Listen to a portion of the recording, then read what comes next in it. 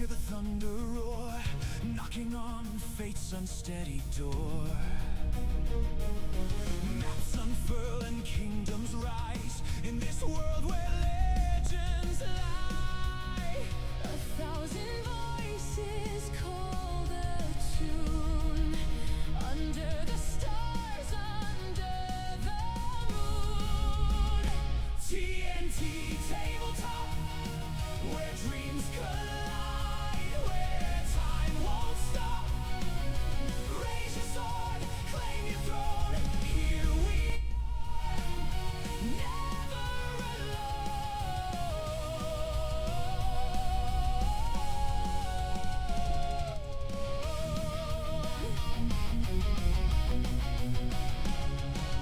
Miniatures march, armies clash, imagination burning like a flash. Heroes fall and villains grin, but every loss is where we begin. Through the fog, through the flame, we write our story, we stake our claim. TNT tabletop, where dreams collide, where time won't stop. Raise your sword, claim your throne. Here we are, never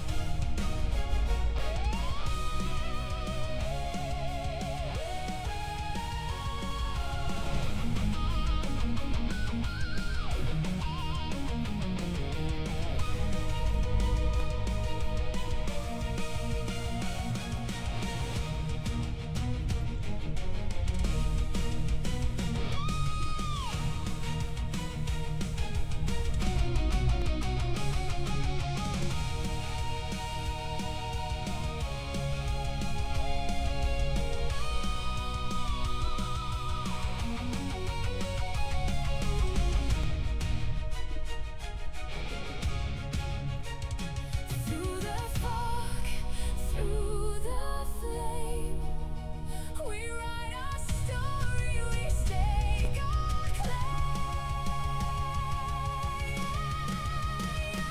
TNT tabletop, where dreams collide, where time won't stop. Raise your sword, claim your throne.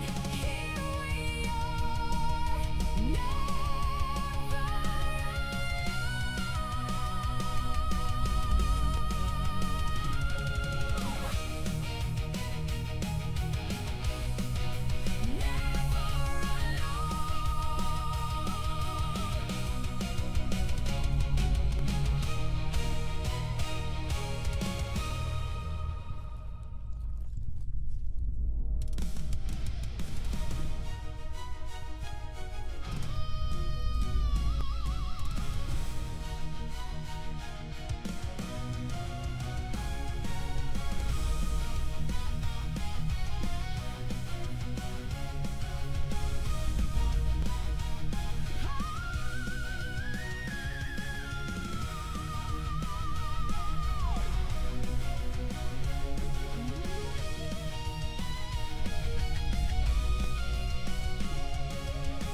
Roll the dice, hear the thunder roar, knocking on fate's unsteady door. Maps unfurl and kingdoms rise in this world where legends lie. 1,000 voices call the tune under the stars, under the moon. TNT tabletop, where dreams collide, where time won't stop. Raise your sword, claim your throne. Here we are, never alone.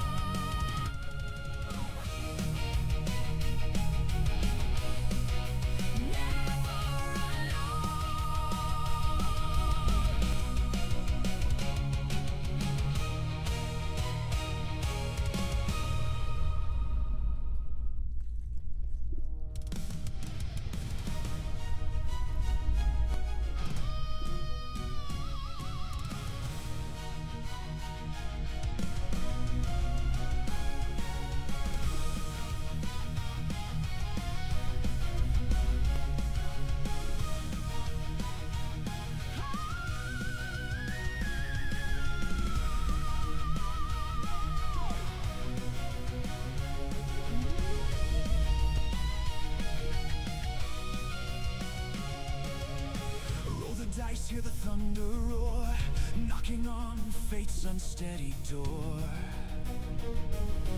Maps unfurl and kingdoms rise in this world where legends lie. 1,000 voices call the tune under the stars, under the moon.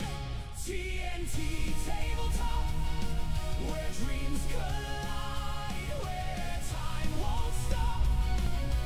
Raise your sword, claim your throne. Here we are, never alone.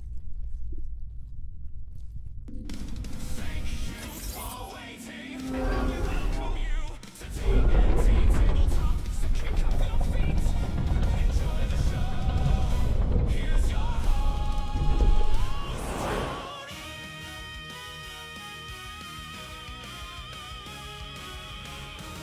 Hey everybody, welcome to TNT Tabletop. How you doing on this fine Sunday evening? As you've noticed, there's quite a bit of changes on the stream. Really, actually there's quite a bit of changes. But the new intro and everything, as you can tell, I need to kind of work that out and shorten that audio clip just a tad. But anyway, welcome to TNT Tabletop. Or everybody who's new to the stream, if you're not familiar with us, we primarily play a game called Shadows of... Drop the volume a bit. We primarily play a game called Shadows of Brimstone, which is a game by Flying Frog Productions.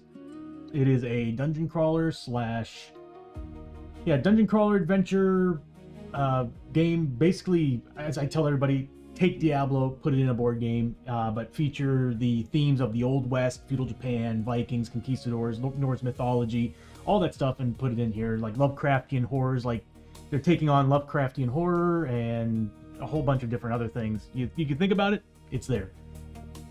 But anyway, yeah, so if you are big into legacy style board games where you actually have characters, you create them, and you can like upgrade their skills, go down a skill tree and everything, finding loot, you'll love this game. I highly recommend it.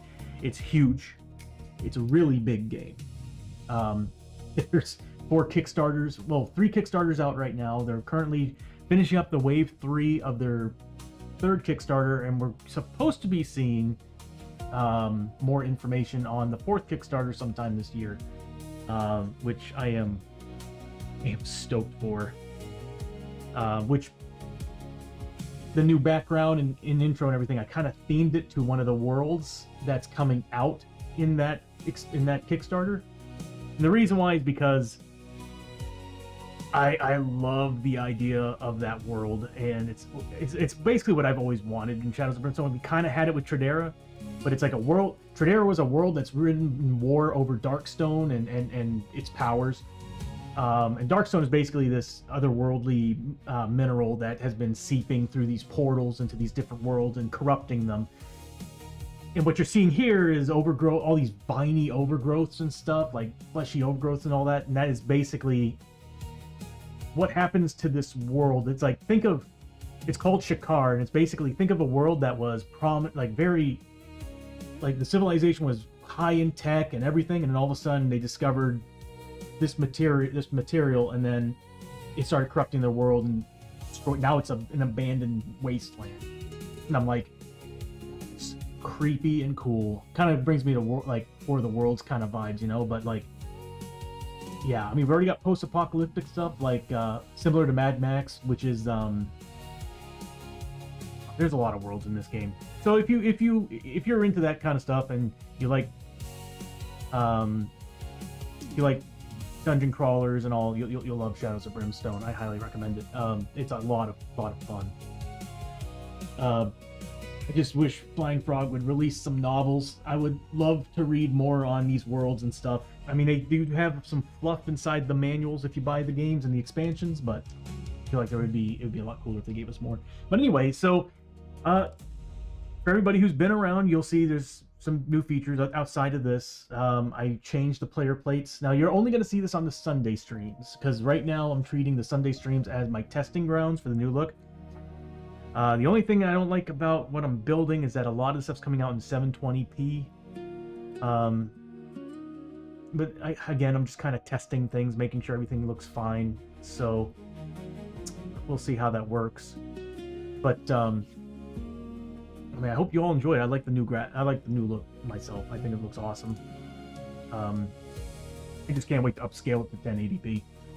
But anyway, you'll see new player plates, a couple new animations. You'll notice that I also got rid of the audio. Don't get me wrong, I loved it. It's over the top. At the same time, like, there are moments where it kind of got in the way of like talking and everything, and I'm just like, we can cut that all out. So I'm just going to focus on animations and getting sound effects into the stream instead. So like explosive sounds, stuff like that. So yeah, again, you won't be seeing this on Tuesday and Thursday. You'll be seeing this stream on Sundays because this is me testing, trying to get this ready for the Halloween, for the month of October, because I have kind of big plans for October. Kind of big plans. I have them all. I don't exactly have them fleshed out, but we're getting there. Trying to do a kind of a vampire hunter themed stream where we're playing Shadows of Brimstone, but we got that going on. Another thing too is I'm also trying to build,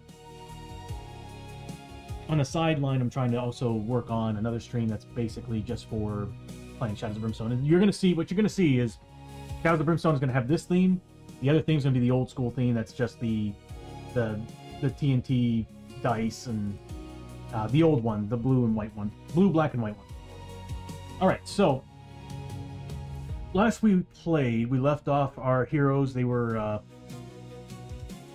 that's right, they were in it almost took us 2 streams. No, it did take us 2 streams. They were in a port town where they bought a treasure map. And that night, the town got attacked. And we had to do well, it's either we left the town and let it deal with it, or we saved the town, and we decided to save the town. And I kind of figured that Chiyo would not let that happen, let that town get taken. But anyway, so we fought wave after wave, or the heroes have fought wave after wave of monsters, and it took 2 streams. Like, they took on speaking of Shikari pirates, who came in and pretty much, was it the pirates? Yeah, it was the pirates. The Shikari pirates showed up with a plasma cannon, or it was just a blast weapon, and basically killed nearly all the villagers in one blast. It almost took out Abbie too. Took on Shikari pirates, Crusaders, a whole bunch of different enemies that were just showing up out of these portals. And in the end, the heroes won, but we didn't. Oh my god, it's so disappointing that they didn't save everybody. But that's what happens when you clump all the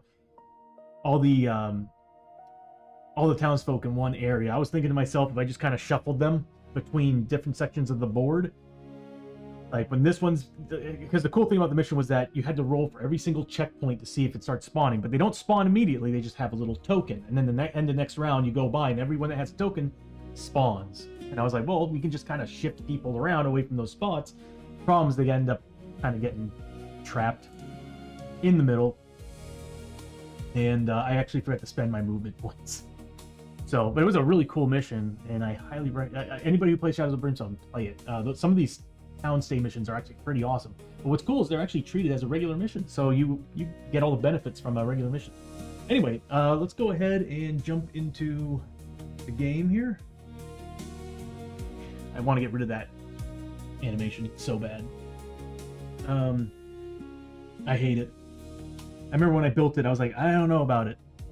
It's cheesy. But I kept it anyway. That's what happens when I press buttons. The Blasted Waste stuff comes in because I have it set as enter on the numpad. So I keep accidentally tapping it. There we go. We don't need that. So the heroes are going to be going into the mines.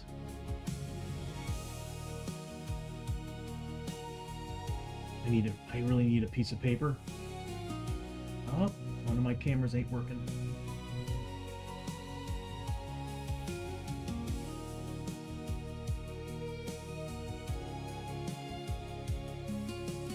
Give me 1 second. I'm gonna have to see why that one's not. I think it needs to be unplugged and plugged.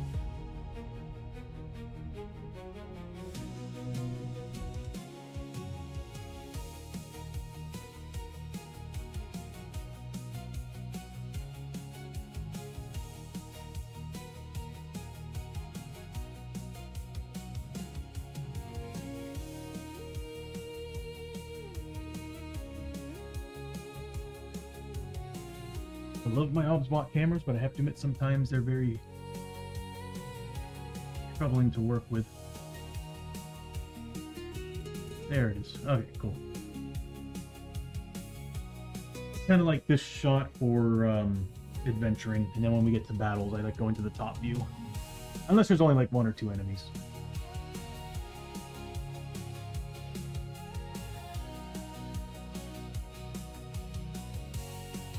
I feel like I'm missing something. Oh yeah, so anyway, as you can see, oh, that's what I'm missing. The card can.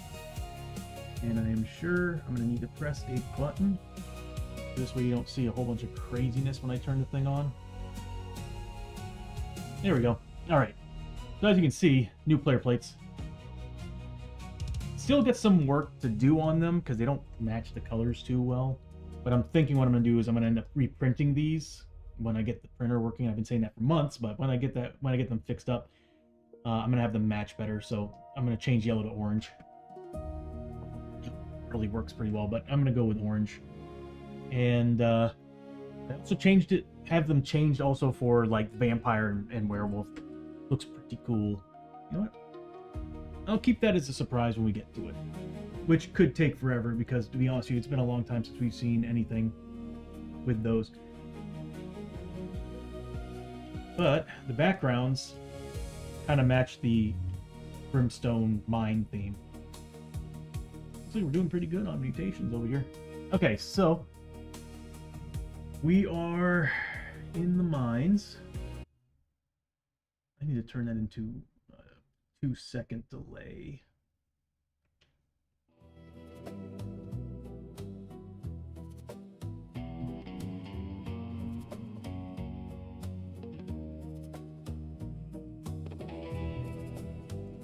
Like I said, you'll be seeing a lot of changes over the next month because I'm trying really hard to make a whole new look. So we're in the mines. There's no effects at all in the mines. It's just a regular deal. But there's a lot of awful things that happen in there. That's one thing I'm also trying to fix up also is I'm trying to add the special encounters to the deck, to the stream. And that's where I'm going to be featuring in here as well as a few other things. I want to do some testing because I really, really desperately, I'll show you an example. What I want to do, game tokens, I want to add, let's say, pretend this is a Fury token. I really want to make it so that one token kind of sits here underneath, of course, the frame. And so you can see the number, but you can see like a little bit of the token, like maybe about here or something. And I want that to kind of be the feature for focus and everything. So that's something I would like to add. And I've already got space on the stream deck for it. That'll make it super easy for me to make changes. It'll be just as easy as adding and removing grit. So that's what I'm trying to do. Because, you know, I want to make sure that you all can actually see visually, everybody can visually see who has what at that time. We did it pretty darn well with the tokens, but I think with focus, the special focus, we need to work on that. But anyway, all right, so here we are. I think that's all I've got on there. Yeah. Sorry, I'm looking at everything and I'm trying to think of other things. But anyway, so start of the new adventure. We are resetting.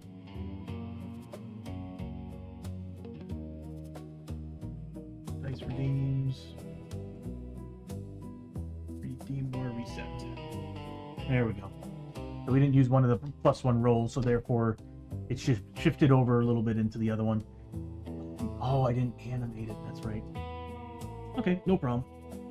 Sorry, whenever you all add +1 roll, +1 die, -1 roll, -1 die.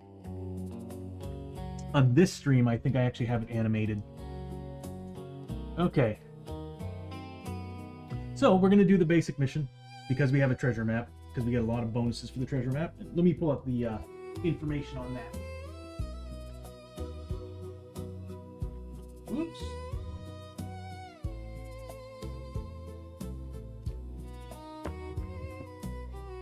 That is the trading port.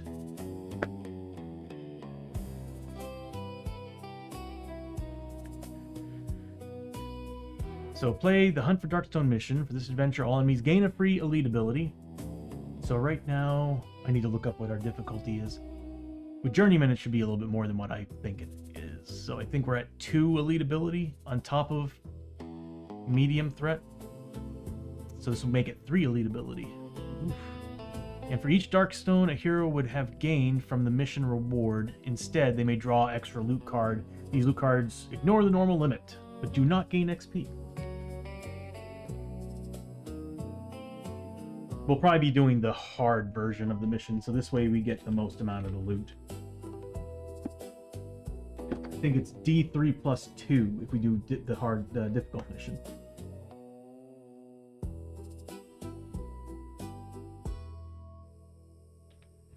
Okay, so let me go ahead and pull it out. I was going to pull out the map, or the book map. I don't know where I was going with that. All right, so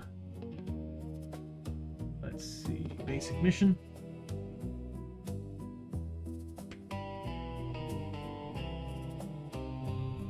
And I have everything set up totally differently now.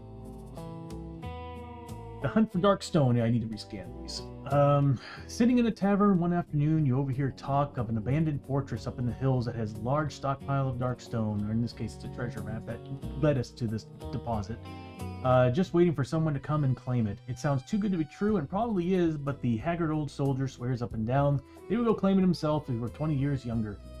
It's not hard to figure out which fortress he's talking about, or which fortress the map, or actually, we're going with a mine here, so we're going to the mine. So we're saying that the treasure map is leading us to a mine. And he's talking about based on the landmarks he mentions, and though the other patrons he tells dismisses him, yeah, we don't need to read the rest of that. Again, it's a treasure map. So we're going to be starting on the entrance tile for the mines. Per usual, we're just looking for clues. So we're going to be doing a large stockpile so we can get the most out of our Darkstone, out of our loot. When the final clue is discovered, the heroes have found the Darkstone stockpile where they're looking for. Ignore any attacks or encounters listed on the exploration token, so that means darkness, growing dread still happens. Also ignore any door or gate icon that happens, as the objective room has no exits. Reveal all growing dread cards from the stack, and the heroes must fight an epic threat. Once all enemies have been defeated, the heroes have successfully completed the mission. I just realized I do need the deck of cards for this group of characters. Is this it? Kinda.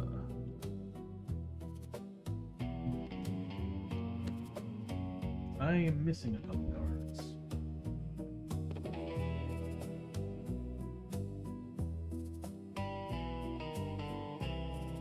Give me 1 second.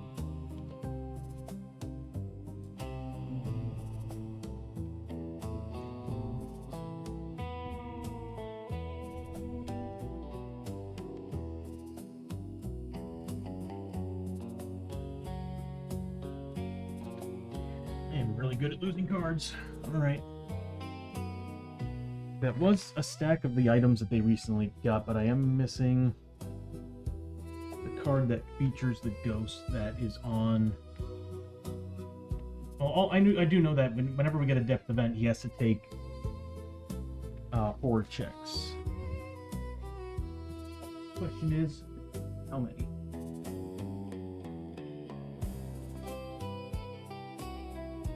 Dang, yeah. I have no idea what I did with that card.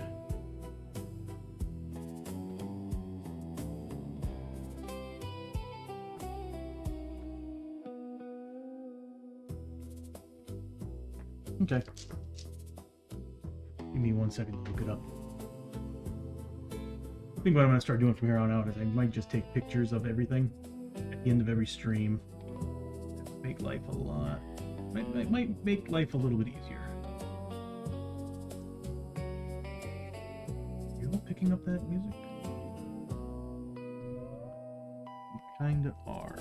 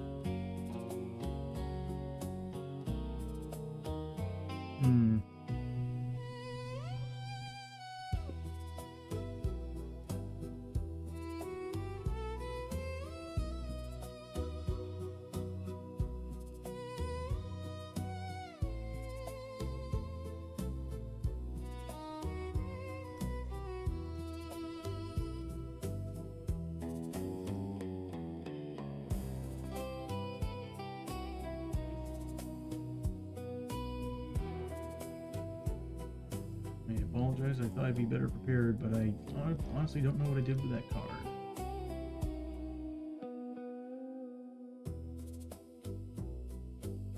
I know one of these streams I had it sitting out in the background for a while.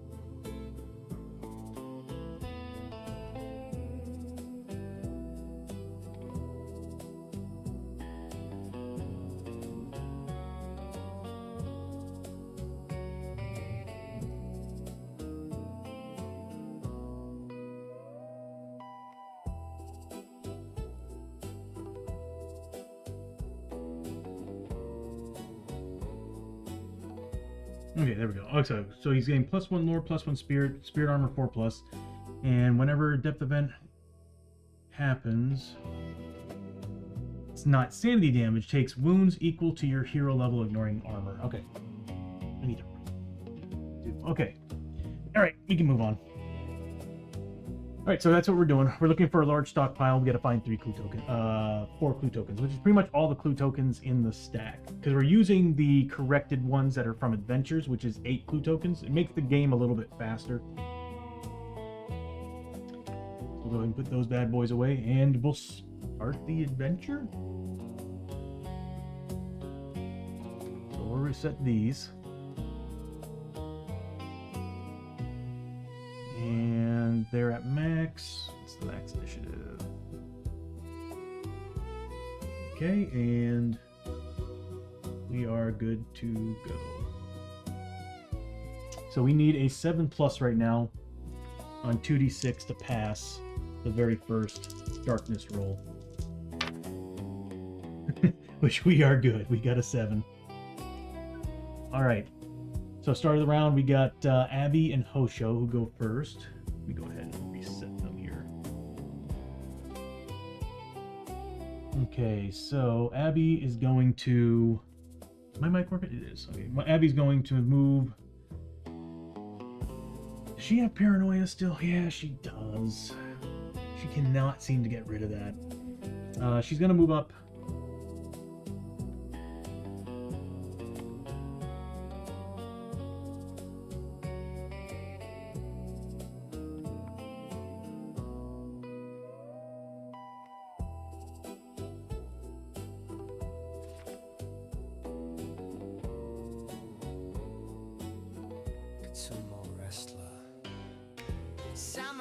Cosmic with the Hosho! How you doing, Cosmic? Good to see you. Good to see you. Hope you're having a good Sunday, bud.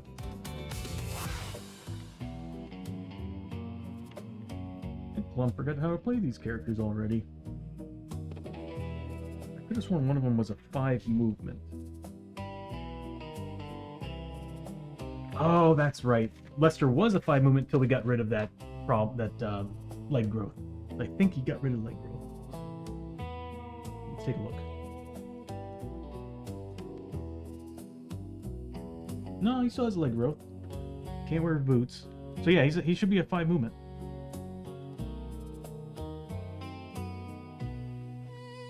He would be getting +1 from the marching boots, and +1 from the rawhide. Can't read my own handwriting. Chaps. Yeah, he's got rawhide chaps, which gives him +1 move. So yeah, he's down because of the leg growth. He's down to a 5. That's why. Oop.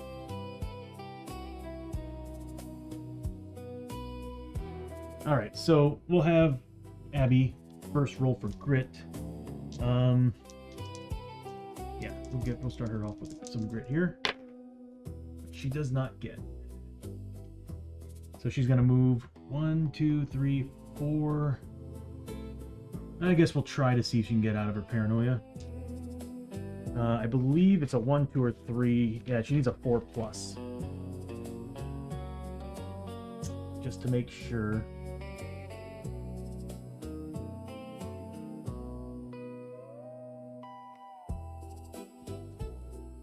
Yeah, it's a 4+ test. Okay, here we go. She passes.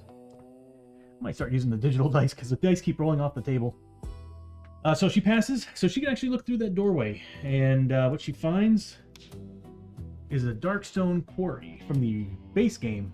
I really need to add the advanced stuff. I keep telling myself to do it. It's the base game. But it could be from either one of the two, so Brimstone. Better lighting, I can't see the tiles.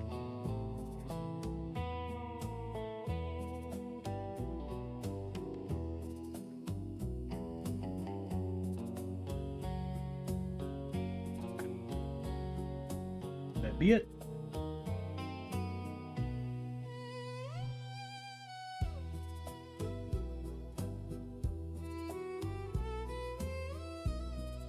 So we'll leave that over here. When we get to rolling for doorways. All right, so that's Abbie's turn. We now have, well, she gets 5 XP for that too.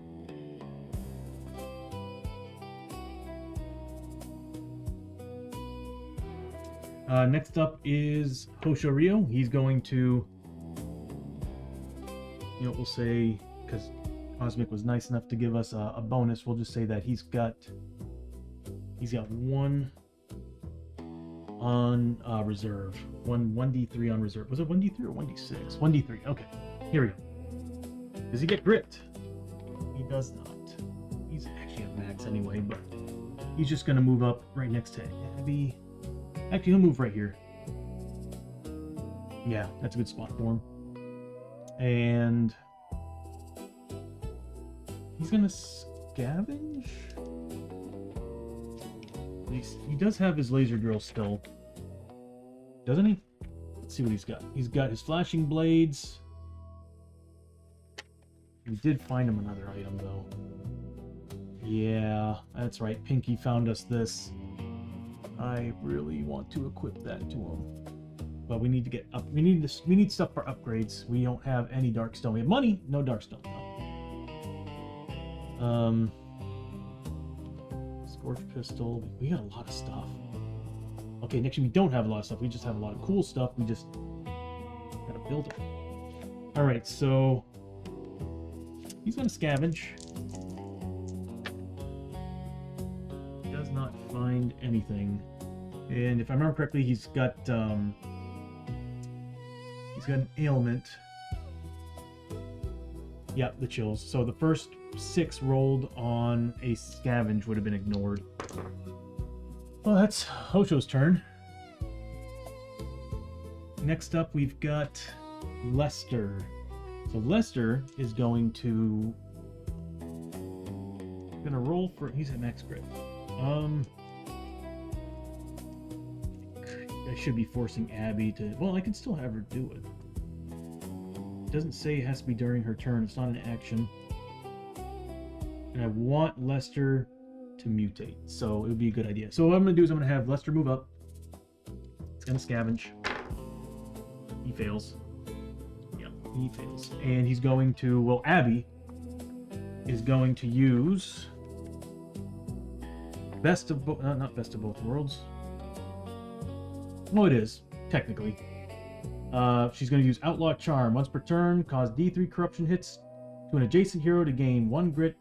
That hero gets 10 XP each hit rolled. Okay, you need to pay attention to that, because I think Lester has been getting XP for doing this.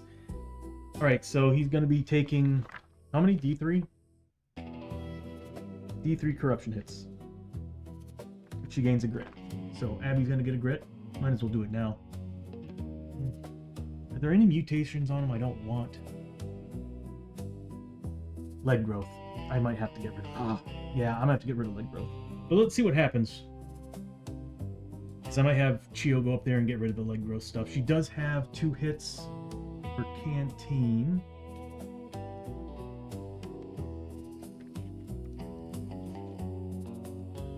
You just make sure it's up there correctly. It is. And then Hosho also has 2 hits of his Canteen now that the adventures start. There we go. The Canteen is basically like 2 tonics, and you can use it once per turn. So she might be using that. Alright, D3 corruption hits. 1. Let's hoping for more. Does he make it? He needs a 4+. He... The one to... This is like the time where I'm like, come on, Lester, mutate, buddy. And he's making his saves. Well, anyway, Abbie got her grit, and Lester gets 10 XP for that. I need to remember that. That's a good way to get some XP. He is so far away from 6. Like I said, once I get these guys to level 6, I am probably going to retire them and create new characters. I might create base characters. We'll see what happens. I do like experimenting with the journeyman, but I do find journeyman to be a little bit difficult to balance difficulty, especially when some classes are just better than others. All right, so that's Lester's turn. We're now going to move on to Chiyo. Chiyo, what are you going to do, Chiyo? She's going to roll for grit first. Does not get it with a 3, but she's going to move 1, 2, 3, 4, 5, and she's going to... Is this really a good idea? Lester will lose damage.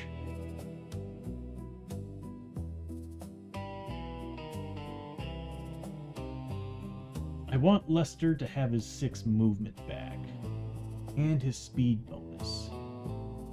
Might be a good idea to do that.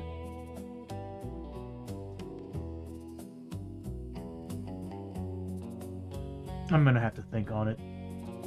I'm gonna give myself a few turns to think on it, because I could have her do surgery on him, and that would be great. But anyway, as you all see, there's new graphics and animations and stuff. You're gonna be seeing a few of that, and I also got rid of all the audio overlays. I'm gonna kind of miss it, but at the same time, I have to admit they were a little too long. So I'm like, I'm just gonna start adding sound effects instead. All right, so let's. Does Chiyo want to scavenge? Why not? She can scavenge. She usually does good on these. Somehow always finds something. It's always the innocent ones. Alright, so that's it for everybody. We now have exploration since we discovered a room. Let's see what we find.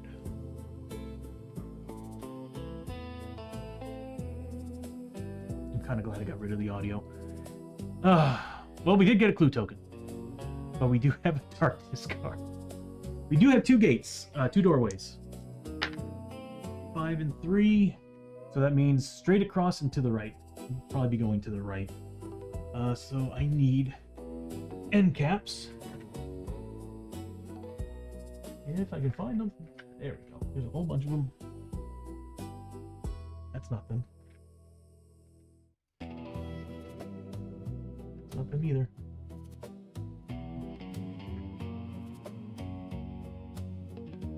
I need to find a better place for my end caps.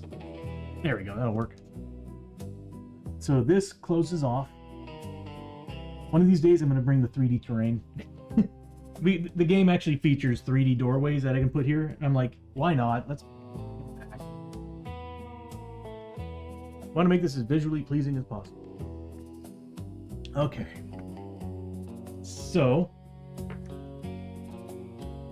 I'm loving the new player plates, by the way. Oh my god.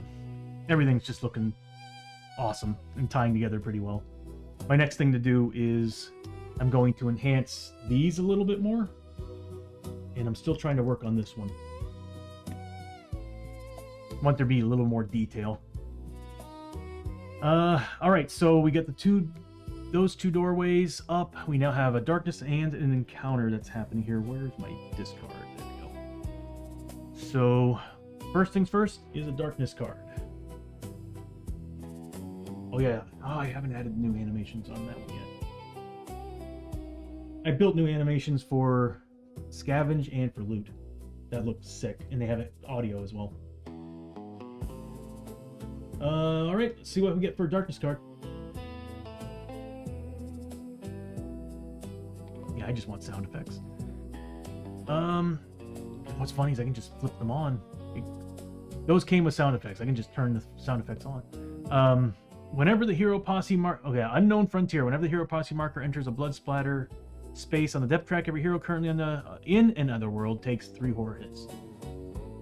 Ooh. It's a bad card for 2 characters who are in single digits. Should I get rid of that? It's not terrible. what do we have for gear?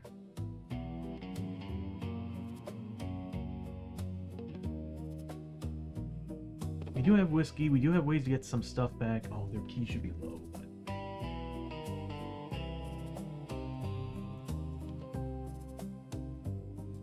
And Fury. Is it the start of the adventure that he gets Fury?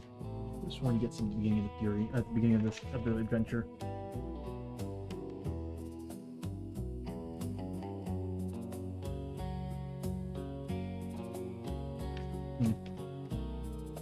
Well, sorry, I'm thinking about Hosho and his Fury. I think he's at 0 right now. I could have sworn he was supposed to start with some. But I think that might actually be a feat. Do I want to get rid of this? Whenever the hero posse marker enters a blood splatter or depth on the depth track... Oh, which, by the way, we are... Before this card even happened, we're at 15. I mean, it's not terrible. It just happens every time we land on a red. We'll keep it. We'll keep it. It could be worse. There are far worse darkness cards out there. That is a crappy one, but it is actually pretty crappy. We have 5 chances of that happening. It's a lot of damage. We're good. We're good. Do not doubt the process. Okay, so we did the darkness. Now we have an encounter. The encounter. Shades of terror, glowing bright specters swirl around the room, beautiful as they glimmer with an enchanted glow. As you draw closer, though, they sweep down around you, becoming ghostly nightmares with rotting faces of death and despair. Grit may not be used for this test, oh no. And it's spirit. Spirit's our worst thing.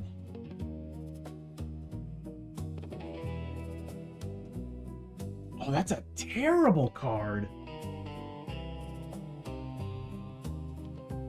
Okay, so we're looking at...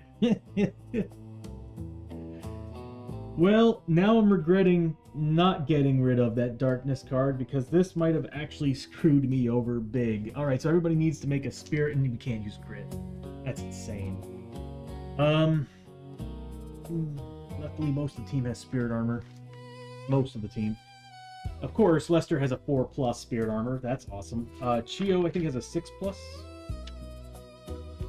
I think Hosho has a blessing piece or something. Yep. He has the Hearthbone necklace, so he's getting a 5+ armor, spirit armor. Abbie does not have spirit armor. She's got decent sanity, though. Lester had the 4+ because of the spirit. And Chiyo has a 6+ because she has a holy blessing attached to her Takobake armor. That's interesting. Alright. So first we'll start with Chiyo. So we need a 5+ on Chiyo. Does not make it, so she will be taking 8 horror hits. Current sanity. So 8 horror hits, that's 3+. She's good at this. And then I roll like that. It's a 2. She's good. Oh god. Yeah, that's a bad roll. She needs to make 6+ on these. Right out of the gate, she takes 5 sanity damage. I should have gotten rid of that darkness card. Next is Hosho. Also a 2 spirit. He's taking 9 hits at 4+. Look at all those. Good God! Look at all those 6s. Wow, he rolled really good. So he's taking 2 horror hits. 2 horror damage, but he also has a 5+ armor save against it. No, 2 4s, so nothing. He does take 2 points of sanity damage. So they just walk into this mine, and first thing that happens is these ghosts appear and freak the team out. Next up is poor Abbie, who doesn't have any spirit armor whatsoever. So she needs 4, 8,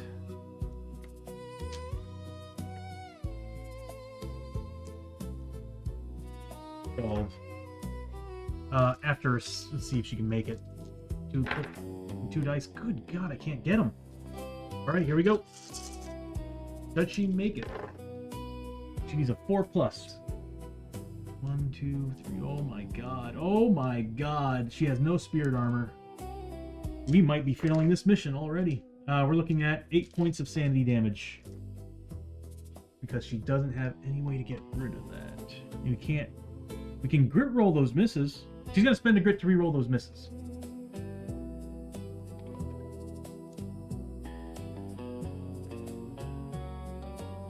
Because she needs to. Like, badly. Like, really badly.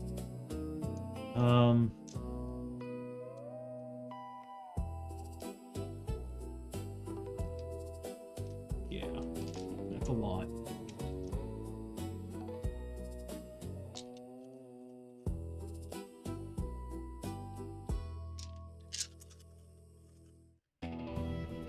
She needed a 4+. Oh my God, yeah. I'm glad we spent the grit. It was worth it. She can get some more back by teasing her dad.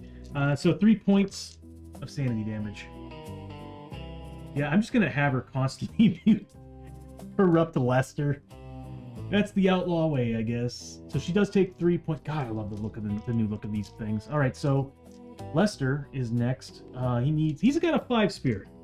I have faith that man he already has a ghost hovering over him. Did we give her a name? Was it? I think it was Beth. You know, I'm gonna get her name's Beth. Actually, you know what? I'll tell you what.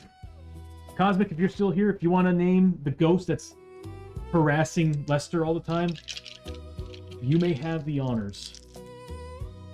All right, so here we go. He needs to make. He's got a 5 spirit, so he needs a 5+ on one of these dice. Which, wow, look at that. Really? I mean, he passed, but really? Seriously? He does pass, so he doesn't have to take the spirit test. Carl? Well, it's the picture shows a female, like it's a female ghost. So maybe Carla?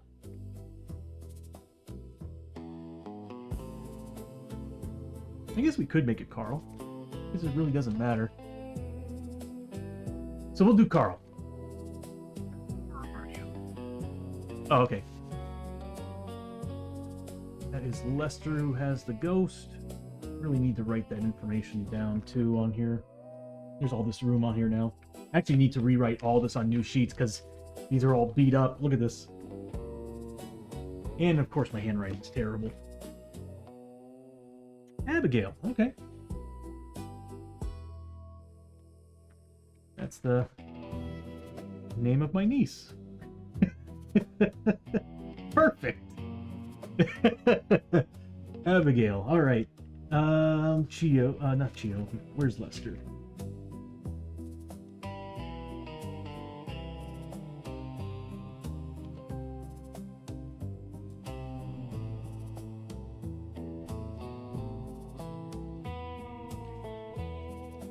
Also the name of his daughter too, Abbie. So there we go. Awesome. We finally have a name for the ghost.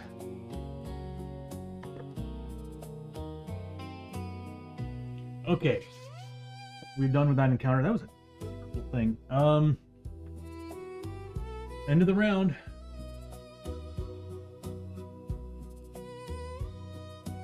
Is there anything I'm missing?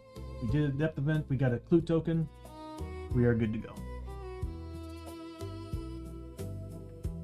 Yeah. Cool. I will have to add sounds though. I think it has a sound effect. I just need to kind of reset it. And maybe speed it up a little bit. Maybe. I think it's a 15-second animation. I might drop it down to 10. Which will be very easy to do. Because I templatized the whole thing. Alright, go back to darkness at 7+. So far, so good. The game is constantly making us roll 7s, 4, and 3. We've been lucky. Alright, so we're good to go. We're gonna probably be turning right here. Really need to get the 3D terrain. I think you all would like it. Or the 3D doorways. They actually released it for every single world except for the Wastelands and the derelict ship, and I think the Caverns of Cinder. So I think it's for all the base sets they actually released it for. All right, so first person up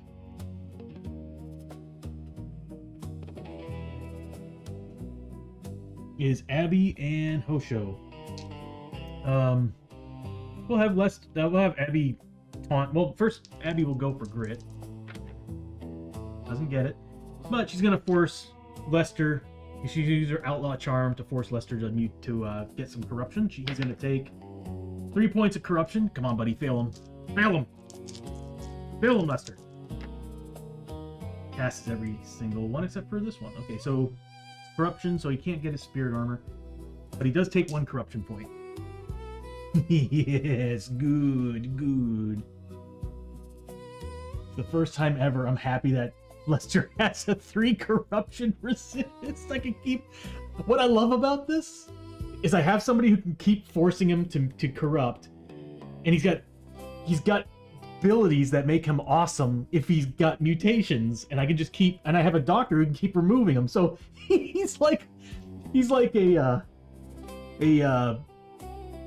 oh, what's the word I'm looking for? He's like a test dummy or something. Like they're just experimenting on him all the time. Poor guy. Wow, poor Lester. All right, so Abbie is gonna move over here. She's gonna get 1 grit back for the charm, outlaw charm. That was Lester,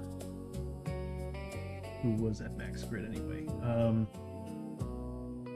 gotta get used to the new interface. I moved everything around in my stream deck to make things a little bit easier, but I'm so used to the old one. All right, so Abbie moves up. Let's see if she can get over her paranoia and look through that doorway. Oh, and Lester takes 30 experience for each one of those tests. Here's our way to level up flippin' Lester. Just make him take these tests. It's every turn I can do this. Once per turn. Here's our way to get Lester a lot of XP. God, Abbie's really, really good. All right, so here we go. Does she get over paranoia? Nope, she does not. She needed a 4+. She rolled a 1. So she's just sitting there at that door shaking, looking through that thing, freaking out because she doesn't know what's on the other side of it. Next up is Hosho. Hosho's gonna roll for grit. Nothing. Which he doesn't really need it. I don't know why I bothered rolling. He's gonna move up. They should be right here. And he's gonna look through that doorway. And he finds the Lost Army War Room.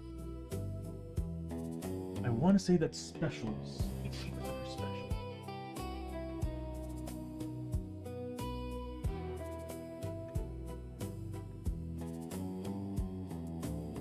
What does it look like?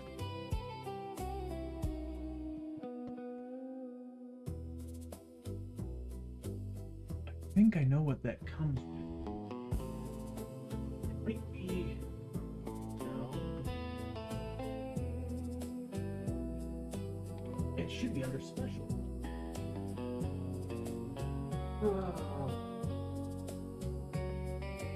My curse is being lazy and not putting things back to where they belong. Oh, there it is. Yeah, this should be under special, because this has... Well, that is technically the Swampster Jargano. Sorry, that's green. I'm putting on a green screen. Technically, it's the Swampster Jargano. I think. That looks like Swampster Jargano. Oh, anyway, the other side is the Lost Army. So...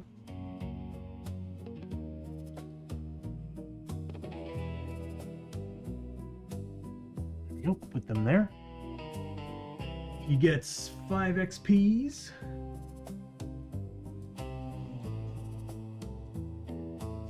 And we don't really need that out because that's only 1 doorway.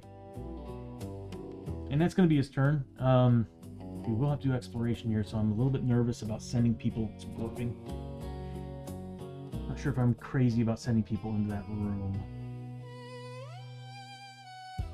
Well, anyway, next up is Lester. Does he get grip? He's at max. I don't know why I'm doing it. He's going to move up here. Should I remove the leg? I'll wait till he mutates to decide whether or not I'm going to remove that leg growth. He does. I want his boots back. So he's going to move up. And Chiyo needs a drink. He's going to force chug a whiskey.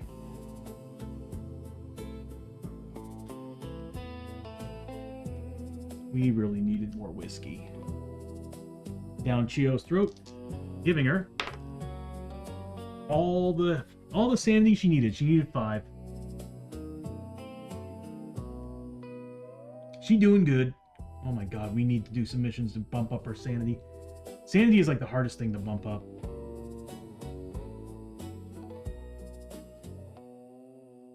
And that's going to give Lester, that's 5 points, so 25 points of experience for healing up another character. Nice. Alright, he does have Darkstone bullets, so does Abbie. I won't use them until the start of a fight. Because then we'll gain +1 damage with that. That's the reason why I'm holding on to that mutation. He'll be getting +2 damage for every +1 damage for every mutation, so he'll be at 2 right now. I think we're good with him. Alright, so next up is going to be Chiyo. I'll just move her up a little bit. And people should be scavenging. A little scared to do it, but they really should be. Does she get grip back? No. Should I pop the canteen? No. Okay, so she's going to scavenge. Is there anything I can have her do to anybody? No.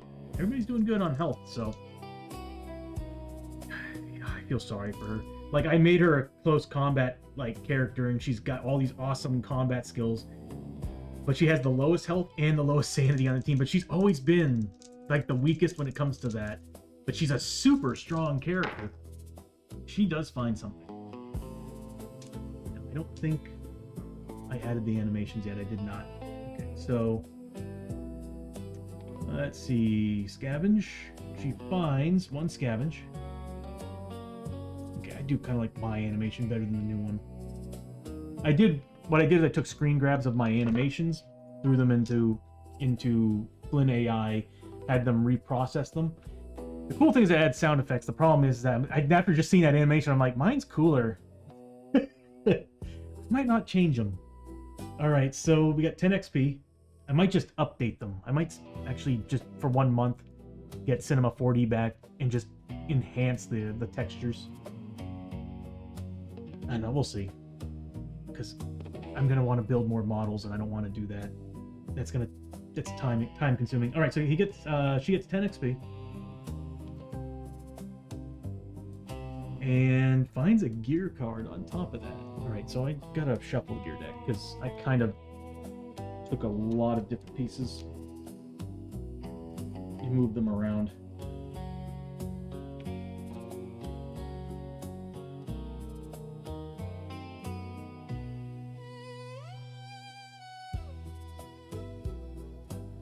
One thing I'm going to be actually adding to this stream, like as I said earlier, the Sunday stream I'm making all the changes to.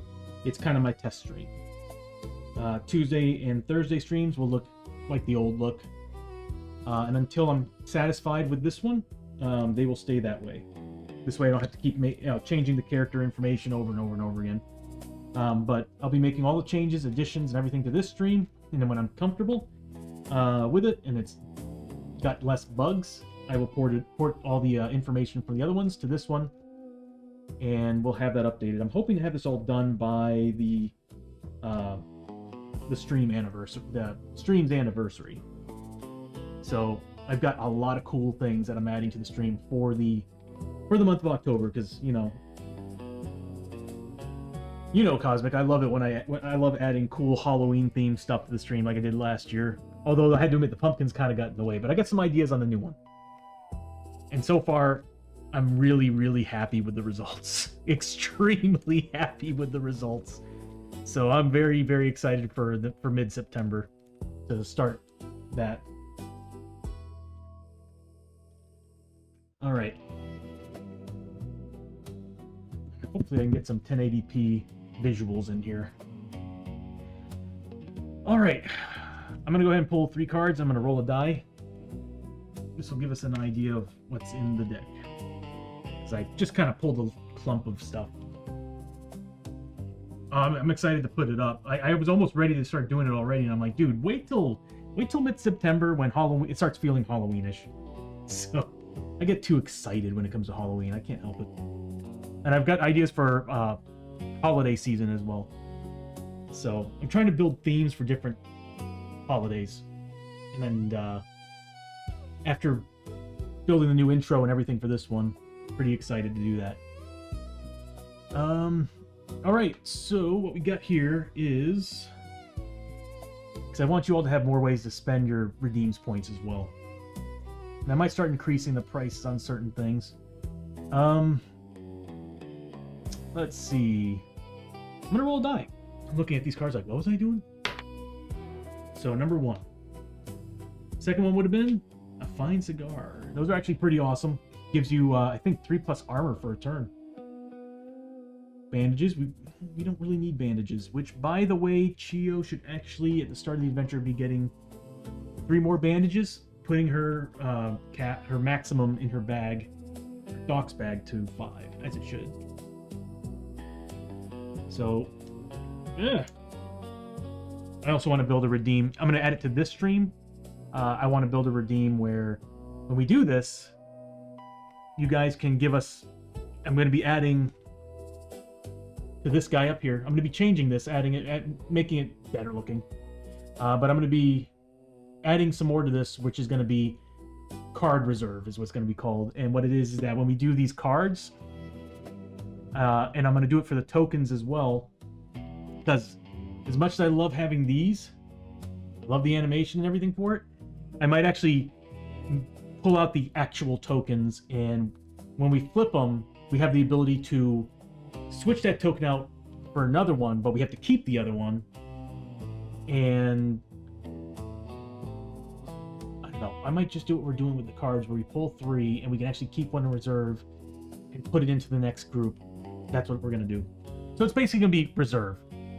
Anytime we do card flips and token flips, and we'll be doing that with everything, threat cards, you name it, we're going to have the ability to take one of those cards that we didn't get and put it in reserve, so that the next 3 that come out, it's in there. It's just randomized. We just have a better chance of getting something we want.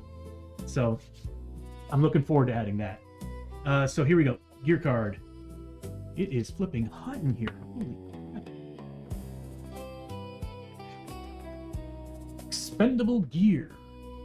Attached to any item when you would be KO'd for any reason, you may discard this upgrade and the item it is attached to prevent all damage you are about to take. Instead, heal D6 wounds, sanity, any mix. This may even be used if the item is not currently equipped.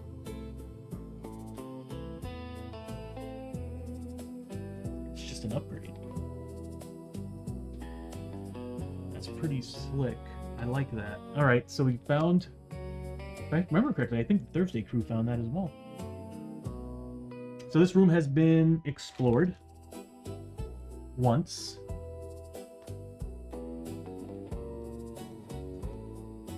And that's everybody's turn. That's so cool. All right, so let's see. Exploration time.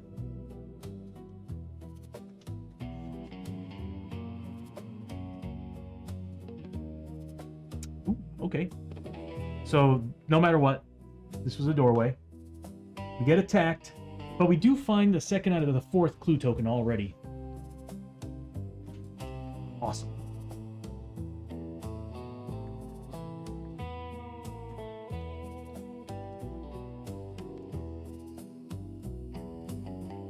Okay.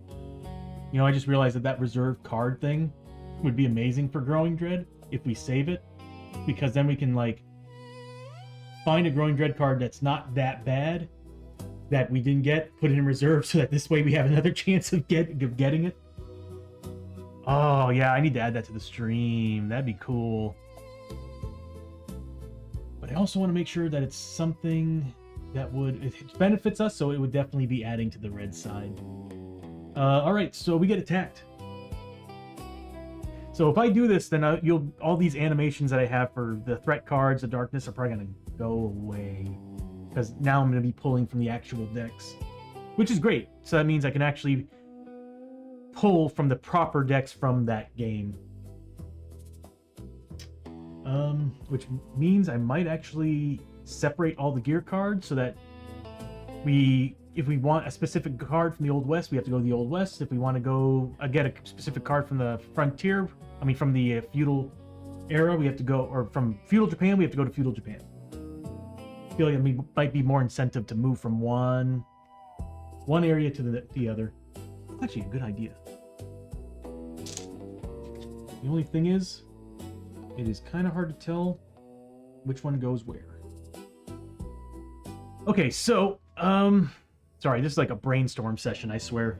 Trying to find all these new things to add to the stream. Yeah, I already got plenty. We get an attack. We are a medium threat. Oh, that's right, this is a treasure map. Let me take a look at the rules for... You gotta remember what the rules are for being such a high level.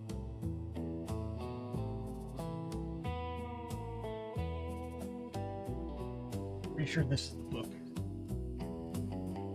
I need to scan it too. I really need to scan that page. I might actually have scanned. No, I don't. Okay.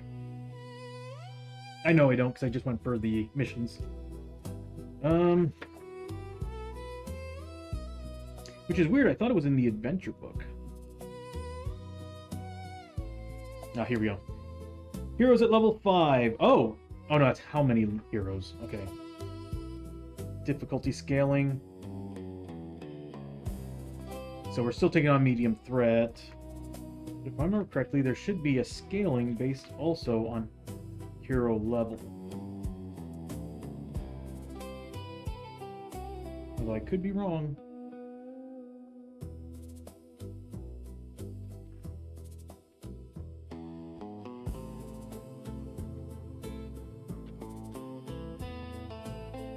The Village Adventure book.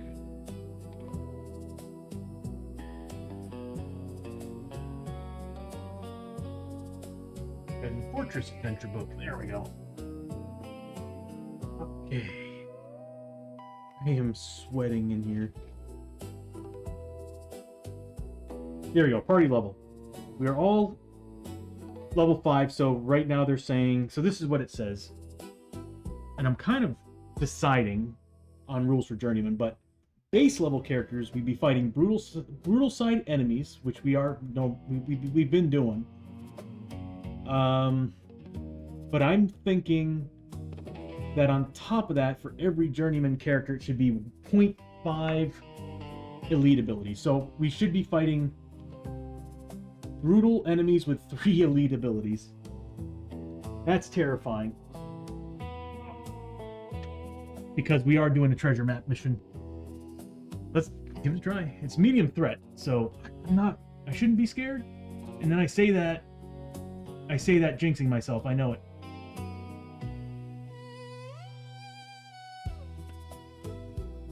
Draw a Force Dead Otherworld threat card for this fight. Why are you making me do this? Alright. Otherworld threat card from the Force of the... Oh god, why are they constantly throwing us horror check enemies? Forest of the Dead.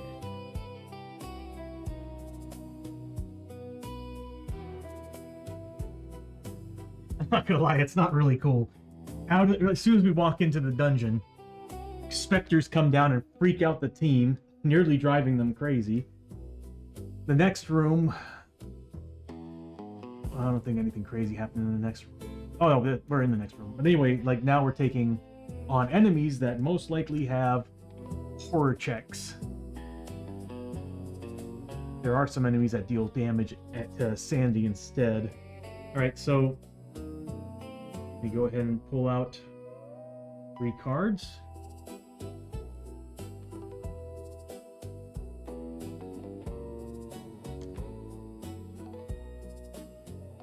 Oops. Number 1. So what we would have gotten was the Nureona vampires. They kind of suck. The Stone Lions. Don't remember how bad they are. Well, now I'm scared. Oh no. Okay, so we're taking on the Victorian Watchmen. So, for those of you who were here last year when we were fighting the Oathbreaker King, Cosmic, I know you were there. This guy was in the deck when Murphy and the team were going through that dungeon, and we didn't get to fight him. We fought the old miner and the pirate ghost characters. So now we're finally taking on the Victorian Watchman. I don't think that's his name though. Let me take a look. Monsters, brutal, and he's brutal too.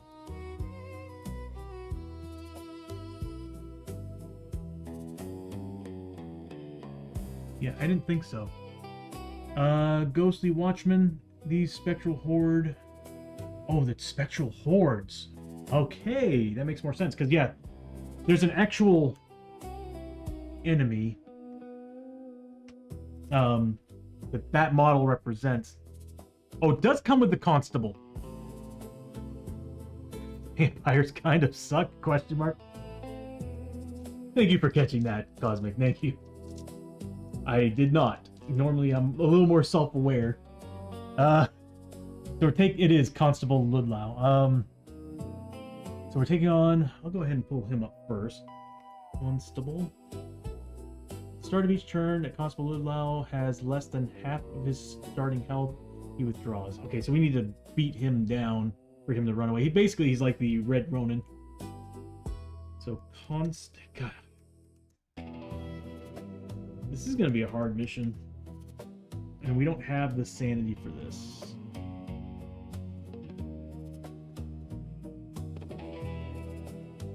I know I have him scanned.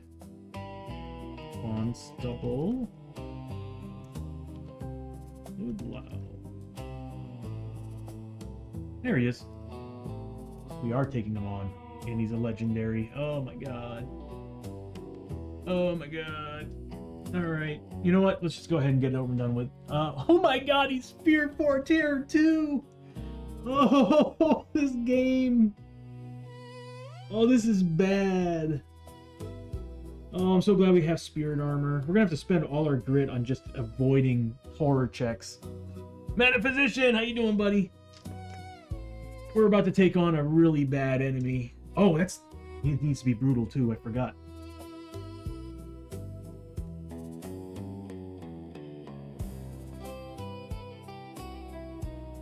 Oh, he's even worse!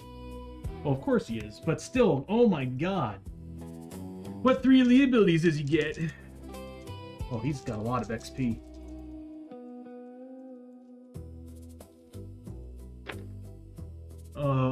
Okay, what does he get?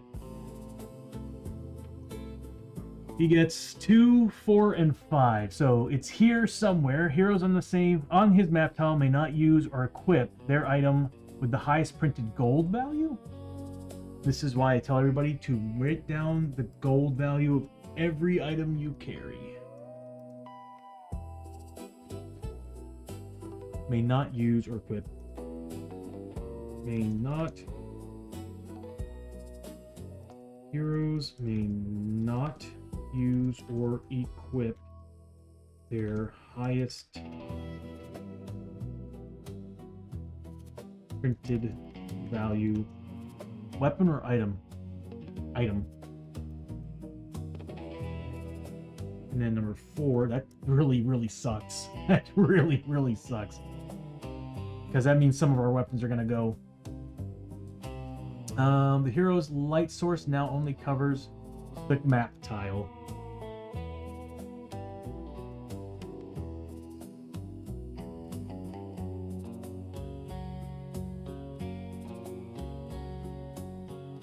So voices in the dark are worse. And then 5. Who's there? Show yourself. Adjacent heroes are now -1 willpower rolls. Oh my god.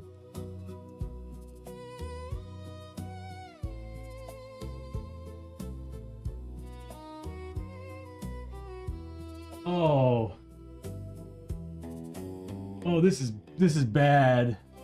This is the worst thing that could happen to this team. And then some spectral hordes. Oh, and I also need to write down that at half health he runs away. Has less than half his starting health, he withdraws.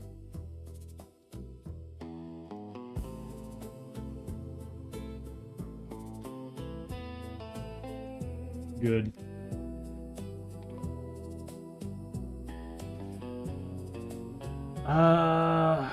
And two of the horrors. Okay.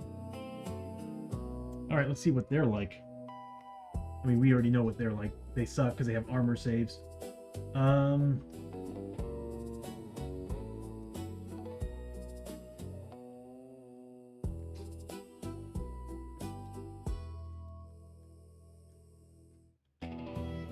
More initiative. I hope I do meta. I have a solid team, but the fact that I have to actually, like, remember that their most expensive items cannot be equipped. So that means the Doc's bag is gone. It's the Doc's bag? Really? Ah, no. It's the Sword of Destiny. So, Abbie, not Abbie. Chiyo can't use the Sword of Destiny, which is fine, because... No, if we kill him, she can start going after the Spectral Hordes with more damage. So, there's that. Oh no, Hosho can't use his laser drill.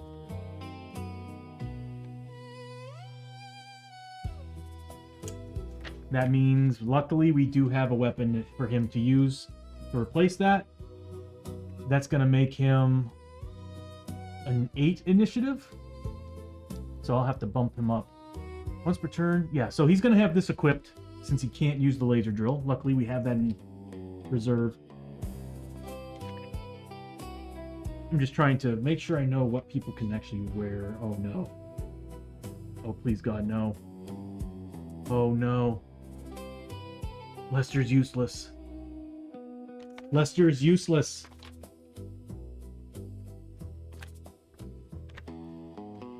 Is he though? Let me pull up mutations. His most expensive gear is the flippin' Vampire Hunter's rifle that's molded into his arms right now, which that's what he's got, right?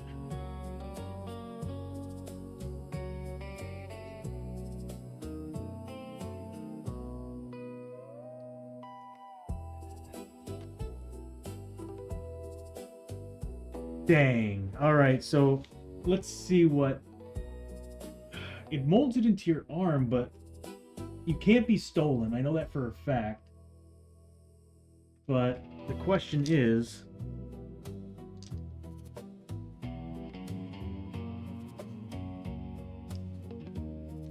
Choose one item you're carrying that is a one-handed or two-handed. From now on, that item may not be unequipped. So no matter what. Screw you, Constable. Screw you, Constable. Lester, don't play by your rules. And then Abbie, which would make sense. You got a lawman who's like spit. He's just like, screw you, dude. Abbie, on the other hand, good thing her outlaw pistols ain't worth squat. But she can't use her chest plate armor. She's not getting armor. It's the most expensive thing that she's got. That's kind of sucks. I could use the armor saves, but against these guys, they're really all about sanity damage, which we ain't gonna do well on. All right, what do they get for abilities? 3, 4, and 5.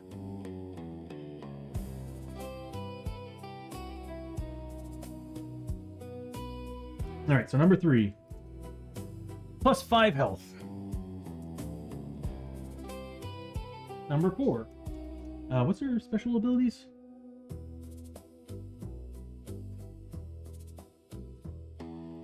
Ooh, they get a bonus. Abbie's not gonna like it.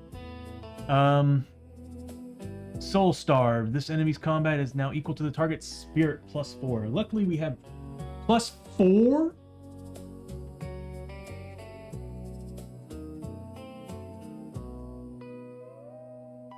Well, it was already, so they're getting +1.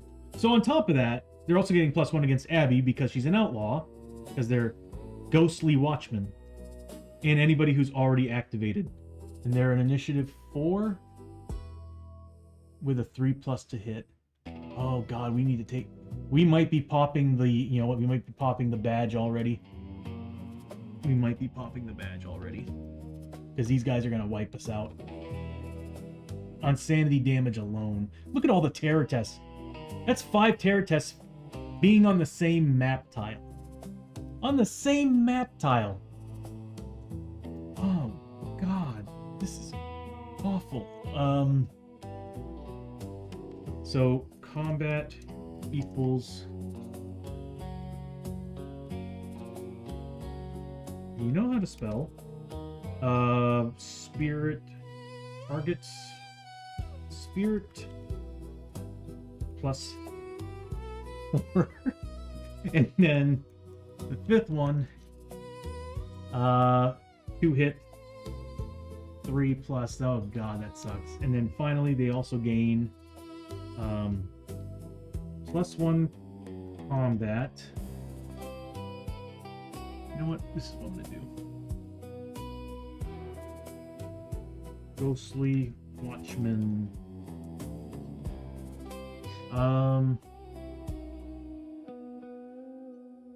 +1 combat against outlaw. Combat against outlaw, which is only Abbie.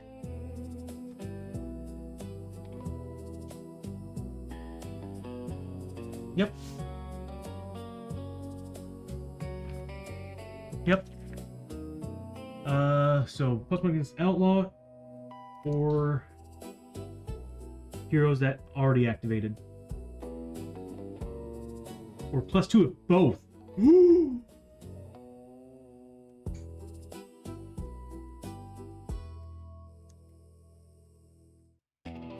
+2 if both.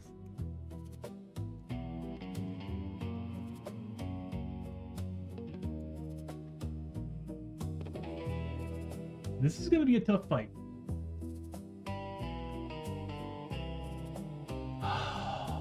This is going to be a tough fight. And she doesn't get her armor saves. Well, hopefully they don't go after her.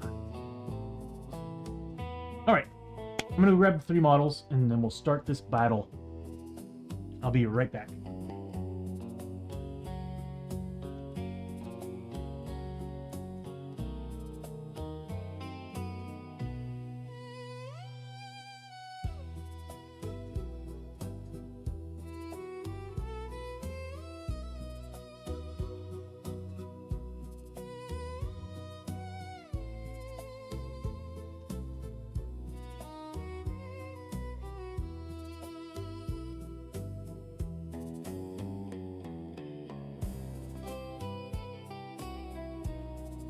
Again, it is so hot in here, holy crap.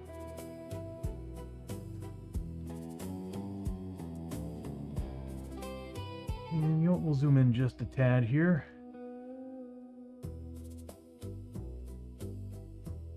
Yeah, ideally one of these days, I would like to take all the player plates in the next version of the stream and have them underneath here. And then we'll have this nice big area open because I'm going to be taking the cards away, I think. Although I love the idea of being able to just type in the name and it pops on screen. It just takes up a lot of the area. I'm going to have to think on that. Because I do like having this here. But I would love to put these down here and we'll have a nice big strip of area down here. But I really want to open up more of this. So yeah, I might get rid of the monster. Yeah, I'm going to go with my original plan. What's going to happen is player plates are going to be on this side, 1 through 8. So 1 through 6 players, and then 2 allies. Then on this side, we're going to have basically just initiative, enemy initiative. So it'll be there, basically the cutout here in a circle. And then the plate will be It'll basically just like when it's their initiative, it'll just pop in, and it'll show all their elite abilities that we can normally pop in there. We'll have to use the card, actually pull out the card on the green screen here.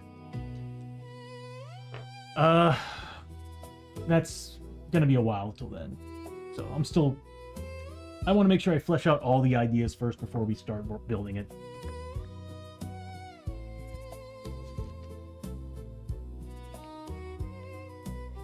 It's like, let us have fun with what we have right now. Okay. So, it's not an ambush. He is a higher initiative than them, so they will be going on first. And he'll be over here. I mean, we've been running into these guys very often. But yeah, Constable's a pretty cool looking model.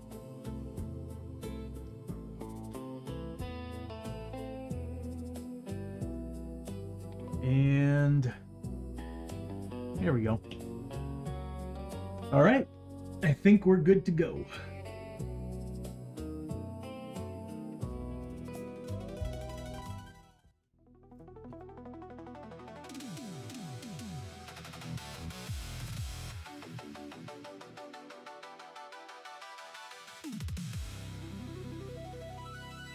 All right, pull back to darkness. We are one room in.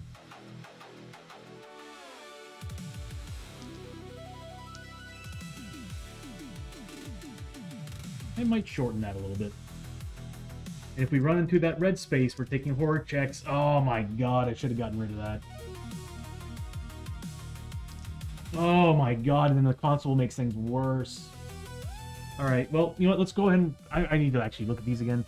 But yeah, Terror 2, in total on this map tile, we're looking at 5 terror checks between the Constable and them. Is it 9?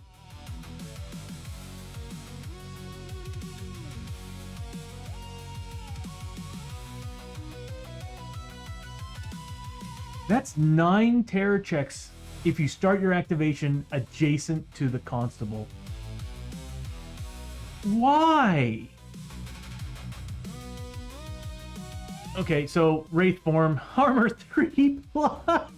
This moves through other models, critical hits. Do not ignore this model's defense, but instead ignore armor 3+. Okay, thank God. I'm fine with that. I am fine with ignoring armor. Armor is so much, in my opinion, so much worse to deal with, especially at 3+, than defense.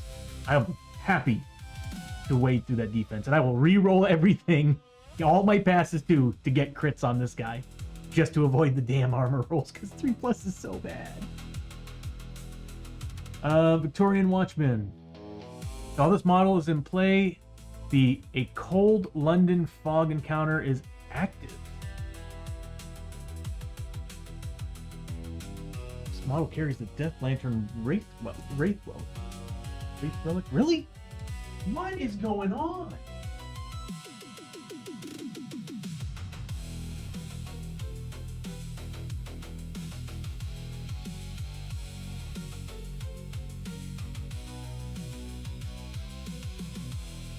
Oh my god. So he gets these 2 cards, by the way. Let's flip them over, shall we?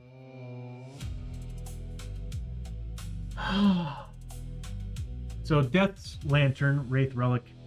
Each other enemy on the same map tile same and adjacent map tiles as the Constable are now +1. At the start of the Constable's activation, each turn rolls 2d6 to hold back the living. If the roll is equal to or greater than the number at the bottom of the current stage of the depth track that the darkness marker is in, every hero takes 1 corruption. If doubles are rolled instead, trigger a depth event just as though the heroes have rolled to hold back the darkness. This is gonna be tough.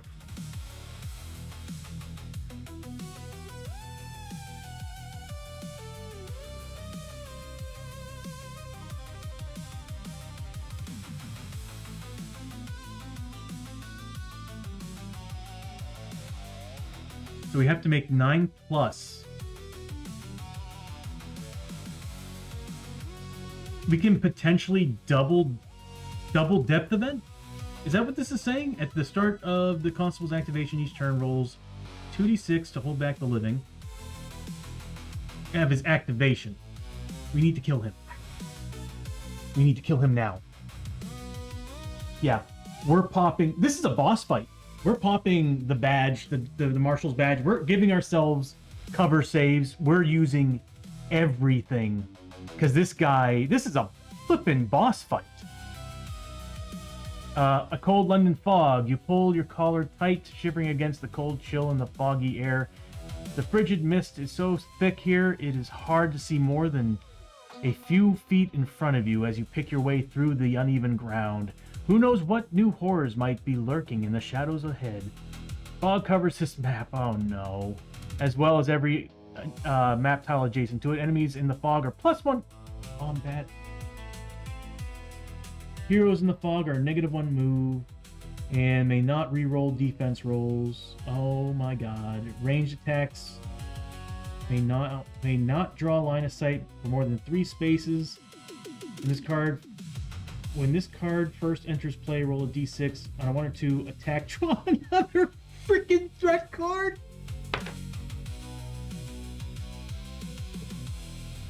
Can I re-roll that, please? Please, please, please, please. We probably are gonna fail this mission on this. And a low threat card, was it? A threat card. So that means another medium threat. Cosmic with +1 roll, thank you, buddy. It doesn't. It wouldn't save us though. It would still give us a 2. Oh, it's another medium threat. We're in trouble. Roll a 1 or 2. It doesn't say that you can't, and it's not a chart.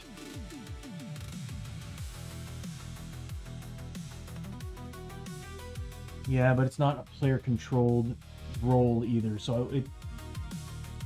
Yeah. I don't know. I think we're fighting another threat. Wow. Constable Ludlow sucks. A lot. A whole lot. Alright. Let's see what we're taking on. Is it really another threat card? Doesn't say low threat, doesn't say... It's whatever the difficulty setting is.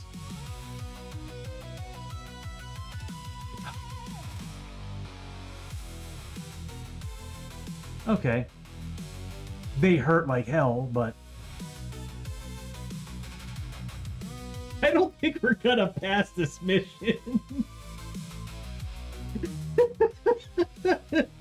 I came in here fully confident, like, yeah, we're just gonna make some cash, you know, whatever. That's all we need. It's a very simple cash grab. Yeah, and then Constable Ludlow comes in and goes, nah. He's like, nah. You boys can go sit down.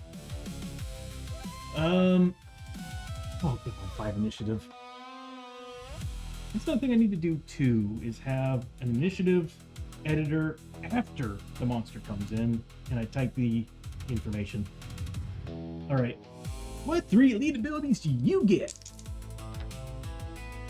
Double 3s, is that bad? Oh my god! Okay, so what we're looking at here... Oh god! Oh god! We are in trouble! And they're getting +1 combat, or the fog. I mean, they're easy to kill, but... Look at regeneration. I don't know who to go after first. Ludlow. Who am I kidding? But the Stranglers at...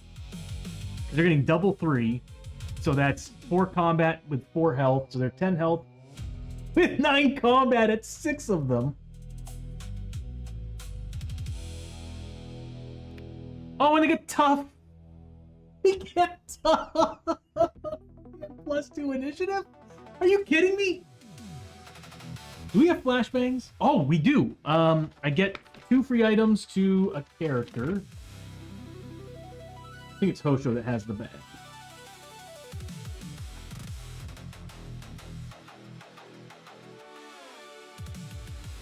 maybe not. Who is it that has the Traveler's Bag is on Abbie. 2 free side bag tokens and Flash is involved. So yes, we get 2 Flash Bangs. Where's Abbie at on her? I need to do this first. All right, we'll do that here in a second. I need to actually punch in this information. So 2x on number 3 plus 4. We'll just do this. 3 plus 4 combat plus 4 health, and then up. No crits. Plus 2 initiative. Oh, and then plus 1 combat in fog. Wow. He came in with a retinue of enemies.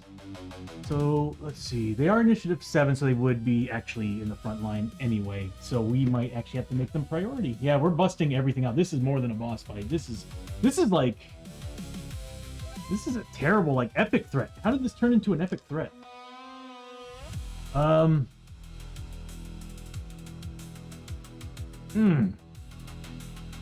my god. I mean, it's only 2 damage, but Stranglers to hit rolls of 6 pluses count as 3 hits, and they have a lot of chances to do that. Oh god, 3 hits? Oh! Okay. They have 9 combat. Alright, I'll be right back and grab 6.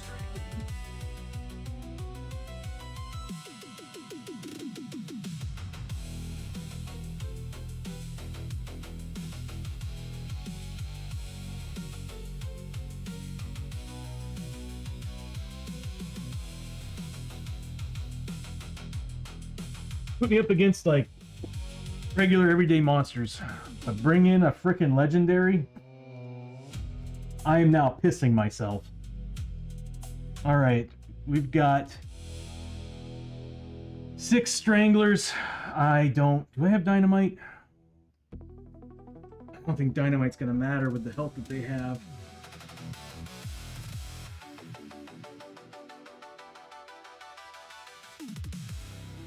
Yeah, they got 10 health.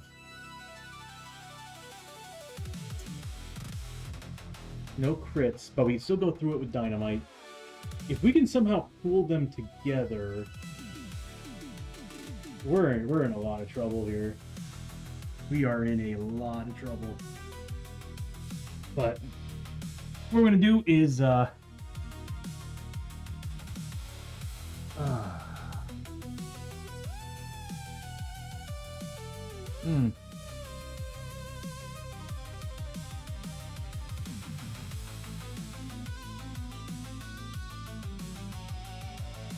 You passed the darkness roll, right?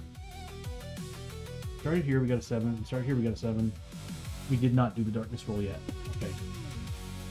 Please don't make this worse. Shut your mouth, Tony.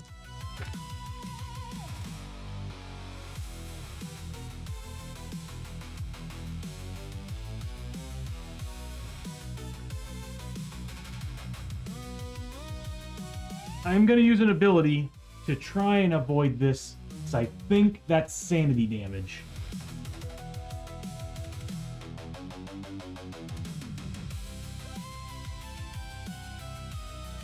The mines, yeah, I think it's sanity damage.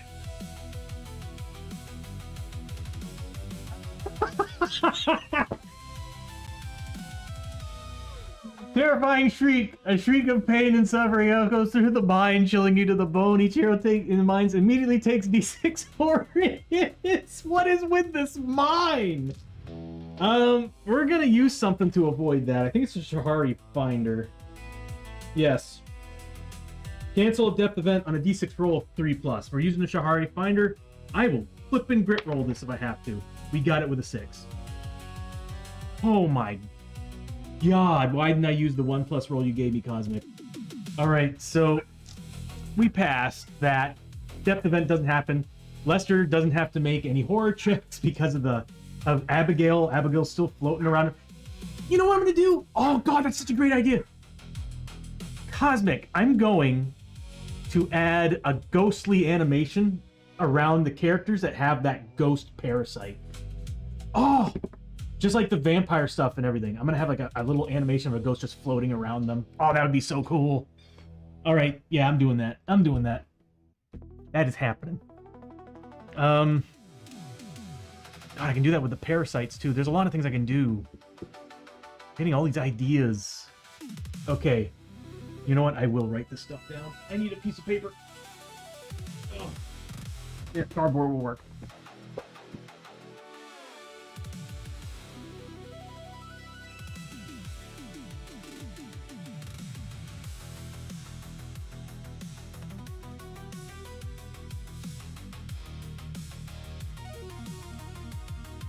Hell yeah, that's happening. That'll be cool. All right, so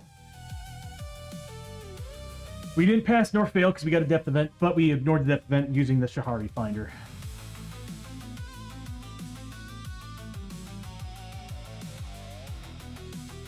No, we couldn't because you can't have that equipped while he's on the board.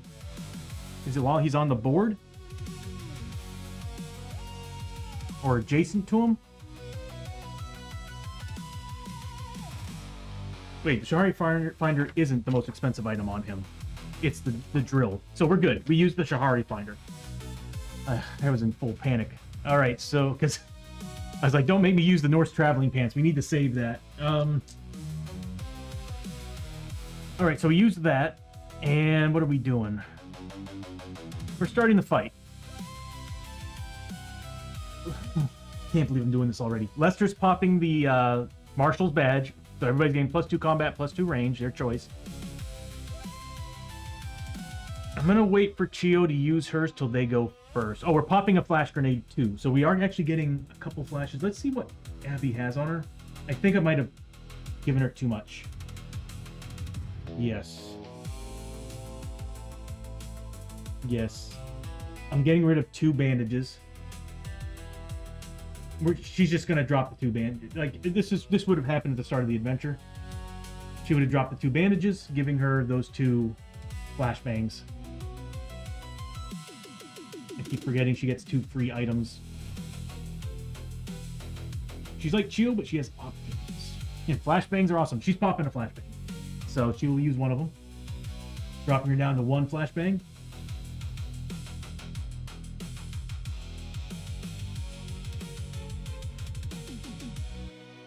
Got an idea. Really good idea. So I'm getting tired of cycling through all the different things. I'm thinking about actually just having a button for up and down going through the different things. That is such a good idea. I should do that. Or just a reset button. One of the 2. But anyway, so we're popping a flashbang, so that's -2 to every enemy's initiative. So right now, the Stranglers are actually a 7, aren't they?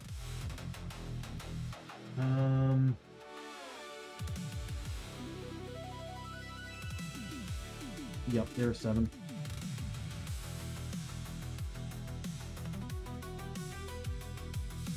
That's why I need to add initiative change for monsters.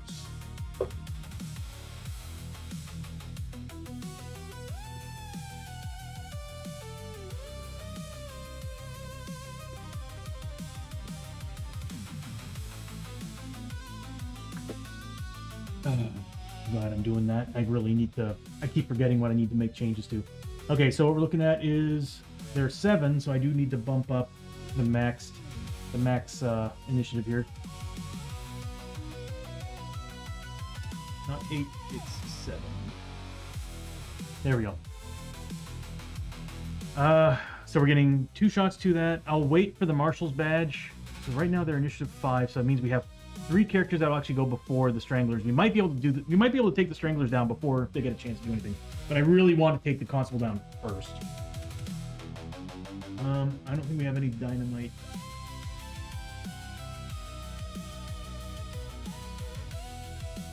This is why I need to. Oh, we do have dynamite. We got 1 stick of dynamite. I could have totally used the potions earlier. Chiyo should have an additional key from last turn. Being the start of the round, Hosho gets 1d3 plus 1 in Fury. So 2 Fury points.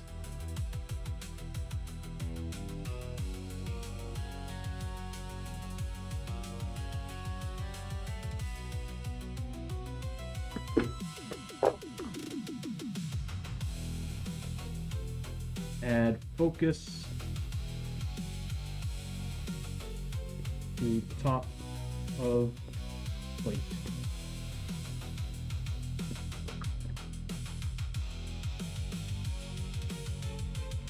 And we're probably going, yeah, no, we're not probably, we are going to. Abbie is gonna use one of her Darkstone bullets. So that for the rest of the adventure, she's now +1 damage. And the same thing goes for Lester. So now those two have +1 damage due to their Darkstone bullets. Or Darkstone rounds. Do we have anything else that we want to use? I think we might have people using dynamite this round. If we can somehow get the Stranglers close. Everybody else has armor saves. What does the fog do again? +1 +1 combat. Heroes are -1 move. May not reroll damage, defense rolls. There's a lot of rules in play right now, which seems to be typical once you get to like level 5. All right. We'll wait on ringing the bell till we see where we are on the enemies. We might have to have her do it. All right, so as far as weapons are concerned, Hosho does not have the laser drill, but he is getting the Kasurigama.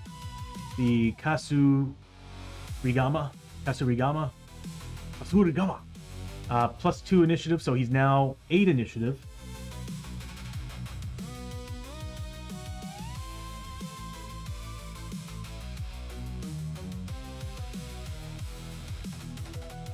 We'll need to bump up that. So he is first. Once per turn, you may add X damage to one of your combat hits where X is equal to the difference between your initiative and the target's initiative. We need to upgrade this. I think if we can give it a plus, we can give it either +1 damage and a reroll, which would be really awesome, or we can give it +1 combat, which is kind of necessary. Well, either way, this is going to be really helpful. Holy crap. We're going to do a lot of damage with this. All right. First things first, Abbie's getting 10 on her initiative at the start of the turn. I'm not going to punch that information in. I'm just going to say she goes first. So I'll just drop this down to 6.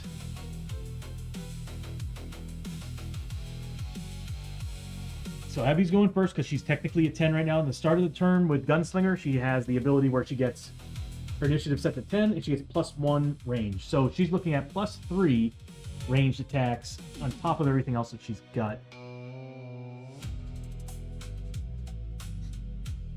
She can't go higher than 8 though.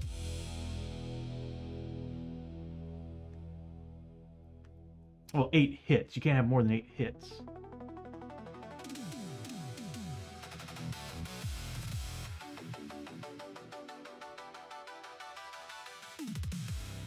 Yeah, that sounds about right. Okay, so, well, either way. No, she can't get more than 8 hits total. So, she can't get crits anyway with her weapon. So, she's getting 4 base. We're going to add 3 to that. And she's getting 4 with her offhand. 3 pluses with these bad boys, 4 pluses with these bad boys. I'm just looking to get some hits. As far as damage, oh, she gets to roll for grit first. We got a lot we're going to do with her. Alright, so first things first, she is on the same map tile as all these nut jobs. So she's getting 5 for her saves.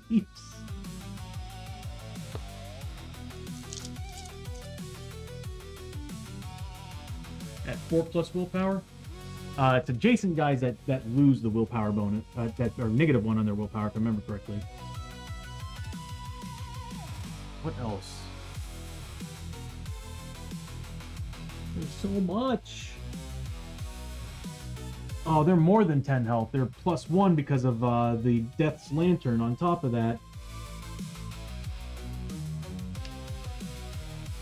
We really, really, really need to kill this guy. He's really bad news. I might have to put all my shots into him. So here we go. She needs 4 pluses, and she doesn't have Spirit Armor. She fails 3, taking 3 points of sanity damage. Yeah, this is really bad. We need to take him. He's gonna take us down on sanity alone. And of course, because of the fog, I can't go in the other room. She's gonna move 1, 2, 3. -1 movement, so she's a 5 movement right now. I am looking for my, there we go, line of sight detector.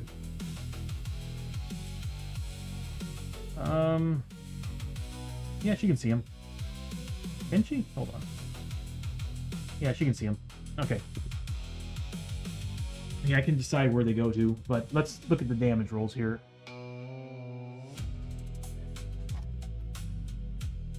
We got rid of the shackles, didn't we? We did. Abbie's going to be getting, let's see, +1 damage for the enemies being within 3 spaces.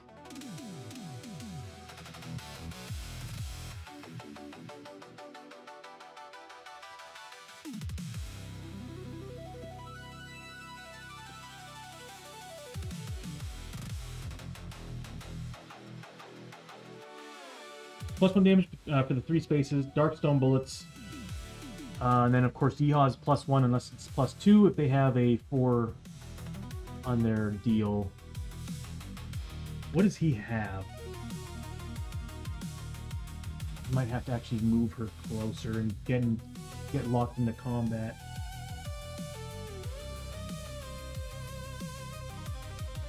Yeah, we need to read all their rules. He does have a 3+ armor saves. He's useless against them. Yep, she's useless against them. She's better off taking down the Stranglers. So what she's going to do... this is why I need to reprint these. Alright, so she's going to move up. Be right next to all of them so she can get all these guys in her sights. She's going to be dealing some decent damage. She might be able to take them down. And she's probably going to use all her Deadeye shots. She's got 6 right now. It's not on her sheet, but she's got 6 right now. We're looking at base. 3 damage base. Is where she's at. So yeah, she's going to be going after the Stranglers. She can't do anything against him. He's got really good... She can't get crits. So that's already bad.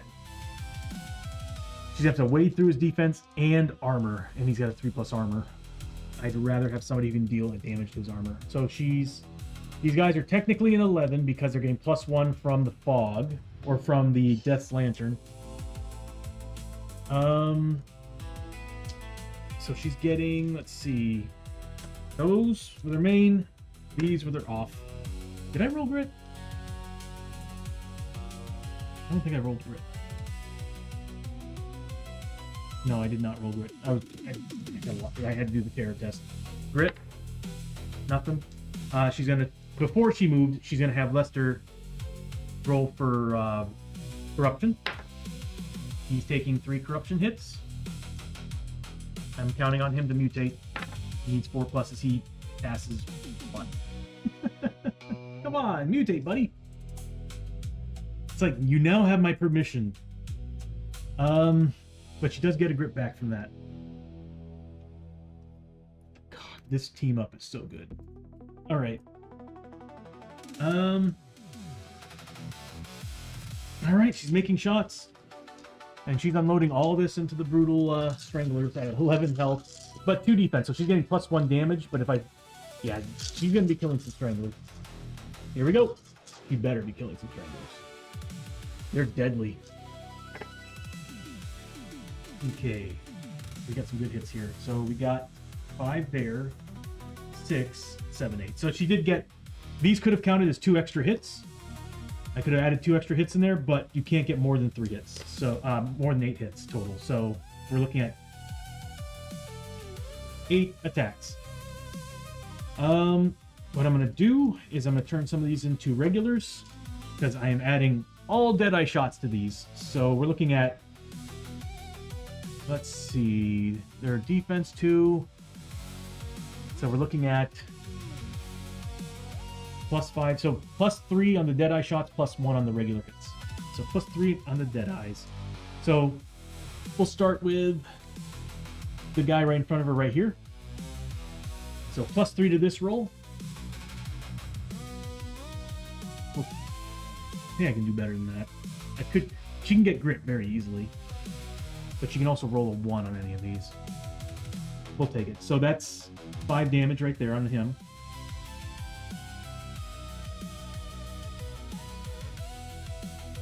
+3. Actually, hold on. I kind of want to... Okay, I've got an idea. +5 on him. The next one is the one right in front of her to her left. 7 points of damage.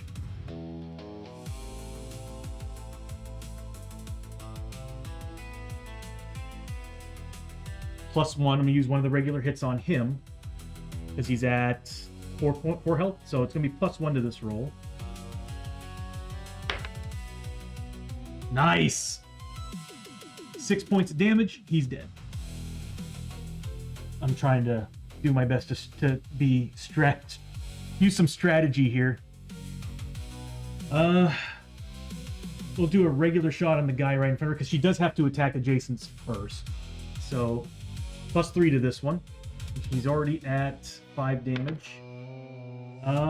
7 points of damage, so that's 12 points total, right? He's dead. Doesn't get anything else, right? No, he's dead. He doesn't get armor. Could you imagine if she could get crits? We got 3 more criticals that do 3 damage, and 1 that does 1. Well, not criticals, but 3 Deadeye shots that do 3 damage, and then that. So she's gonna pop this one and the one directly in front of her.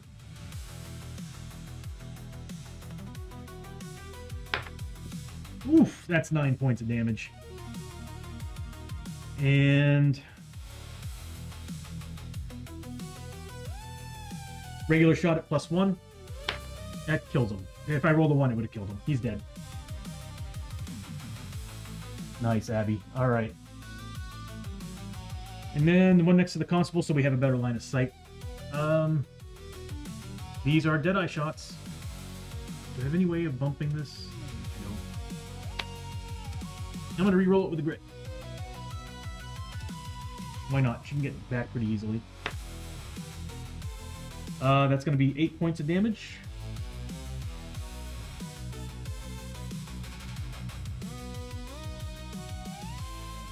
What do we need?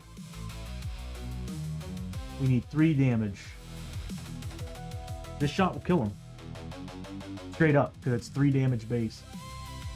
Or I can try to load more damage on a couple more enemies, which might be the best way, because these guys do a lot of damage.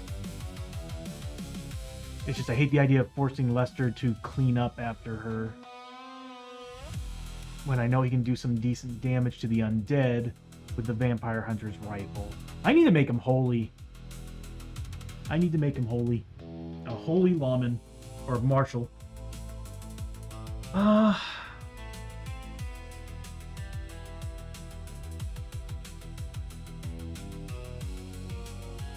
could kill him right now.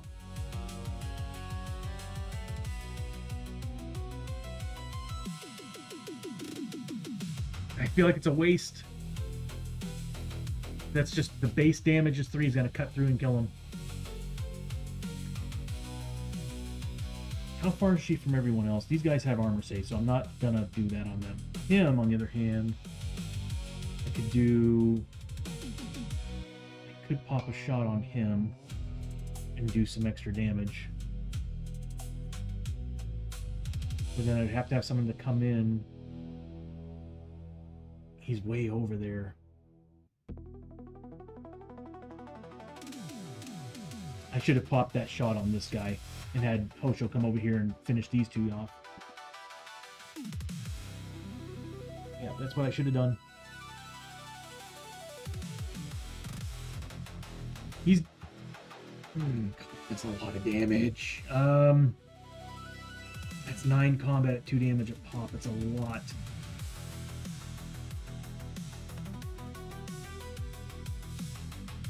He's dead. No, you know what I'm gonna do? I'm not gonna use the Deadeye shot. That's just gonna be a basic hit. I saw the one, I panicked. He's dead. All right, there we go. So she still has a Deadeye shot.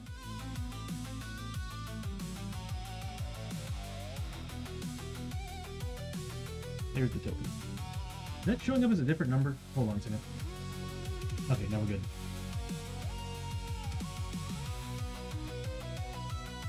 Okay, so what we're looking at here is she killed 3 guys.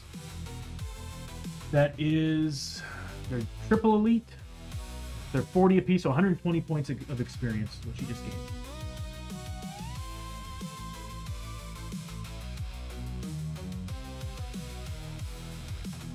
This is rough. But I'm glad we took 3 of them out, because that's 9 attacks at 2 damage a pop. That's dangerous. Anyway, where was she? She was right here, right? Yeah. Or was she closer than that? I don't remember where I put her. I mean, right here would have gotten all of what I wanted in there. Oh, that's right. There were 2 guys in the front. So yeah, she was right there. Okay, so she got them 120 XP. She killed 4 guys, not 3. She got 160 XP.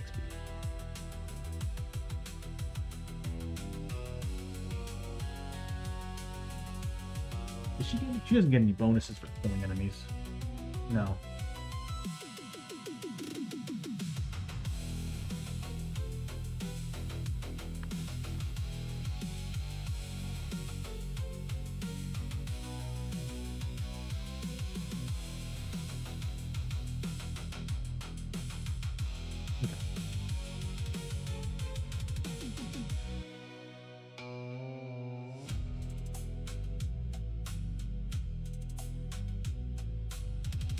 What?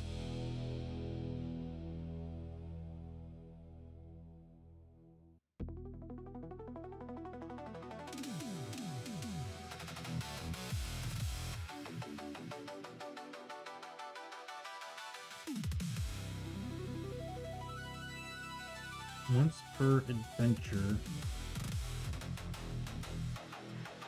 Once per adventure, spend 1 grit to gain Peril Dice XP.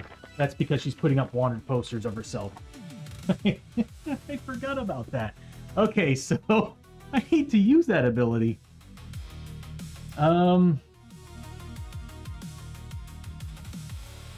Abbie's turn. It's now Hosho. He's technically initiative 8. Those guys are initiative 5 right now because of the flashbang. And everybody, all the other enemies are initiative 3 and 2 because of the flashbang. So Hosho's gonna go next. He's gonna roll for grit. He doesn't need it, but he might get some extra movement points. Nope. I don't think he can get in there where I want him to be. When he's next to the constable, what happens again? I think he's -1 willpower. Oh, he needs to take willpower tests too.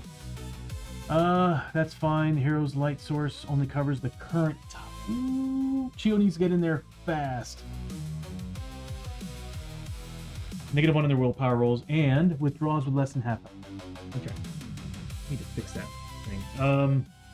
Hosho's gonna spend a grit to jump in on the constable. The constable.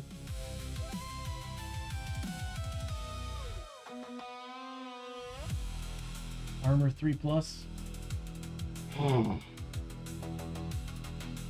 Defense 3. We need to take him down. He's bad news.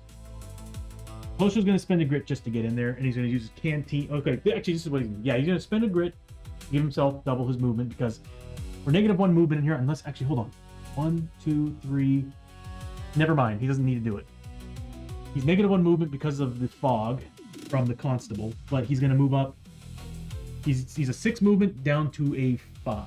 So he's going to be moving all the way over here to the constable. Problem is that he's now -1 with willpower. But before he did that, he did have to take some terror tests. That's Terror 3 with Terror. Oh, wait, there's more. Yeah, 9. Hold on. 3.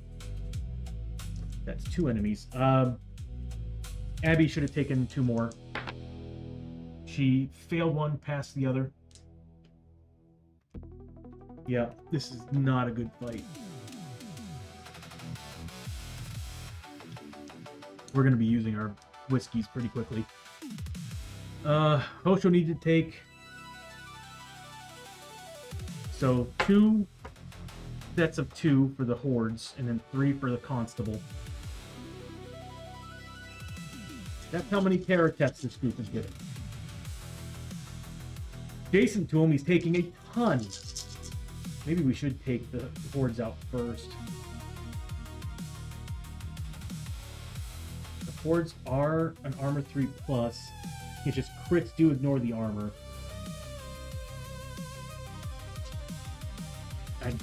We need to take out the constable. He needed 4 pluses.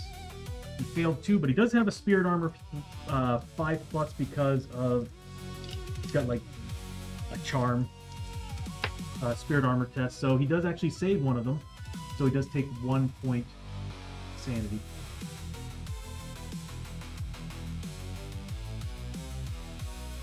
This is nuts. I really wish we bought more whiskey. I was so focused on bandages. Alright, so Hosho already did his grit roll, moved up. Fortunately, he's not getting as much combat because he's missing things. But he's getting a lot of damage. Oh, he's getting +2 combat for the badge. He's 2 base, +1 for the... Is it the swords? Yeah, flashing blades, +2 combat. His initiative is now an 8. Holy crap, we're gonna do a lot of damage here. Oh my god, hold on a second. Okay, so damage-wise... flashing blades, +1 damage for each point of initiative higher than the target. And it's got a void crystal. So we're looking at, because of his flashing steel, he's +1 damage for that. +1 damage for the void crystal on that. And now we're looking at 2 weapons that are actually adding more damage based on how much higher initiative is. He's going to kill the constable. He's about to kill the constable. Oh yeah, he's totally... Dude, these 2 weapons are insane. Okay, so we're looking at... For real. I'm glad we bumped his agility up. So we're looking at 2 damage base from the crystal and his flashing steel. Flashing blades, he's initiative 8 going up against right now, initiative 3. So that's 5 damage there for one of the weapons. Because once per turn you may add to one of your combat hits. Yeah, so we got to roll these out. If I have any crits, you bet I am going to throw it all down on that crit. You ready? I will re-roll these for a crit. I swear. Okay, we do have 2 misses, but we do have 3 hits. I'm going to re-roll those misses with a grit. Really want to? Yes. Yes, I need more hits. I need to make this worth it. Come on, baby. We got an extra hit. No crits, though. Damn. Crit would have been an instant kill. But we're still going to do a lot of damage here. It's just the problem is he's getting armor saves. I did say I would re-roll all the hits for a crit. I'm not going to do it. We need to deal as much damage as possible. Armor 3+ is so bad. It might be worth it.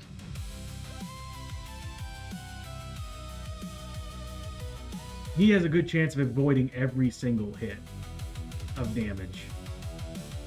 I'm going for it. So we did get one hit with the reroll. Rerolling the actual hits.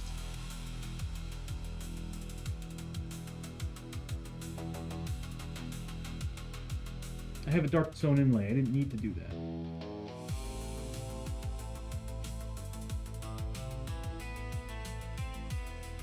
What are we looking at?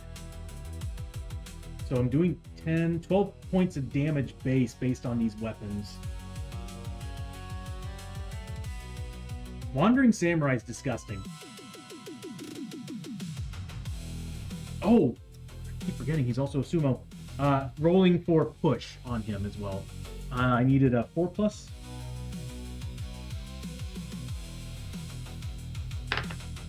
That's another point of damage. So we're looking at 13 points of damage.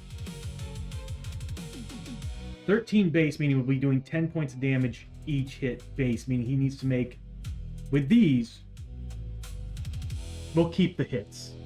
But again, it's 3+. Ugh. How much health does he have? Not getting any bonuses from that, so he's getting plus 12, so 20, he's 20 health.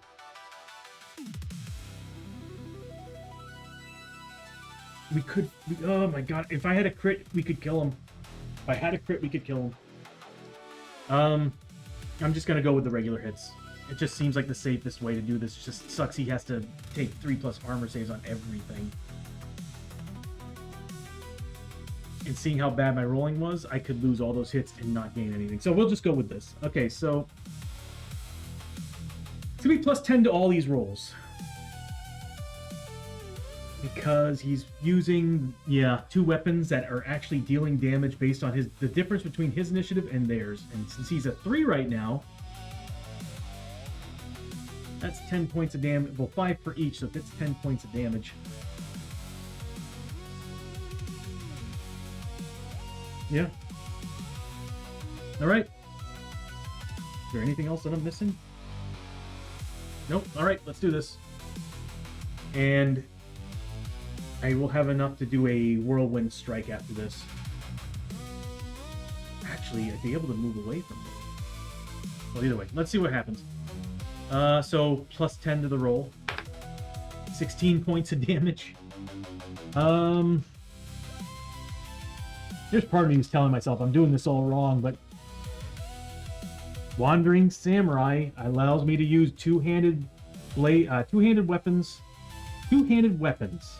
Not blades, two-handed weapons as one-handed. But he can't use guns, so you can't dual-wield shotties. Alright, so we're looking at this. That's 8. I need 8 more red dice.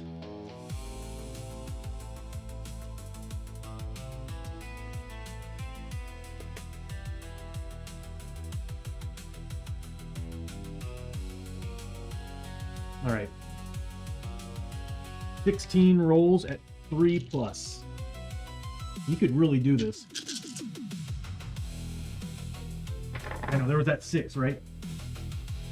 Yeah. This is why I was worried. 3 out of 16 got through. So that's 3 points of damage.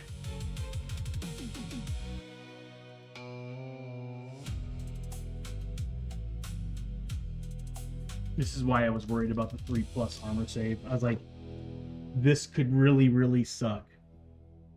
Alright, the next one does 10+.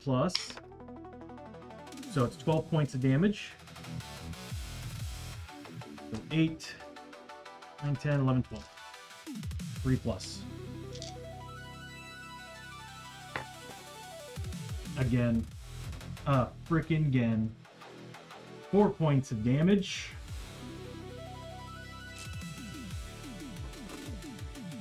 Plus 10, 14 hits, 14 damage.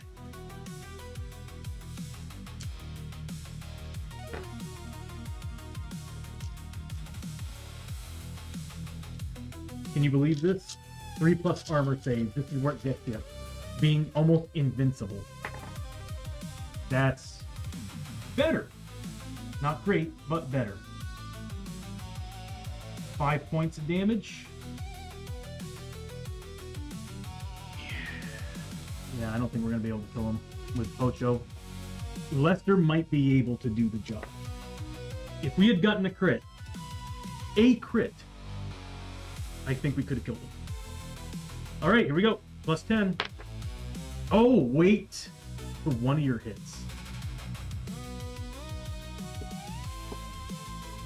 On that one, the flashing blades straight up give it to you. Yep, flashing blades get straight up give it to you. So that one had done 3. I should have gone for the crits.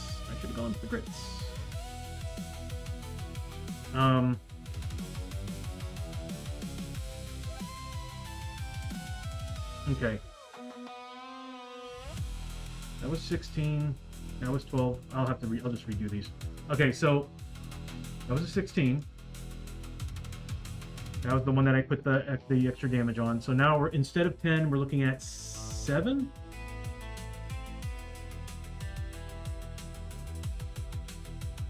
Hold on a minute. Plus 10. Looking at plus 5. Hello. So plus 5 to the rolls. So this was, I think, a 2. So 7 rolls. Yeah, I should have gone for the crits. Did 3 points of damage. Same thing. This was a 4, so 9 rolls. I probably lost out on this one. A little bit. So 4 points of damage. Am I sure about that? Yes. And then finally, if anything I can add to this, we really needed crits. Yeah, we desperately needed crits on this attack. Well, at least we're getting Fury here. He'll have enough to do a whirlwind attack. Plus 5 to what I roll, 10 points. So he needs to make 10 saves at 3 plus. Oh, 10 saves with 9 of them saved. He took 1 point of damage from that. Flipping 3 plus armor saves, everybody. That's 12 damage total, I think. So he's down to 8 health. No, it's not. 7, 10, 11 points of damage. Give me 1 second, everybody. I'll be right back.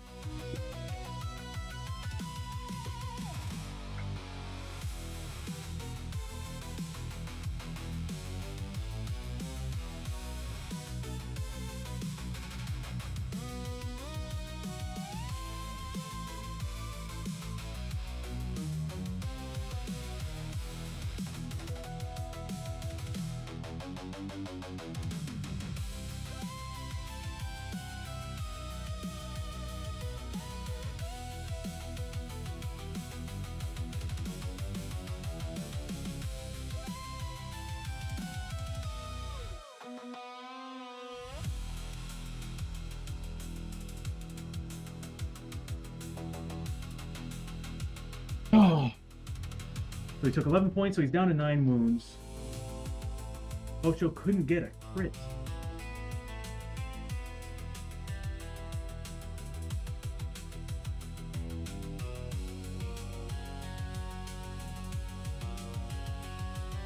What did I just grab?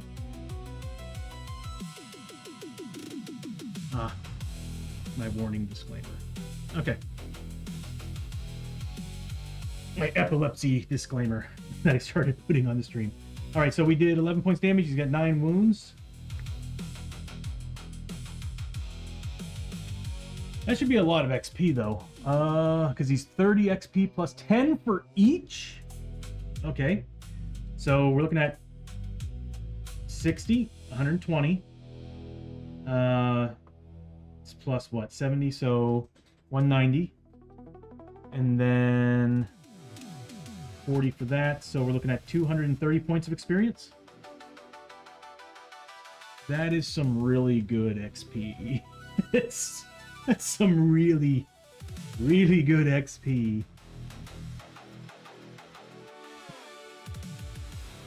Very nice. It's kind of hard to catch up to Abbie, but he still did a great job on that attack, but man. That is a good combo, though. The flashing blades and that weapon. I think I might keep that, because the 8 initiative is so good. But there are some enemies that could combat that, where if you're a higher initiative, which actually I think... Yeah, as a matter of fact, there are some enemies that if you're a higher initiative, they actually do more damage to you based on how much more you are.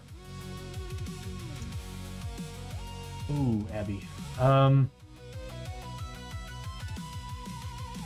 Okay, so I'm glad they're all last. We should be able to take them down. Although I was expecting Hosho to actually do the job. After Hosho's turn,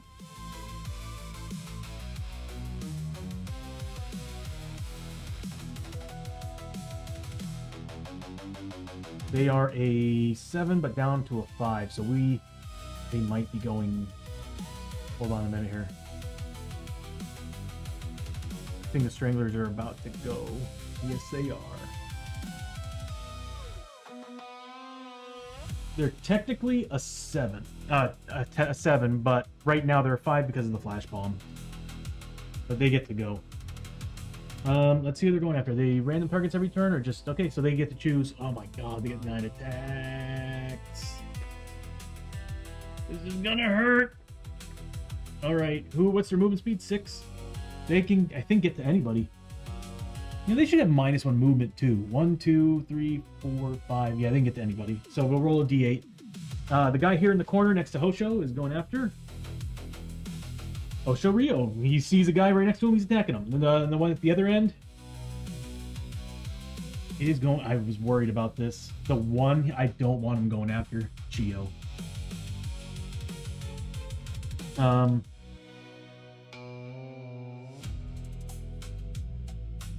We need to kill him before he goes.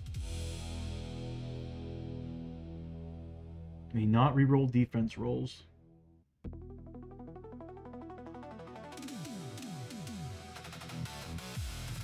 We are technically in the fog right now, so they are getting 5 additional combat. So they're 10 combat, not a 9.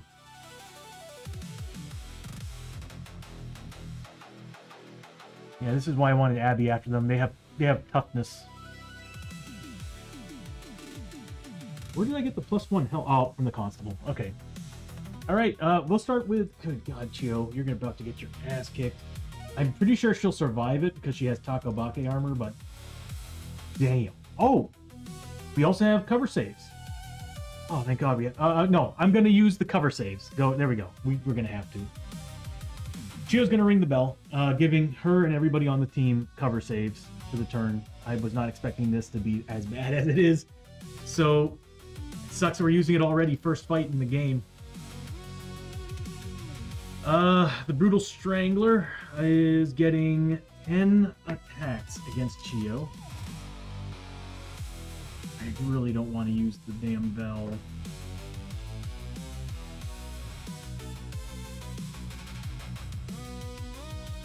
But these could kill characters. Yeah, we have to do it. Alright, so here we go. 10 attacks. And they're a 3+ melee. Any crits are 3 hits. On 10 dice, by the way. Oh, God. Yeah, I need to start putting the dice forward. The deep dice stuff. Wow. Wow, okay. But, well, you know what? I'll just put them back because these were crits. So that's 10 hits at 2 damage a pop. She needs to make 10 cover saves. At 3+.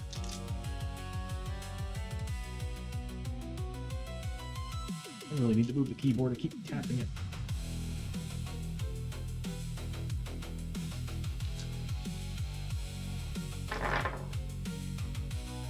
Oh, she saved them all. Every single one of them. 3+. Yep. The bell is one of the greatest things in the game. Next one, attacking Hosho. Same thing, 10 attacks. So we're looking at that, plus these. That should be 10 total. Yes. 10 attacks at 3+. But you should never get more than 8 hits. Ever. That's anybody, including enemies. So, yeah. I need to remember that, because I've been doing that to Abbie. It means the enemies should be doing it too. So, yeah, now he's getting 8 hits. Well, not 8. No, he is getting 8 hits. Alright, so there we go.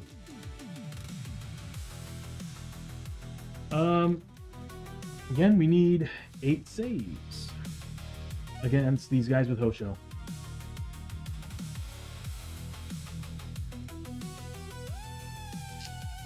At 3+ cover saves. We're looking at 3 misses, 5 saves. He gets a defense of 3+. That's 2. 1 fails, so he does take 2 points of damage. He has armor 5+. Doesn't make either one, so he does take 2 points of damage. They don't have anything that... Oh, good. I'm looking for anything that's like, if they deal damage, this happens. Oh! Hosho Rio should have done his whirlwind attack. Yeah, we're gonna use it. Because he got 4 hits, he's at 2, he's at max grit, he's gonna spend all his grit. Not grit, he's at max fury. He's not gonna be able to kill them, but at least he'll deal some damage. So Hosho, I forgot, he should have used all of his fury. Because every single hit that does at least a wound would give him fury, so he did 4. That brings him up to 5 fury max. We'll spend it all to do whirlwind attack. I put the card over here.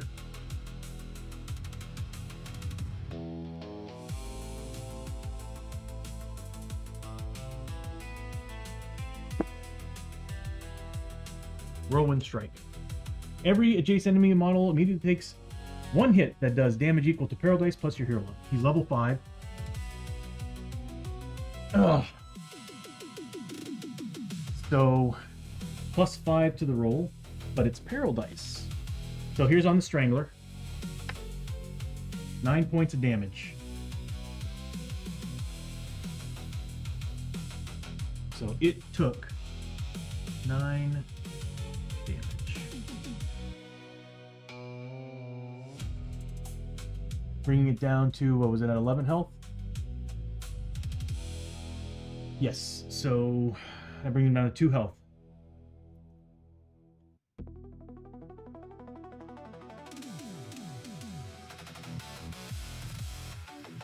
My tokens aren't showing up. Those 2 belong up there. That's why. Okay. I thought I put a cap on, or a minimum on them. There. That's not great.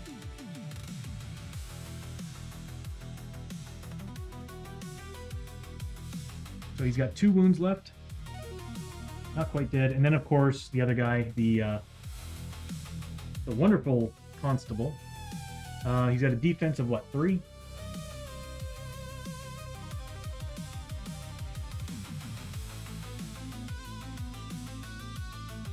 Yeah.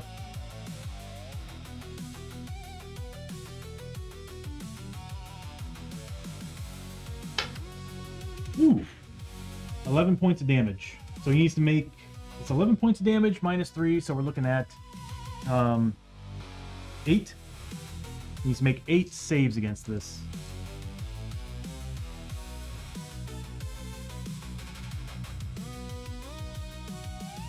Any damage, all damage matters at this point. Ooh, nice. 4 points of damage from the whirlwind attack. That's going to give him 30 plus 10 for each, so we're looking at plus 40, so 70 points of experience for Hosho. And he took 4 points of damage. Sorry everybody, we have kids. kicking soccer balls at our doors and windows again. And no matter what, management does nothing.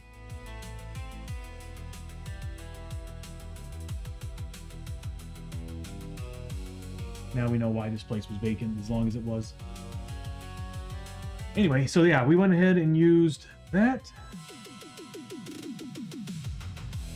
Well worth it.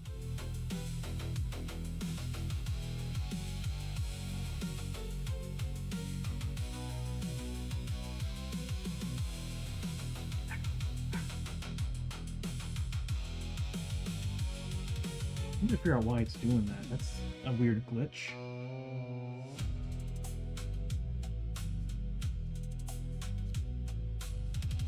There we go. So he's down to 5 health.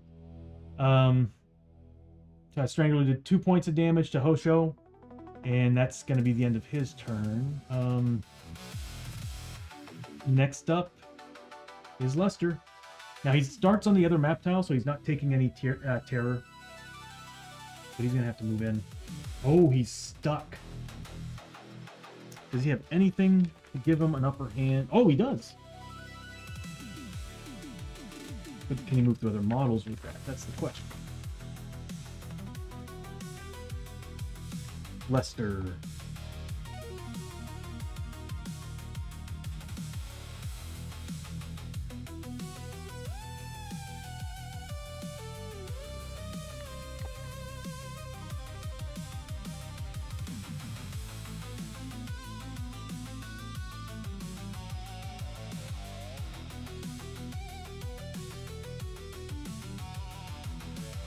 Okay. So he's going to use pullback. Well, first he's going to grit roll. Doesn't really need it. He's going to use pullback to move up 2 spaces. He needs 3 range to get to him. Escape test 6+. No way we're going to make this. That guy locked us down. I really needed Lester to go up there and shoot the constable. But that frickin' Strangler screwed us over.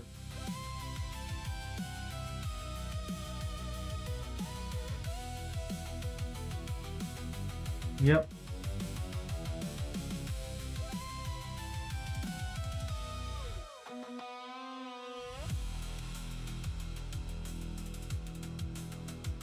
Dang.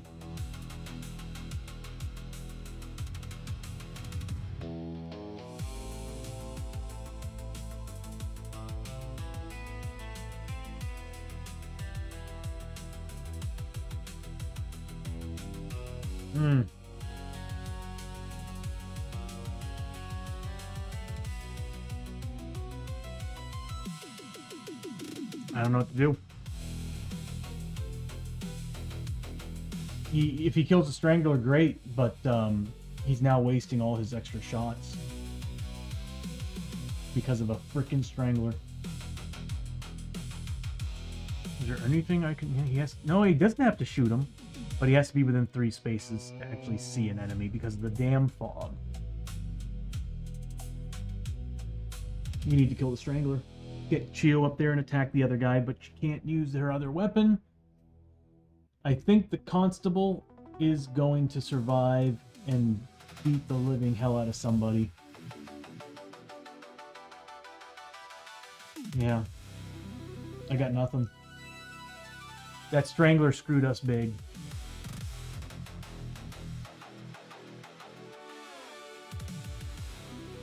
Escape test. I need a 6+.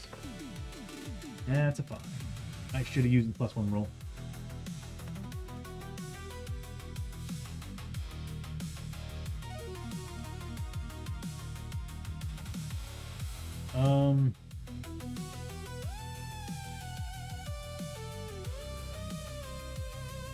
Dang. Yeah. We're in deep trouble here. Hosho's gonna have to shoot down the Strangler. That's all he can do. He's stuck. Alright. What a waste. He's getting 2 shots based with his Vampire Hunter shotgun. +1 for rapid reload. +2. That's a dead Strangler. He really needs to upgrade his vampire gun. Oh, really? He does gets 3 hits and a critical. He's getting base 2 damage for the 2 damage for the mutations, +1 for the Darkstone. God, I really wanted to kill the constable. That damn strangler.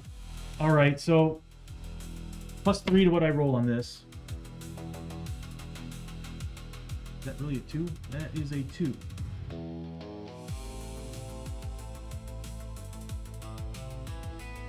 I'm gonna re-roll with the grit. I don't accept that. On a D8, I can't accept that. That's basically a roll of 1.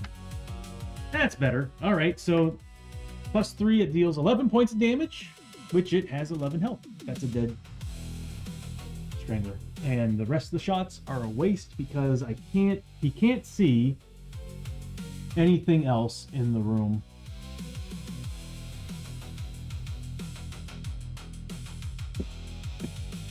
Dang. They are, what, 60 points of experience piece? So he gets 60 XP.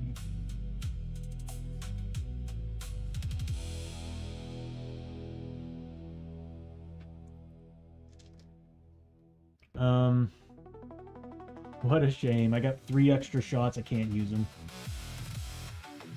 Now at least the Strangler's dead, and now Chiyo can go in there and maybe attack the Constable. Except the Constable is about to go. So he's initiative... No, he's not. He's initiative 3.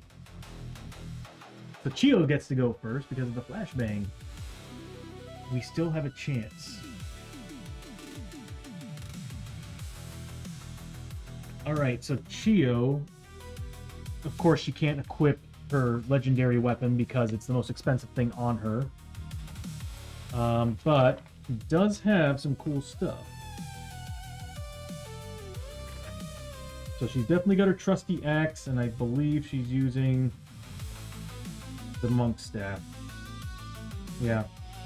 So it's got a void core and a grip. So that's +1. Why don't I have that written down? Oh, there it is. Oh, so she's getting +1 combat for that. Plus,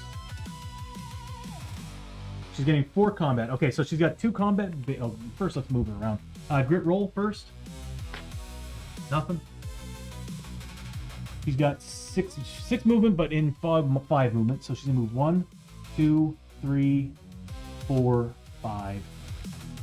There. At least she's in the room. She didn't need to make tests because she wasn't in this room with these models. Okay, so she's getting... I was thinking of horror tests. If she was in the same room with these guys, she would be making terror tests, but she wasn't. When she started. She's got 2... Oh, she's got 2 combat base, +1 for the Hero of the Dragon War, and then plus... XL or larger, that's right. And then +1 for the Darkstone grip that's in her monk staff. Not getting any bonuses other than extra damage, so she's getting +1 damage for the void core and the monk staff.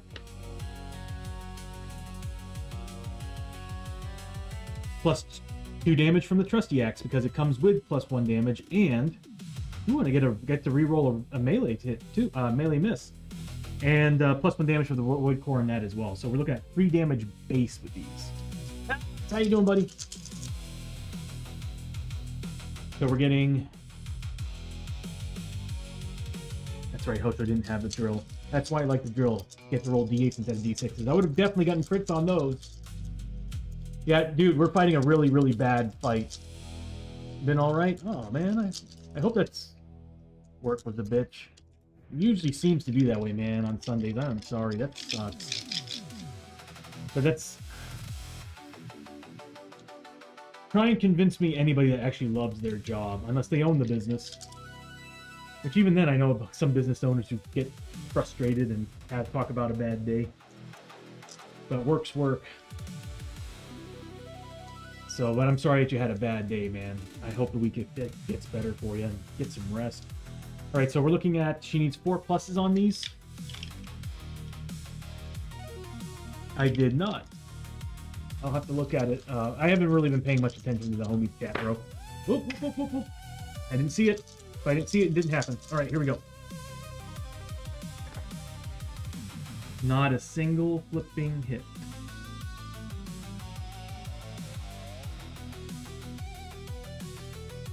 Crit roll.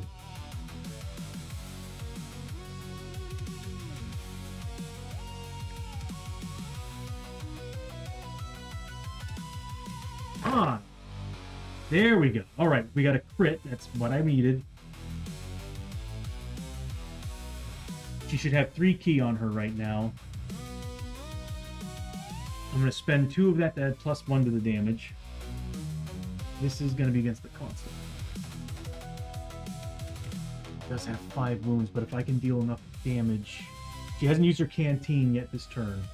She has a tonic too. I might reroll the damage if I need to.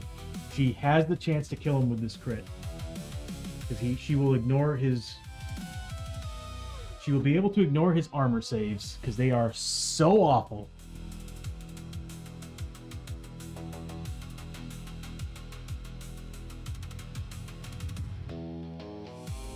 Dude, 3+ armor saves on monsters is awful. And I really, really need to kill him because if he goes next, he's killing somebody. This is the brutal triple elite, by the way, Matt Art. So we're looking at, we don't get the defense removal on this, but we do ignore the armor. We're looking at, what's she doing for damage again? 3 damage, right? 2 for the void cores, 1 for the trusty axe. So it's whatever I roll for damage. It's whatever I roll for damage. If I could have used... No, Sword of Destiny wouldn't have worked on him. Oh, yeah. I'm going to remove some ki. She should be at 3. But I'm going to spend 2 ki to add another damage, so it's +1 to the roll now.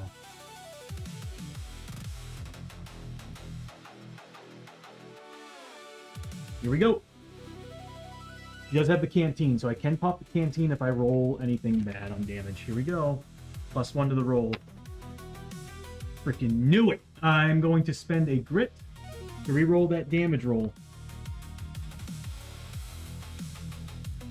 Oh, no, I'm using her canteen. That's right. Hold on. Yeah. Which means she should be at 0, because we did use it earlier. I might have to have Hosho give her his canteen. Come on! He's dead. That's 7 points of damage. He doesn't get armor saves on crits. Through you, Constable. Go the frick away, dude, because you are awful. Oh my, I never want to see you again. Ever. In any campaign. Never want to see you again. You are a horrifying thing, sir. Yeah. So Matt Arts, he comes with all this amazing stuff. And then on top of that, these 2 wonderful cards. He has Death's Lantern. And if he would have activated, he would have done his own Hold Back the Living. And then on top of that, he added a Cold Fog. Oh, and then because of it, it also added more monsters to the battle. Yeah. Yeah, he's awful. He's awful. Flippin' awful.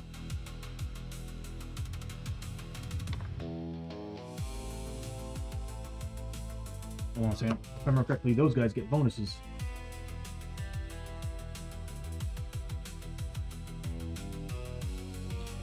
Awesome.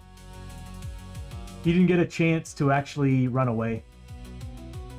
So at the start of the turn, he would have ran away. Unfortunately, the Spectral Hordes are next, and they can still do some damage. But luckily, the Constable's not around anymore, so they can't get the extra health. And they still do get the combat because of the Cold Fog. The Cold Fog still exists, but the Lantern is gone. Yeah, he sucks. Matt Arts. This dude sucks. A lot.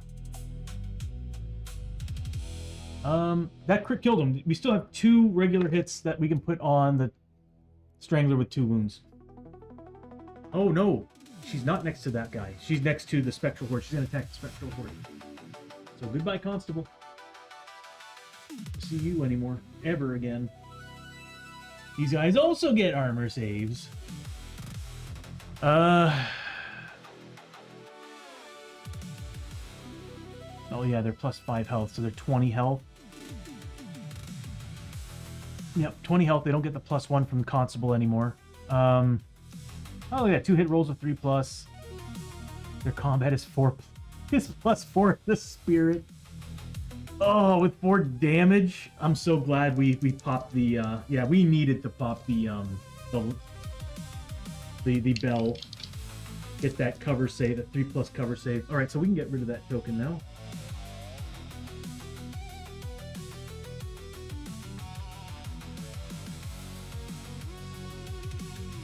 Let's see. So she's making 2 basic attacks against this guy. What's its defense again? Equal to the cunning.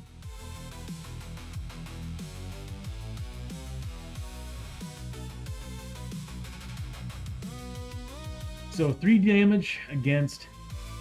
So -1 to these rolls.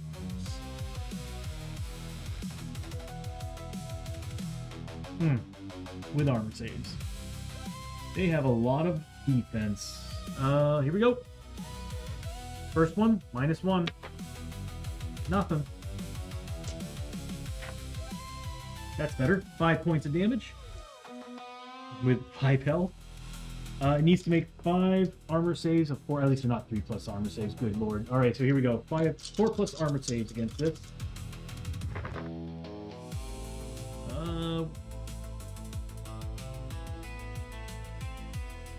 That's 4 wounds. Okay, so it takes 4 wounds. So it's got 16 health left. These guys have a lot of damn health. Yeah, I rolled double 3s on the elite ability for the triple elite stranglers. So they were +4 combat and +4 health. So that Wraith now has 16 health. This is basically a freaking boss fight, dude. That's gonna be triple elite, so 30 + 5 for each. So 50 points of experience for Chiyo. Good XP though.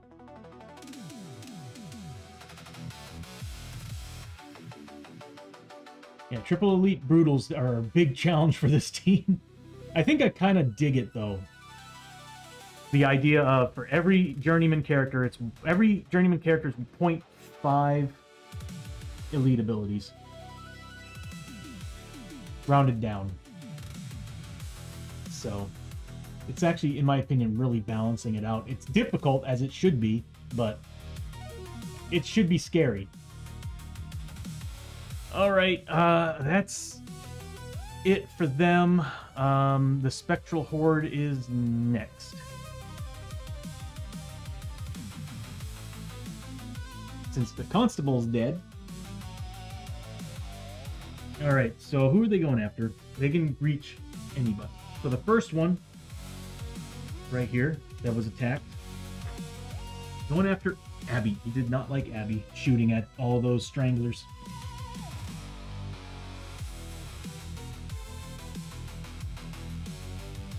And the next one, they want Abbie. There's a logical reason why they are going after Abbie. You want to know what it is? Because they're a special type of Spectral Horde. Ghostly Watchmen. These Spectral Hordes are +1 combat against Outlaw heroes, which is Abbie, that have already activated this turn, or +2 for both. They're getting +2 combat each against Abbie. They saw an outlaw and they want her dead. Oh my god. Okay, so we're looking at, what's its combat again? She's a 2 spirit, so she's safe. Oh my god. So 6 combat plus the 2, so 8 combat at 4 damage apiece. I'm so glad we popped those cover saves. We needed them. All right, here we go. 8 attacks at. Are they 3+? They're 3+ to hit. Oh my god. They don't have anything that's like extra attacks on 6s. Oh god, ignores defense and heals a wound. Please don't roll any 6+. At least we got cover saves. That's a 6+. Miss. So 4 hits and a crit. That gets a cover save of 3+. Got it with a 6. So that's gone. Because that would have ignored the defense, and she can't use her armor right now. Oh no, the constable's dead. We can use our gear again. That's another thing too, Mad Arts. The constable stopped us from using our most expensive gear. All right, so he's dead now, but she now has her armor saves back. Okay, so we're looking at 4 damage, 4 attacks. So she needs 4 cover saves against these. It's 2 saves, 2 fails, and then gets defense rolls. 4+. She fails both of them. That's 8 points of damage. 8 points of damage. Let me sink that in. 8 points of damage on 2 hits. Did they do more?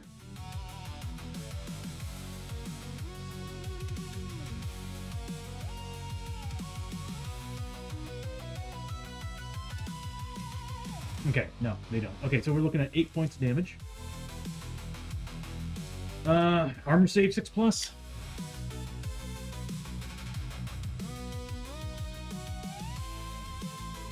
I'm not gonna lie, man. I'm half tempted to like pull their cards out, because they do have special missions, and be like, you know what? You all are taking on the constable.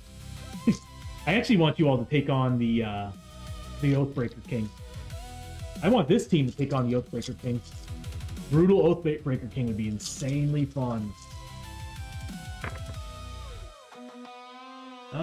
She needs 6+. She does save 2, but she does take 6 points of damage.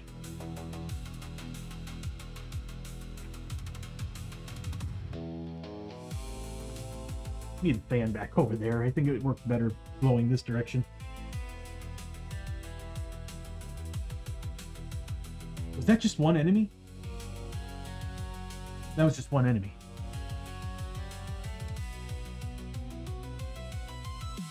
That was just one enemy.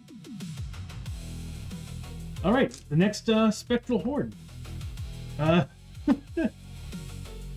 my god! Again, how much was it again? 8 attacks, right? Because she's +6 +2, so yeah, 8 attacks total. They need 3 pluses. These guys were born to beat the hell out of an outlaw.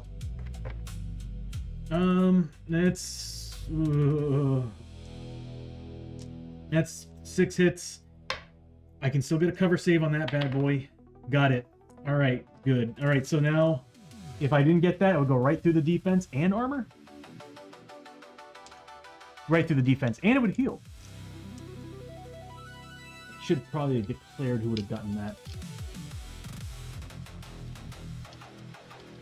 Yeah, you need to go to a... You either need to do a regular mission or find a frickin' treasure map. If you can find the trading port town, they have a treasure map where all the Darkstone you would normally generate at the end of the mission would actually be loot card with no XP, which is what I'm doing right now, as a matter of fact. The team needs money. It needs Darkstone and money. I'm rolling 6 cover saves at 3+. Hey, wow, really? So 3 do get through. I need to make 3 more defense rolls at 4+. She gets them.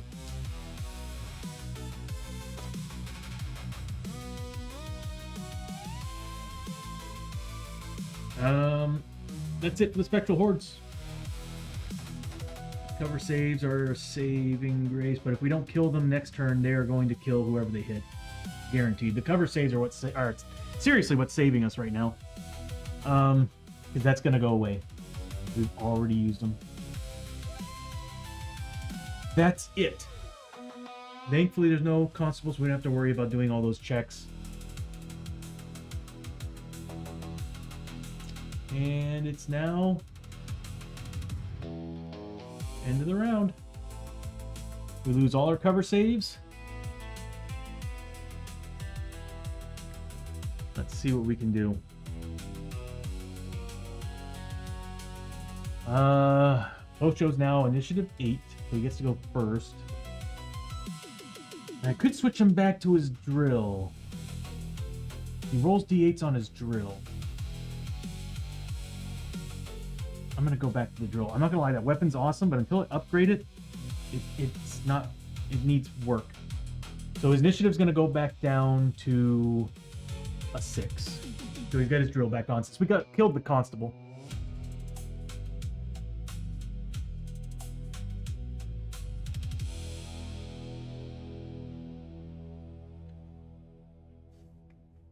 I'm gonna ask for a vote and ask for a big town or better chances.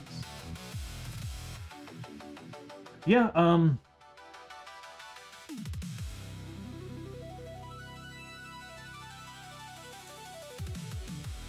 the dice rolling for the town and everything,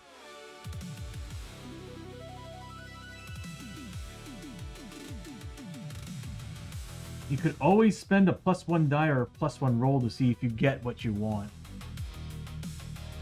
And I'm willing to allow the +1 roll to happen after the roll when it comes to stuff like town stay or town size. And the -1. You can use the -1 roll. -1 roll should actually be used only on things that are helpful for you. Yeah, I don't know.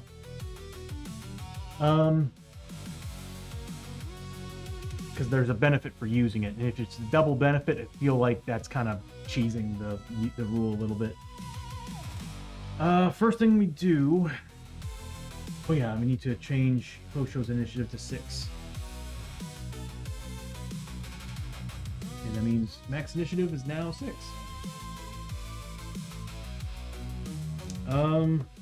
Go back to darkness at 7+. We have been making these really, really good. Who do I want to go first? I kind of want Abbie to get away from these guys. They're an escape 3+. I kind of want her to... Yeah, I'm going to do that. All right, so she's going to roll for grit first. She gets it.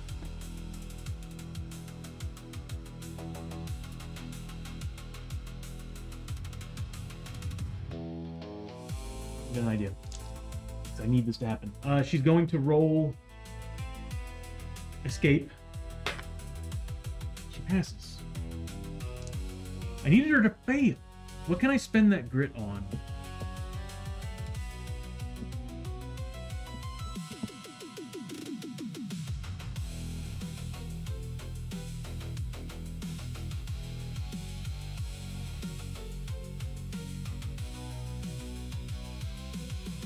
Give me 1 second. I need to look at somebody's rules. That's one thing I'd love to do also. Add journeyman character slots, so that this way the stream knows what character class you are, and I can just press a button and it'll bring your stats up instead of me having to go searching for them. It'd be like, you're playing as this class. Press a button for class sheet 1, class sheet 2 brings them up. That'd be pretty. That'd make things so easy for me. This is an ability for an outlaw.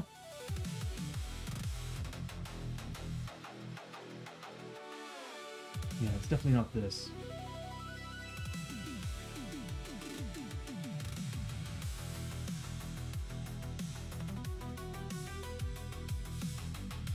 Oh, outlaw charm, there it is. You may cause to an adjacent hero. Dang it. What am I gonna do? Yeah, I'm the same way, Maddox. I'm trying my best to like not cheese things. Like you can use the +1 dice on any roll that's not a monster roll. Yeah, basically on almost any roll. +1 roll, +1 die. Trying to think what would be. There's also some things that I'm looking. I got to remind myself that we got to be careful on adding that too. That might be broken. But I don't see a problem with it on anything. Even if it's like XP bonuses and stuff. If you want to use the die, you use the die. Most of the time it's +10 plus peril dice or whatever. You add +1 plus D6 to it. Boom. You get some extra XP. Nice. So we passed the roll. He needs to be next to him. She did pass the check.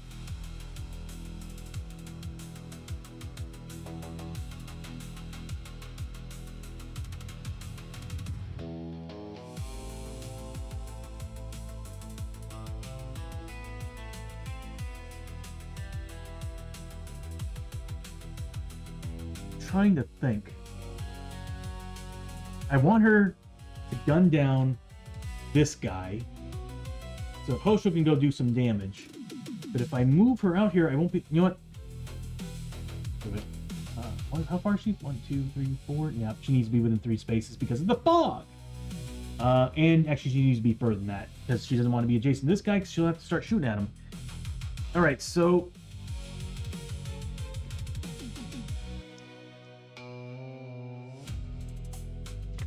Four shots with her offhand, 4 shots with her main hand. We already used everything last turn. Good lord. All right, so you're getting 3 pluses with these, 4 pluses with these.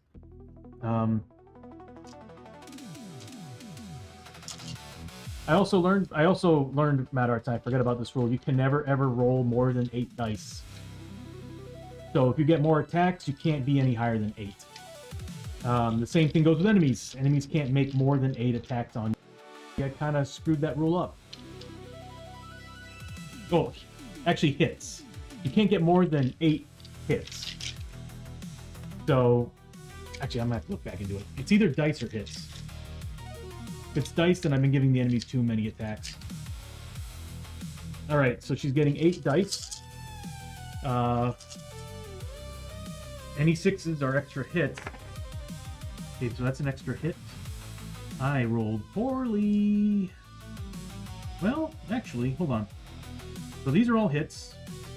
That's a hit that's a 6+ that gives me an additional hit. There. Okay. I'll take it. We still have a Deadeye shot left. Do I want to use it?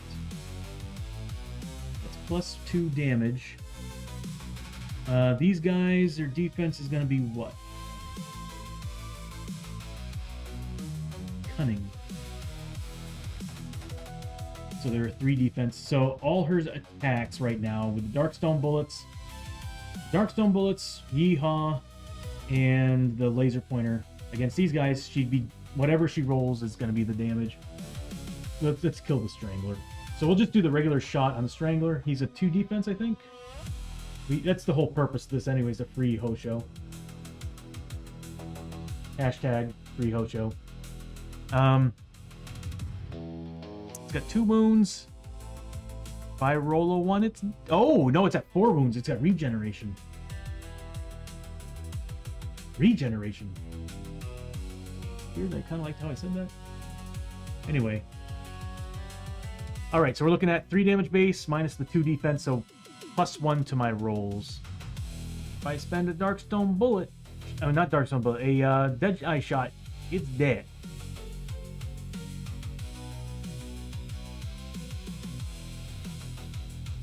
I'll take my chances.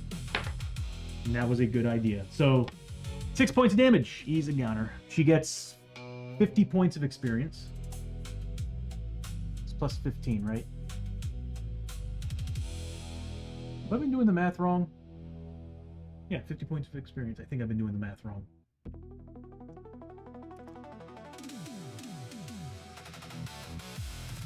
So 50 points of experience. She still has 3 shots left. He's a gunner. Bye. I need to paint more models. I love seeing painted models on the board. Get rid of that game token. I need to change the color of that game token. Number 2.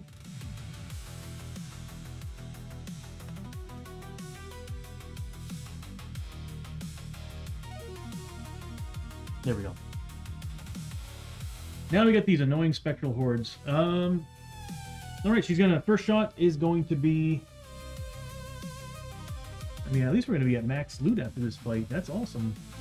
Just kind of sucked that we used everything. All right, so spectral horde. It's gonna be +2 to the roll, and then it gets armor saves. So 5 points of damage. It needs 5 armor saves. I'll keep that over here. So 5 points of damage. It gets 5 armor saves at 4+ against it. That's some good rolling, but either way, 3 points of damage on the first hit. Next hit is going to be, the next 2 are just whatever I roll for damage. 2 points, 1 damage.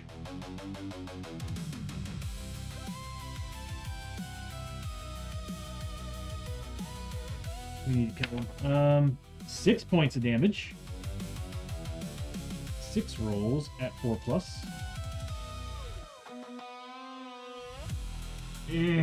All right, so 3 points of damage there. Still good rolling, good shooting. Oh, the constable gave so much XP though. Holy crap! What was he? He was 25 base plus 10 for each wound. Woohoo! Woohoo! Okay, looking at 30 plus 5 for each.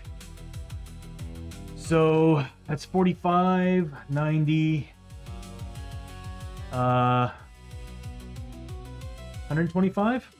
It's 35 for this guy, right? 30 plus 5, so 35. Yeah, 125 points of experience for all that wonderful shooting that she did.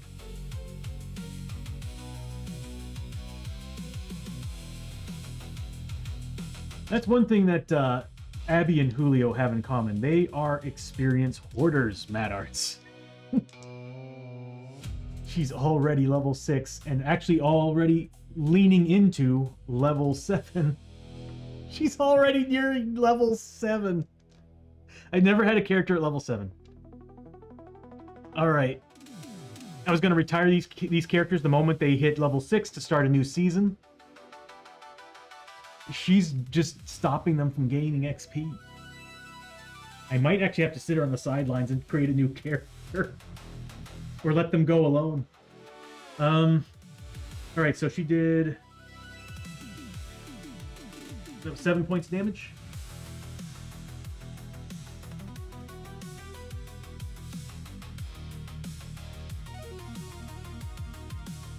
There's one thing I keep forgetting to do. I need to give some shellies.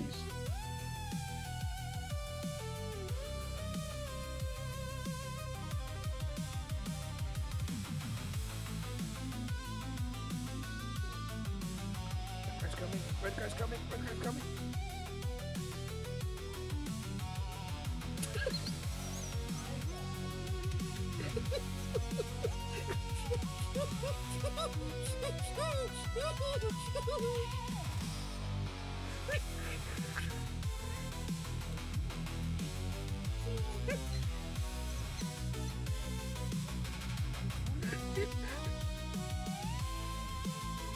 I get him?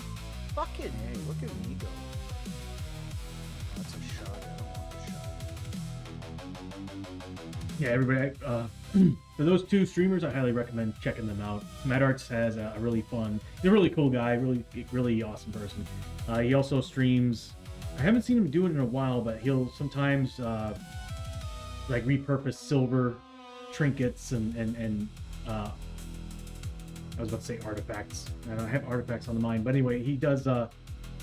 He kind of like repurposes silverware and like a whole bunch of old like metal and silver products. So it's a really interesting stream. And then of course the Metaphysician also has a great stream. A really cool guy, hilarious, and he actually recently has been getting back into playing board games. He was playing yesterday, as a matter of fact. And he's also currently playing another game. It's basically a tabletop war, a solo tabletop war game It kind of reminds me of XCOM. I like it. And you can use any models you want from any game to represent the enemies and everything. So I kind of dig that. You just buy the rulebook and you got a bunch of models, use them. But anyway, yeah, check these two streamers out and give them a follow. They're really, really, really great people. Highly recommend. So yeah, Abbie just did a whole bunch of damage. Oh, she needed to do checks too, by the way. That's 2 horde checks apiece. Yep. Oh god, I'm so glad we got rid of the constable. He's awful. Alright. She needed 4 pluses. She doesn't have spirit on. So, oh my god, she's about to die. So she took 4. Someone give her some whiskey. Does she have any whiskey? She's gonna spend a whiskey. I can't believe we've already been like diving into the whiskey on this team. She's gonna gain 5 points of sanity back.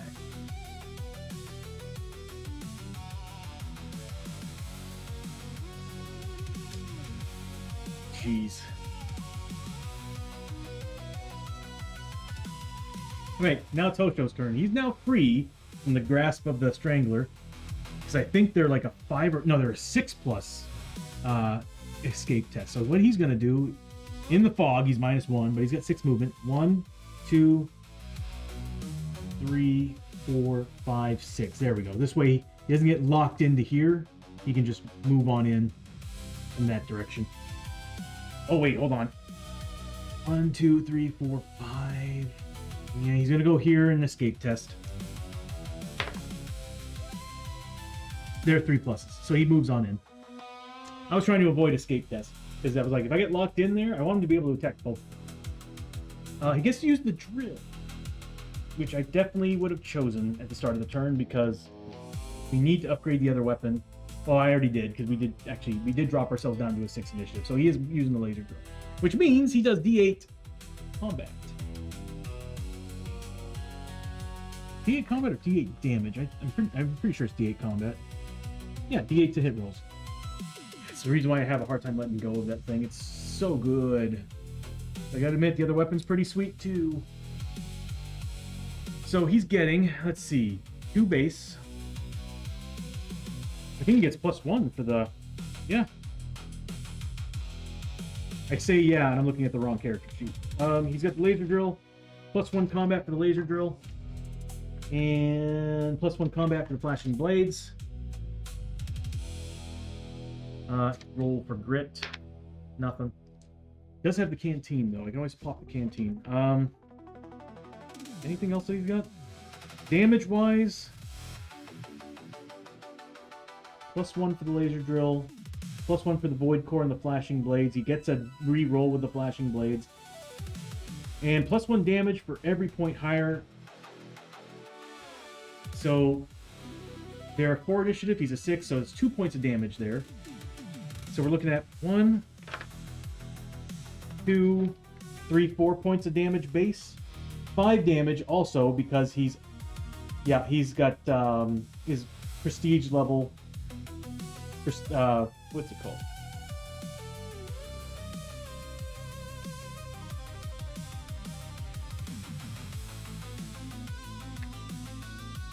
Looking at the wrong character sheet again. +1 damage. He gets to reroll his failed defense rolls. I forgot. Yeah. It's called Flashing Steel. He gets +1 damage base on that. So we're looking at 5 damage base on these attacks. If I had the laser drill last time, it would have been a guaranteed crit on the constable, but I couldn't use it because the constable's a dick. Alright, here we go. Needs 3 pluses to hit.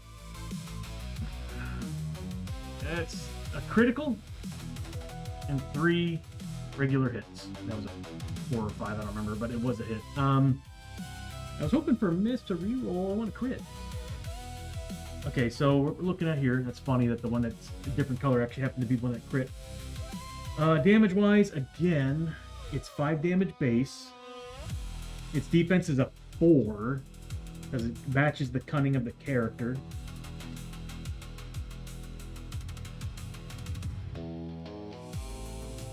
Well, he's definitely gonna be putting on the one that's got 9 health. We'll try to take him down. He's getting, with the critical, he's getting +5 damage. Very nice. 11 points of damage. It needs to make 11 saves. So that's 7, 8, 9, 10, 11. At 4+.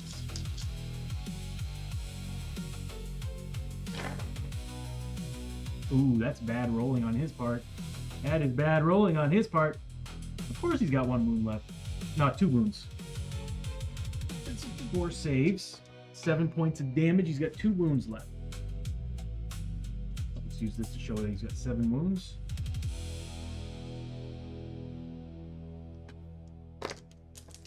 Next attack. Defense 4 against damage base 5. So we're looking at 1 damage added to the roll. 4 points of damage. You need a 4+, 2 points of damage, kills him. Nice, Hosho.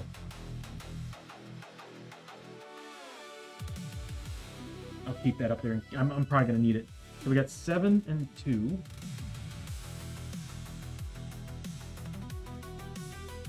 I don't know where to put them. All right, we'll put them here. All right. Next attack.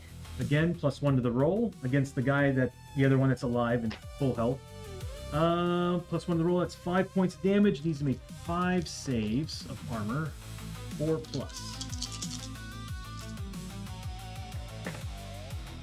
Some good rolling. He took 1 point of damage.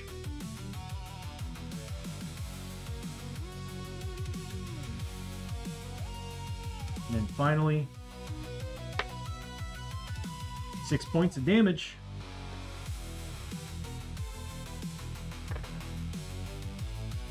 Oh, 4 saves, so 2 points of damage on that one. So he still has. He's not getting the bonus anymore from the constable, so he's 20 health.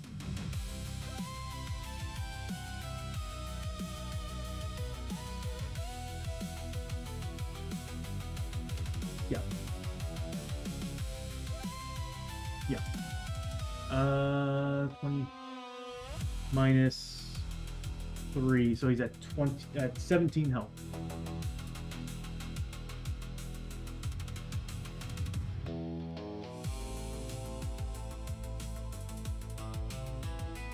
Alright, that's going to give Hosho some good XP. That's going to be 30 plus 5 for each.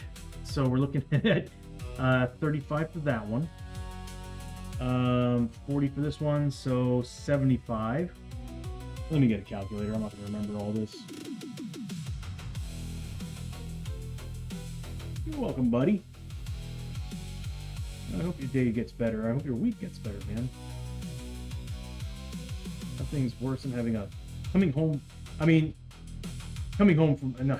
from a bad day at work. Being able to chill is a good thing, but at the same time, it's like, oh, am I doing this right?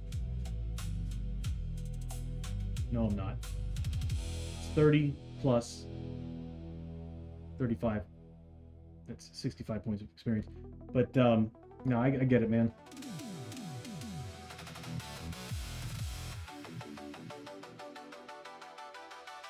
It'll just make your days off that much sweeter. 30 plus that, so plus 40. 1, so 35. Yeah, my brain can't function math right now. I feel myself getting weary. Not weary, but exhausted. All right, 220 XP, really? Yeah. That does not seem right to me. I must have accidentally pressed something. Hold on. So we're looking at 30 base plus 35, so 65. 30, 40. That's 1, so we're looking at, that's another 40. Yeah, see that? I must have done something wrong here. And then 35. So we're looking at 180 XP. I think I double tapped on accident. So 180 XP. Hosho did exactly what I was hoping for him to do. Good job, bud. Not... Well, he needs 4,800 to level up.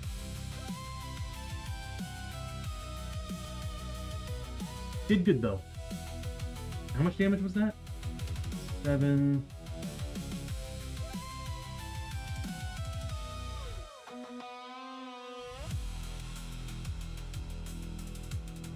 Ignore that. Anyway, alright, so I am getting lost already. Okay, so Hosho's done.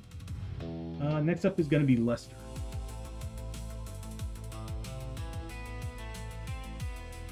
Did he have an initiative bonus? No, it was the Stranglers who had the initiative bonus. But he's dead. Lester. He is terrified of these things. He's made 2 terror tests. Passes 1, fails the other with a 3. He has Spirit Armor 4+ because Abigail's floating around him and freaking him out more than the Horror is. He's good. Yep. Abigail's freaking him out more than the Spectral Horde is. He's like, I've already got one that's floating around me and annoying me. Yeah, Matt Arts, I'm actually thinking about adding an animation of like a Spectre. Like if you get the Parasite for the... this way we can remember that we have it. But like, if you get the Parasite, the Spectre Parasite, I kind of want an animation of a Spectre actually going around the thing. I think that would be really, really cool. Really cool. And maybe have like a little chiclet come up that shows armor save 4+ or something. Well, I'm adding it to this stream. Matters, this is my test stream. So, Sunday, as you've probably noticed, these look different. There's a lot that looks different on the stream today. The player plates look different. So I'm treating my Sunday stream as my testing edition stream. So this way I don't have to go through the stress of trying to make all the changes to the streams at, you know, the Thursday and the Tuesday stream. And when I'm comfortable and I'm happy with everything where it is, I'll update those one day, pop them in. This way you'll get all the features of this stream. Yeah, I'm like I said, I'm treating my Sunday stream as kind of the test stream. So I changed the backgrounds, the intro, everything. So there's a lot of cool stuff. Yeah, I figured, like I said, I figured my seasonal characters will be my test stream.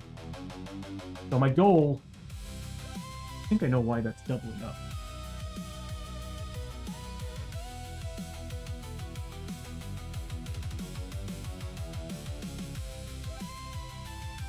Maybe not. There's something in here that's this. Yep. Okay, so I'm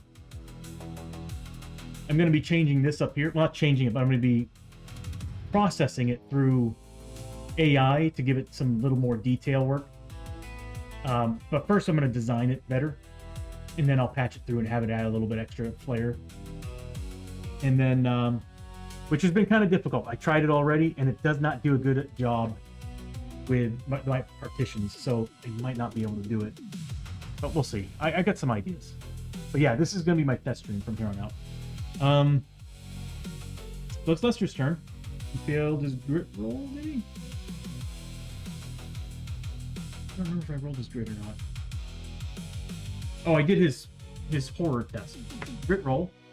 I didn't make him lose one, though. He was supposed to lose one. Everybody actually should be getting back a sanity, by the way, during combat. Forgot. So Abbie should have a sanity back. They all have their antlers on, their antler token on, so that this way, during combat, the first turn of not first turn, during the start of every combat turn, they get a sanity back. Right, so the Marshal's gonna, let's see what he's gonna do. Grit rolled, I think he failed. He's going to roll for escape. He gets it. Kind of wanted to move back a little bit. Actually, no. He doesn't need to do an escape test. He's going to use pullback. He's just going to move 2 spaces this way. Gets to ignore escape test with pullback. And he's going to use his vampire shotgun, which is going to give him +1 damage against undead. I wish he was holy, though.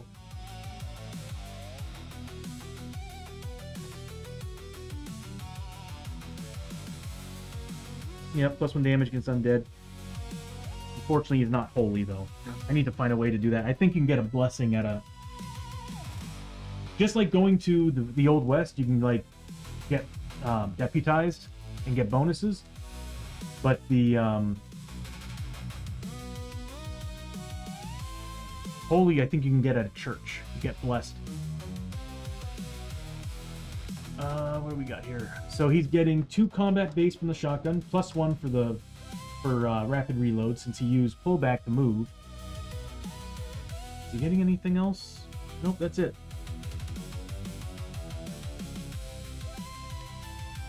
He's got 2 mutations. Hold on a minute. I got an idea. I can do this right now. Abbie, now that he's adjacent to her, is going to force Lester to roll some corruption. 1 test. Please fail, Lester. Please fail, Lester. Damn it. He passes. She gets a grip back.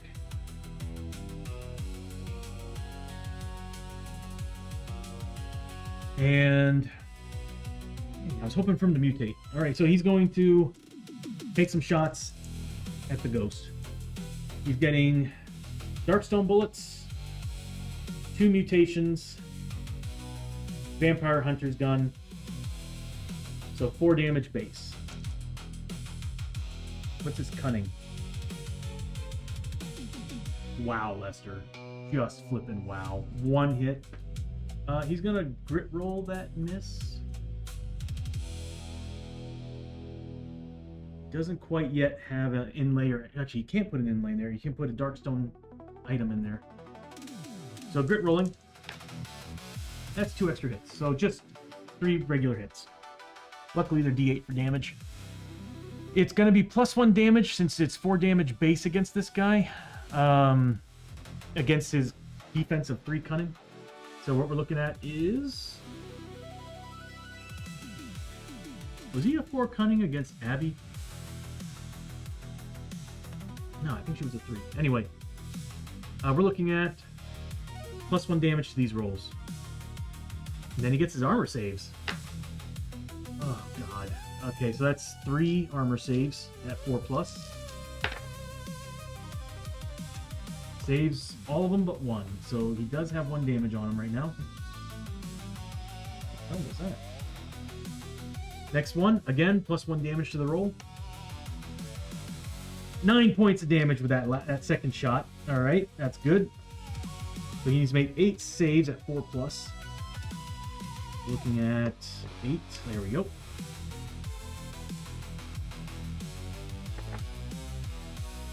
Okay, that's actually not bad. All right, so that's what, 5 points of damage. That's a 6, 4. So yeah, 5 points of damage on that hit. Not bad, not bad at all. And then finally, the one final shot. 7 points of damage. So 7 saves at 4+.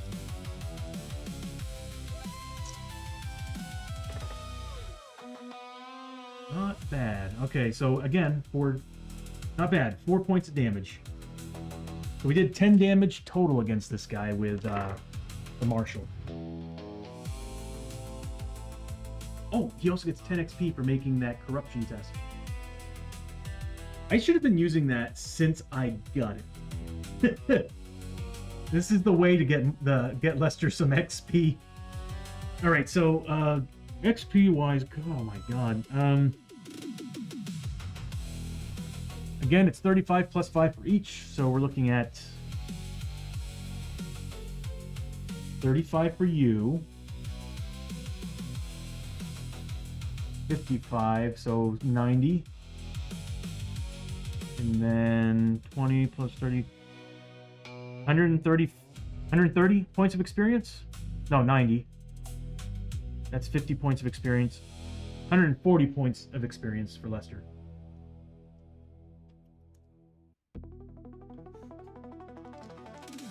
Oh, he is so far behind. I mean, leveling him up to tier 4 helped a lot. All that extra damage. It's, to me, you can put as much combat as you want on a character. But unless you get damage output to take away that defense on the non-crits, and fighting enemies that have toughness, you need damage base. Damage base is where it's at in this game, to be honest with you. Because we've had it with Abbie where, yeah, okay, great, she got 8 shots here. None of them did any damage because she couldn't cut through the defense. But now that we got Yeehaw and all this bonus damage on her weapons, makes her a whole lot better. Did I account for everything?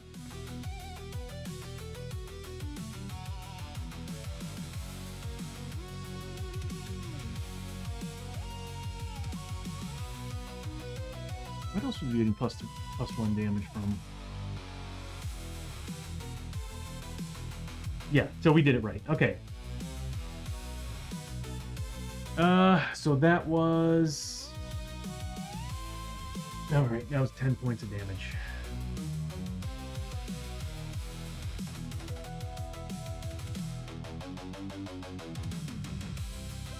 Also want to add 5 more... Whoops! I also want to add 5 more tokens. There's been moments where I've been close to using all of them.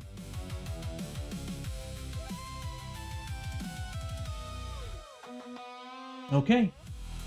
Not bad. Problem is, the Spectral Horde gets to go. And he's gonna hurt somebody. Unless I throw a flash grenade. But I'm holding on to it. We've used everything, so... he changes targets every turn, right?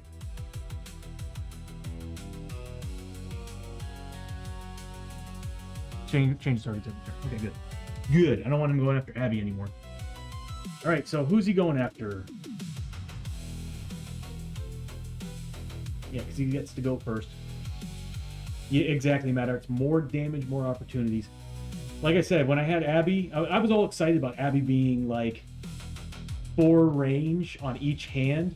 But even if I got every single hit, there were moments where I was like, unless I had my Deadeye shot +2, even when I had my Deadeye shot, there were moments where I was like, man, I'm doing nothing with her. It wasn't until I gave her damage output that she started to finally shine. And I was like, here on out, I'm like, you need damage. That's why I'm like, whenever somebody's like, oh yeah, I'll get myself that +1 combat, I'm like, no. Get yourself an inlay and a core. Get yourself an inlay and a core. +1 damage, reroll. Yes, please. Don't have to worry about using grit and for rerolls, and on top of that, +1 damage. Totally worth it. All right, so he's going after Lester. He did not like the damage Lester just did. He's swooping on in. So, Ghost Lawman versus a Lawman. So what's he gonna do here? His combat is equal to... Oh, no. Lester's a 5 spirit. Oh, no. Okay, so we're looking at 5 plus... So 7, and then, of course...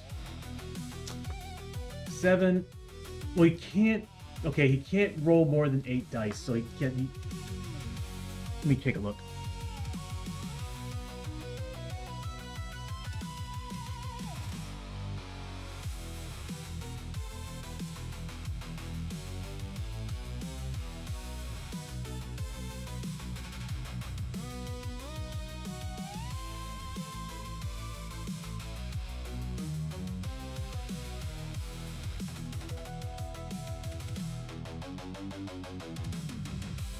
It's 8 is the limit. So it gets 8 attacks, that's it. Can't go any higher than that. I'm gonna make sure that's off on enemies.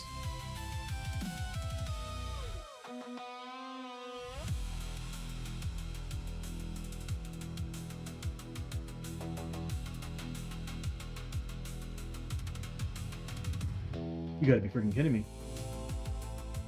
That's only on heroes.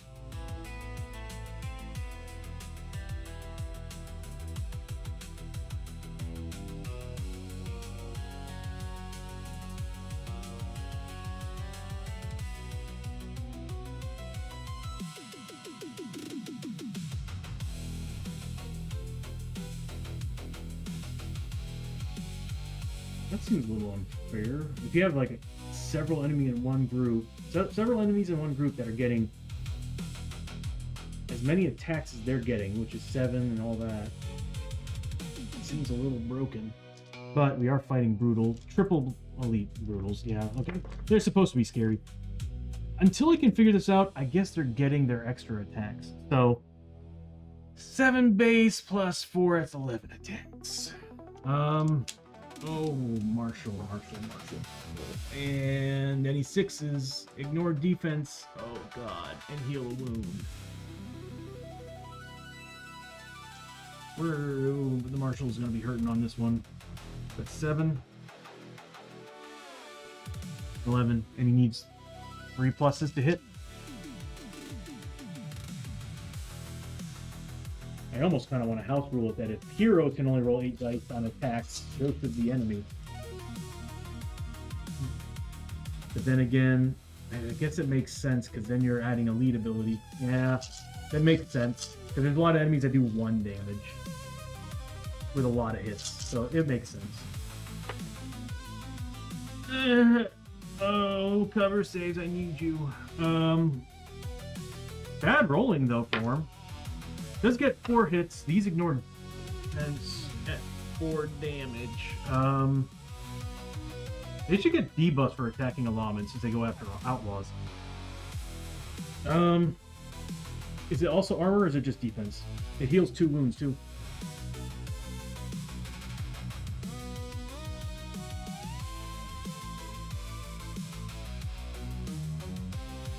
That sucks. Alright, so these automatically hit and deal 4 damage a pop. I need 4 defense rolls. Good thing Lester has a ton of health and we have a healer. A good healer. A really good healer. Alright, so here we go. I would say dedicated, but she does a lot of damage. He needs 3 pluses. He makes the 3 here, so this goes through. So we're looking at 12 damage. He has armor of 6 plus. Because he's a soldier, he has his soldier's plate.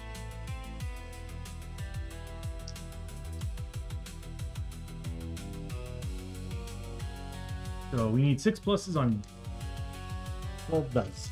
12d6 at 6 plus. Not great rolling. Oh, actually, to be honest with you, it's actually very statistically close.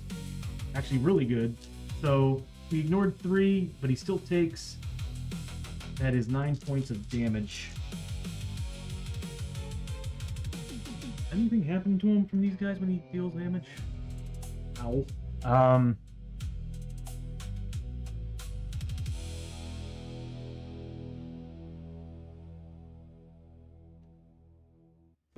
No.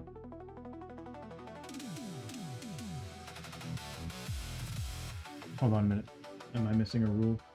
I think they actually get +1 combat on top of that. Yep, because Lester went before them, they actually had an extra combat. So what did they get? A hit. Failed. So that's 4 damage. 6 pluses. He does save 1, fails 3. So we're looking at 3 points of damage.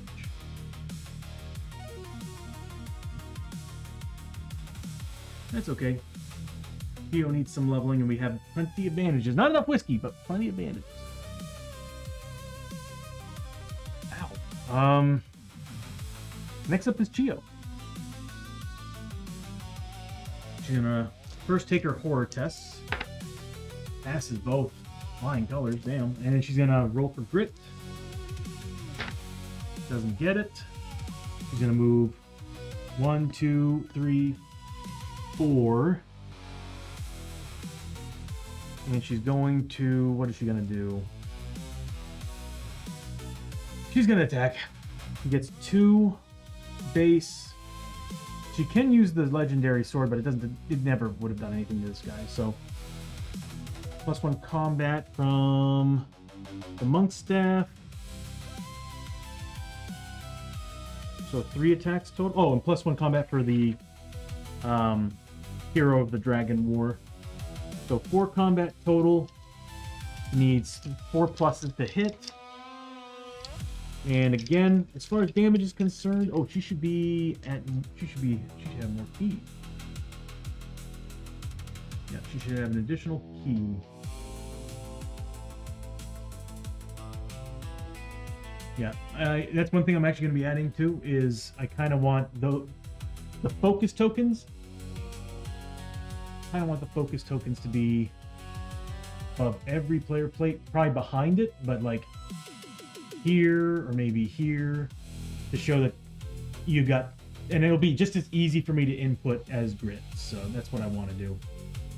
This way you all can see what's going on. I'll be able to do it for, I'll probably do 2 different focus tokens because if you ever journeyman, there's a chance of having 2 different focus.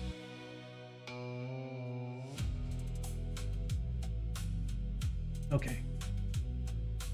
She does have 2 keys, so I can add damage if I want to.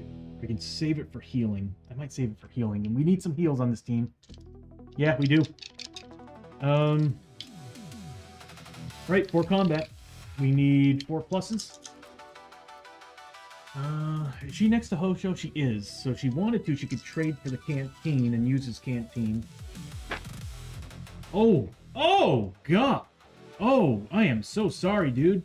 That's 3 crits and a hit. What's the damage? So +1 for the Void Core on the Monk Staff, and then +3 for the Trusty Axe with its Void Core. So we're looking at, yeah, 3 damage base.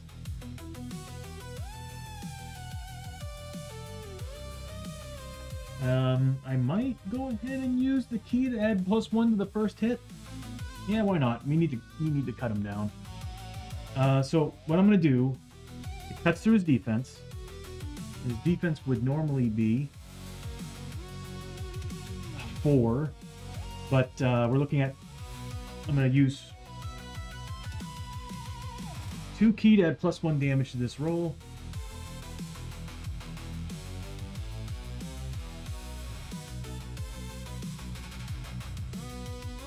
So we're looking at 4 damage base. 8 points of damage. He needs to make 8 4+ saves. We're looking at that. There we go. 8 saves at 4+. Oh man, I rolled really insanely good for him. 1. 8 damage. Whittled down to frickin' 1 because of armor. Next one does 3 damage base. 4. 1 again. Oh my god, dude. I frickin' hate armor saves on monsters.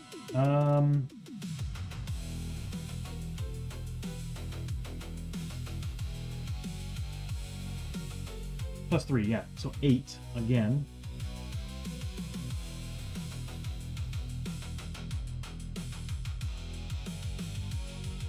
Let's see, 6 and 8. Gotta be freaking kidding me, dude. Well, no, that sucked. All right, 3 points of damage on the crit. You gotta be kidding me. He's surviving this. He's a 4, so -1 to the roll. 3 points of damage.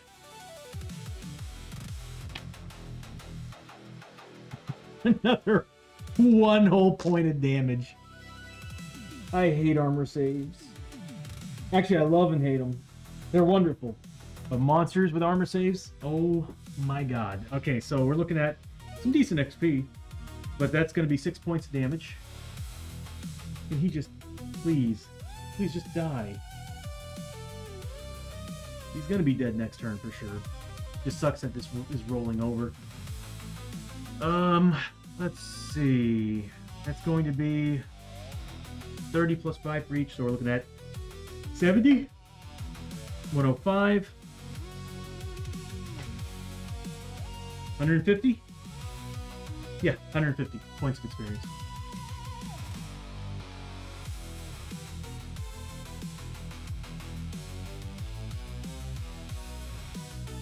Can't believe he's still alive. With 3 health. You know, we keep fighting these guys. Like, every time I turn around, like, they're just as annoying as the Takobake. No, though. Recently, they are more annoying than the Takobake. Alright. That's the end of the round.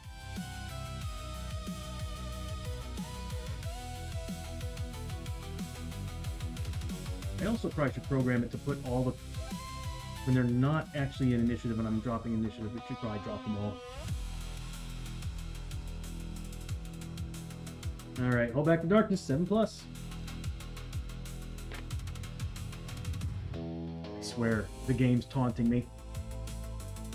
Like, yeah, keep making those 7s, because that's pretty much what you've been doing. Wait till you get to the 8+. Alright, so we passed. It's either Hosho or Abbie gets to go. I kind of want Hosho to get the killing blow. I wanted to have the XP. But I want him to have a grit, so I'm going to have Abbie go. Because if Abbie does it, then everybody else can get a grit back, which would be very smart for me to do. So let's go ahead and do that. Abbie's getting grit roll first, which she doesn't need, but I'll do it anyway. Nothing. Alright, so 4 shots base, 4 shots offhand, so 3 pluses for the gold, 4 pluses for the reds. I need her to use grit so that I can force Lester to mutate. Alright, here we go. That's some really bad rolling. That is some really bad rolling. 3 hits. I'm gonna grit. Yeah, Lester's turning into her grit monster. Her grit bank. We had a character like that last stream. It was, not last stream, last season. It was Enrique stealing grit from Murphy. Alright, so here we go. Not a single crit. But we did get 2 extra hits out of that. Not great. Oh, we did use the Darkstone bullet. I do need to pull that off the screen. Not Darkstone, the dead eye shot. Alright. So again, the damage on her against this guy is going to be +1 for Yeehaw, but +1 for the laser pointer. Is she within range? Yeah. And then +1 for the Darkstone bullets. So she's at 3 damage with these. Her cunning's a 3, so it's whatever she rolls. These are all just regular hits. Okay, here we go. So it's whatever she rolls for damage and needs to make armor saves against every single one. It should be dead. Am I missing anything? I don't think so.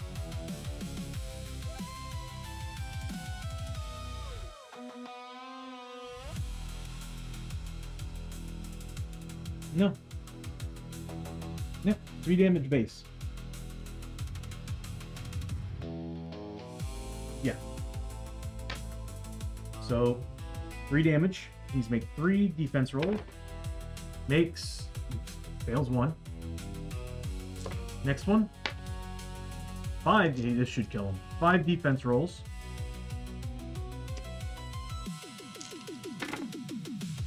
That's dead. Just enough. So, he rolled 2 3s. Those aren't enough. Dealing 2 points of damage. Taking away the rest of his health.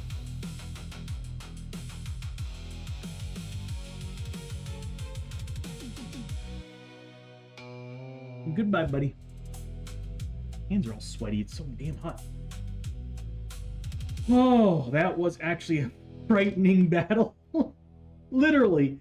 Because, oh, she needed to make 4 tests, by the way. Did I already do them? I didn't. She doesn't have spirit armor. So she did take those. Oh, but she also gets 1. Everybody gets 1 back at the start of the fight turn. So she would have only taken 1. So she'd be at 6 sanity. Those antlers are like the greatest thing. Everybody else should have gone up 1 point.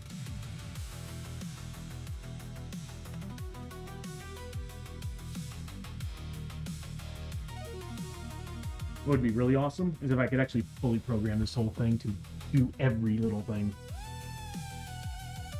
Like, do character get any bonuses at the start of the round? +1 health. It does +1 health for me. Oh, that would be awesome. That'd be so cool. I could do it, but I would have to construct the entire stream in JavaScript, and I don't want to do that. This was the first fight, Matters. So let me give you a little briefing of what happened. So, first thing, we started here.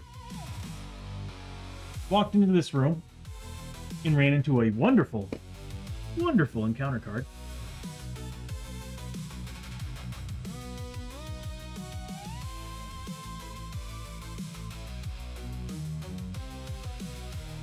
Shades of Terror.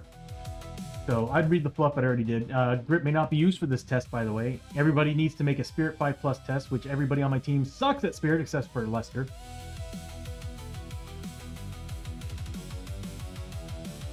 Yeah, first fight. So this happened, dropping everybody's health, sanity quite a bit, except for Lester. Lester passed, of course, because he got a 5 frickin' Spirit. Everybody else failed, so they all took a lot of sanity damage.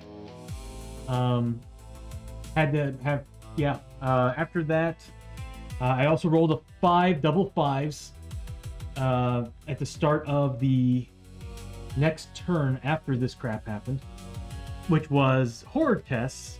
So I went ahead and used the Shahari Finder to get rid of that. Then we walk in here and the game's like, oh yeah, by the way, here's more horror for you to deal with. And I'm like, oh my god, it's just non-stop. Non-stop with the horror checks. And these were the worst kind of enemies for horror checks too. That's why I was like, I needed to focus fire the constable, because he had, I think, 4 base. Yeah, he had 4 base for fear. So if you're standing next to him, that's 4. Terror 3, but it upgraded. No, Terror 2, but it upgraded to 3 because of his elite ability. It was awful. It was awful. It was... yeah. Okay, so we is done here. Get off my screen, dude. I don't want to see you anymore. I don't want to see you ever again. God, you guys keep coming out.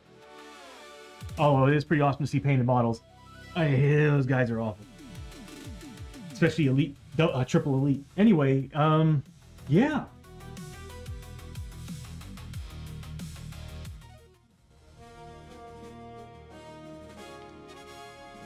Oh. Well, we can do Catch Your Breath now. That means Abbie can get 1d3 back. Yeah, we're dumping that into sanity. There's no question about that.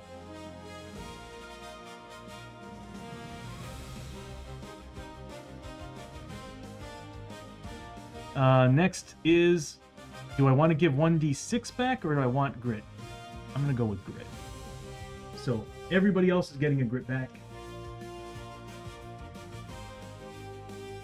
Since they didn't activate this turn. Again, for anybody who's not familiar with Shadows of Brimstone, how it works is after you do a combat fight, you do Catch Your Breath.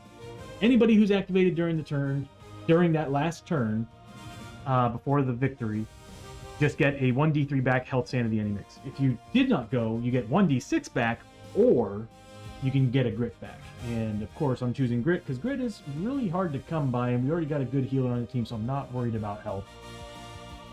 And then after that, loots. We actually fought, and we actually defeated the constable. His special rule was that at the beginning of... is it his activation? At the start of any turn. He didn't even get a chance. That's how focused we were on killing this guy. But at the start of the next turn, he would have probably ran away. But we were able to kill him, so therefore we got a loot card. And we get all our gear back, too. Oh. Mad Arts for the hydrate. Thank you, buddy.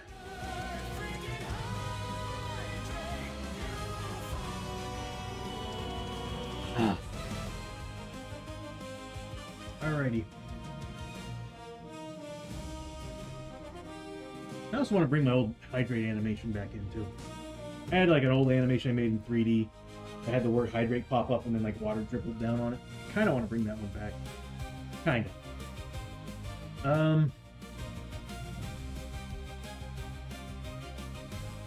Next is loot. So we defeated 3 enemy groups. So we get 3 loot a pop.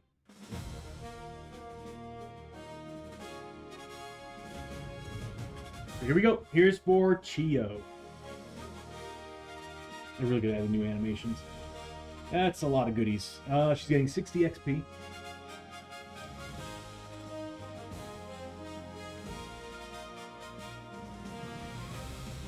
And what else? She's getting D6 times 50. Big money. $200, $300. This mission's all about making cash too. And then draw a gear card or an artifact card if in another world. We're not in another world, so we are getting gear cards. So let's go ahead and see what we get.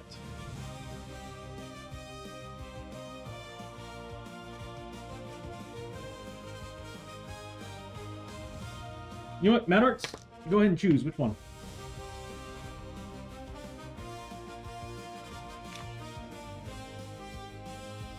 Number 3.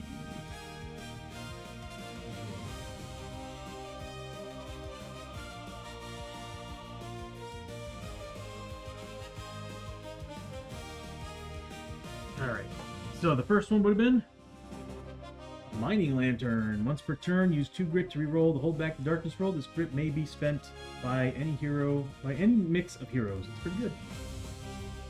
Void Sake. Wow, we're seeing... Am I seeing Deja Vu here from Thursday? I did shuffle the deck. Alright. What we did get is a red sash. So +1 move and +1 agility, and it's a belt piece. Why does it weigh something? It's a sash. But +1 move and +1 agility is really nice to have. Performer or showman only. I know that Hosho's got showman. Yeah. Probably from Wandering Samurai. Or Sumo. It might have been Sumo.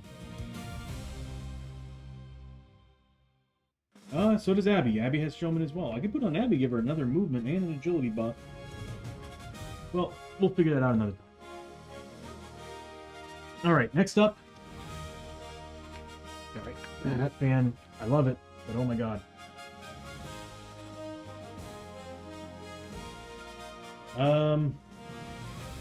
Yeah, it's really, really good. I want it. I just gotta find the right person to put it on right now, and everybody's kind of already max geared. I need to find something to bump up their strength. All right. Next up is Hosho.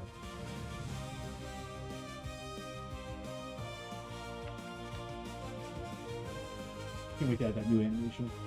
Although I do kind of like my old ones. Ooh, artifact. So, looking at 70 experience for Hosho. Looking at 125 gold. And an artifact from the mines. I do not have that out. I'll just grab up. Yeah, I'll just grab it. It's huge, but it's a pretty big deck. Gear card is like, the gear deck is seriously, I'd say about 6 times bigger than this. Probably more than that. Probably more than that. I'm gonna say, yeah, 6 to 8 times bigger. Now, I'm not gonna lie, the mines artifacts are usually pretty dang sweet. I have some mixed in here. What is going on? Okay, a lot of these don't belong here.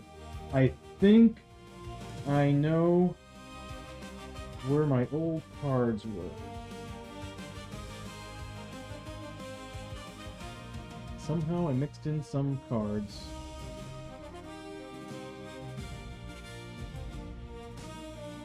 Okay, that seems to be it. Okay. I wonder how they got in there. Sometimes I get lazy putting things away. Yes, Mad Arts. Oh god. Yeah, there's some really good stuff in here.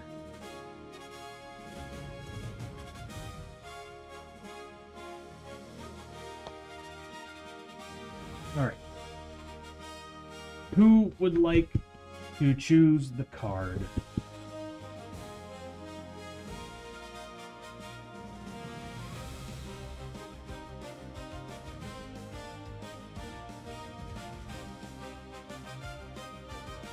Grab one top deck, mid deck, and ball.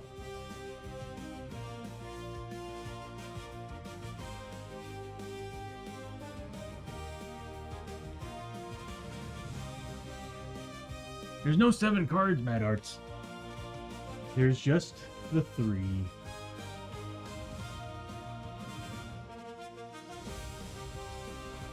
Number 1. Okay. Second one would have been a Jeweled Blade. +1 combat. Once per fight, you may ignore an enemy's tough and endurance abilities for your combat hits until the end of your turn. Wow. Problem is, that's awesome. That's amazing. Takes up a hand slot. Oh. Oh, the Amulet of Heimdall. Yep, that's a good one. Oh yeah, it's okay. It's once per adventure. If it was once per fight, different story. But once per adventure, I feel like that's kind of bleh, fodder. Alright, the one that we did find, or Mad Arts found us. Journal from the Alamo. +1 lore. Once per adventure, all heroes may recover a grit. That's not bad. +1 lore is a nice bonus. Uh-oh. Uh-oh. This is how we're going to get Hosho to lore 4 and let him use the Sword of Destiny. Although I like it. I honestly really like it on Chiyo. But this will give him so much damage on every single attack. No, that's really awesome, Mad Arts. If I put this on Hosho, that'll make him a 4 lore, and he can finally wield the Sword of Destiny. He will get 5 damage base against XL and XXL monsters, on top of the other weapon that gives the Flashing Blades, which gives him a bonus damage for every initiative higher he is than the enemy he's attacking. He will do so much damage with the Sword of Destiny. And the Sword of Destiny is +1 combat. It's just the sad thing is I really like it on Chiyo. I think Chiyo does great with it.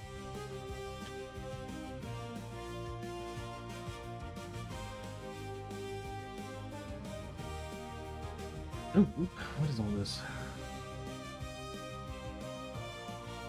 Okay. Next up, we've got Abbie. Oh, God. Okay. Abbie's gaining 250 bucks. Man, she struck it rich. Makes sense. She was being attacked by those guys pretty hard.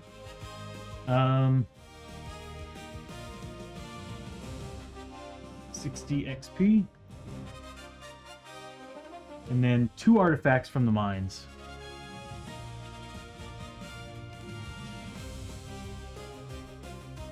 So who wants to...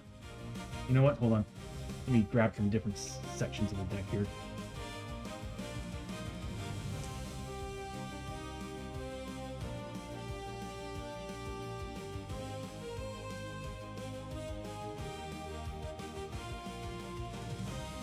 You know what? That one's calling to me, so I'll grab that one.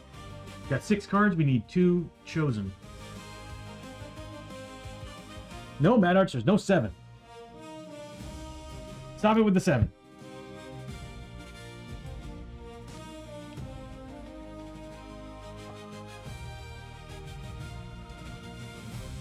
I really want to zoom these out a little bit more. It's getting that much. I should be able to do that. 4 and 6.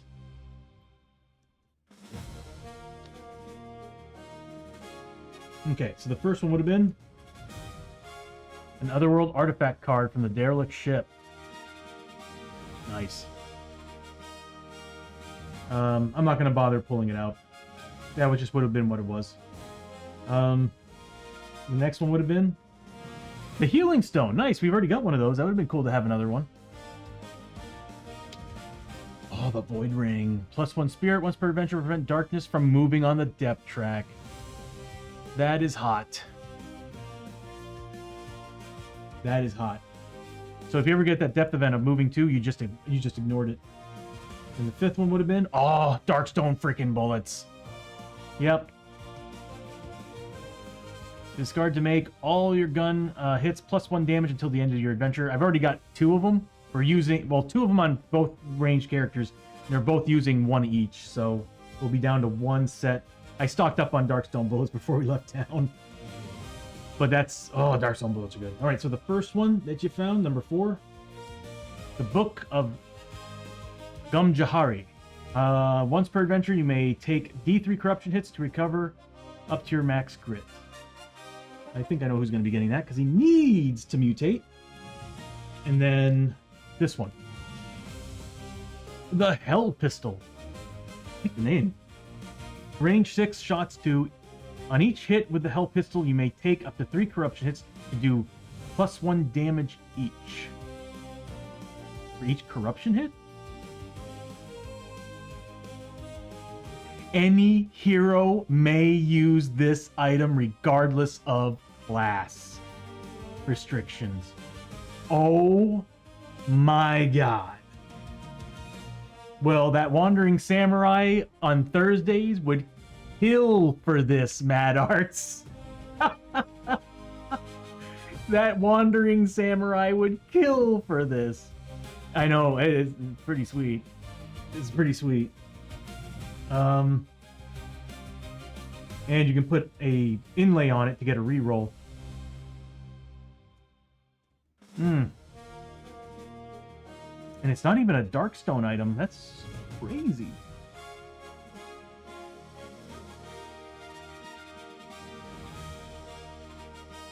That's actually a really good find. The only things on my characters, I need the Outlaw Pistols. Although, yeah, I need the Outlaw Pistols.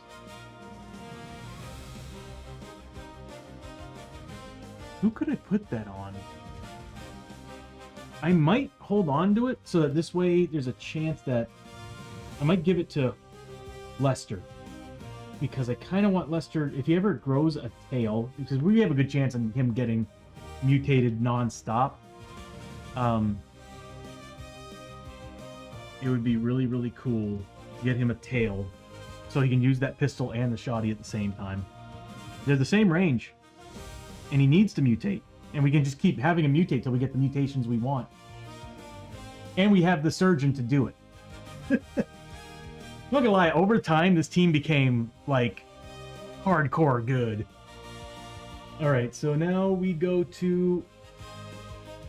Lester no longer has that mental illness, if I remember correctly. I think we're good. Yeah, he just has mutations now.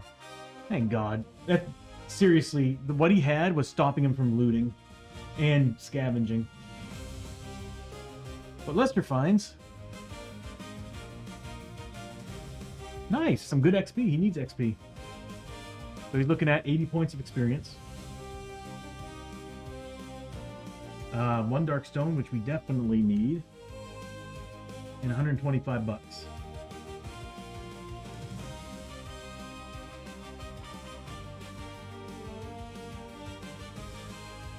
Didn't get much for Lester, but the XP was where it counted.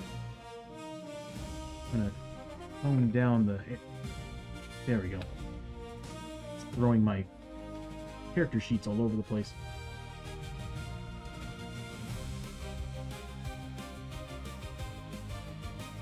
Alright, and that is... goes with him. That's it for that combat.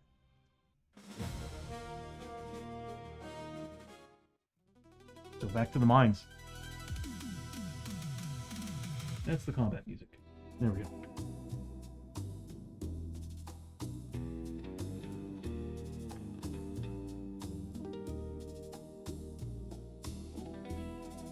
Alright, at the end of the round,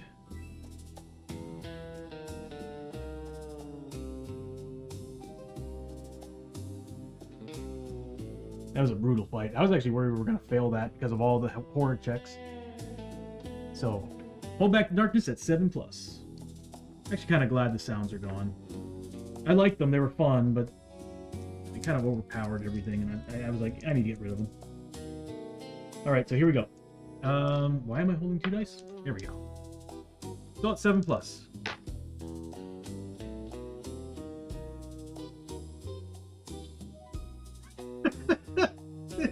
I mean, I would have been happier if this was earlier, but I'll take it. All right, so we didn't fail or pass, but we did get double 6s, which is awesome. All right, so we got, let's see.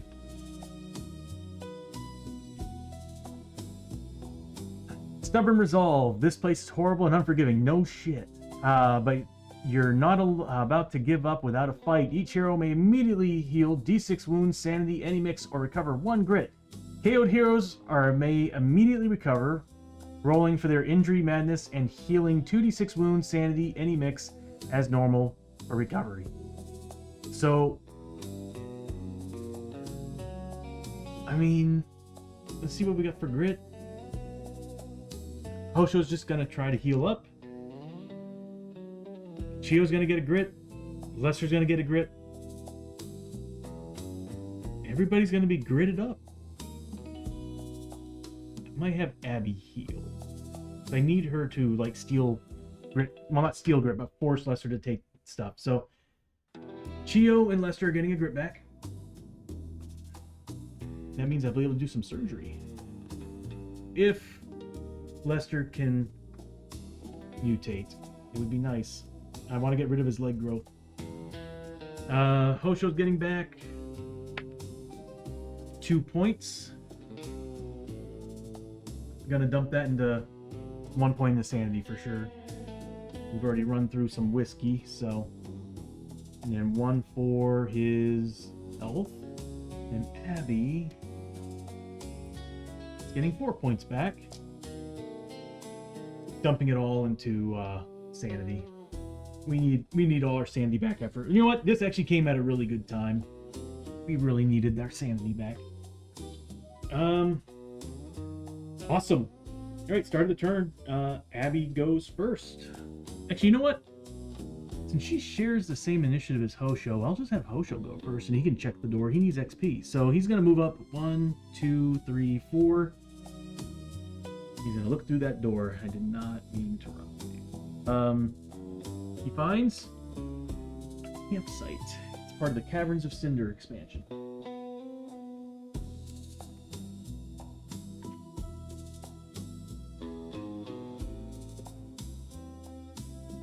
Are you seriously putting these in the wrong thing?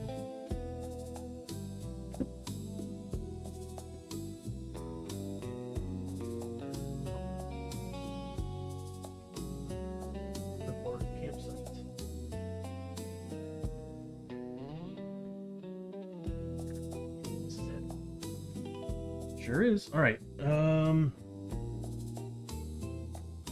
Start moving the game table over a little bit here.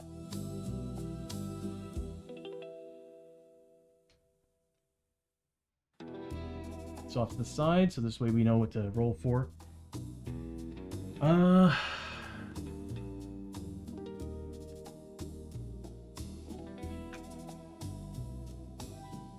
He gets 5 XP for that.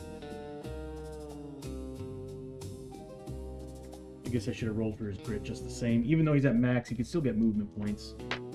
Yeah, he didn't get any. Next up is going to be Abbie. She is right next to Lester. Guess what I'm going to make her do? Lester, take some corruption. I mean, I guess it could grit roll. Okay, good. Lester, take some corruption. Take 1 point. Does he pass? Lester, stop passing! Okay, so she gets a grit back. But Lester did not get a corruption. It's like he's holding on for dear life. He doesn't want any more mutations. And it's like, dude, you do more damage when you have more. She's going to move up. Well, I'm going to have her move up here. And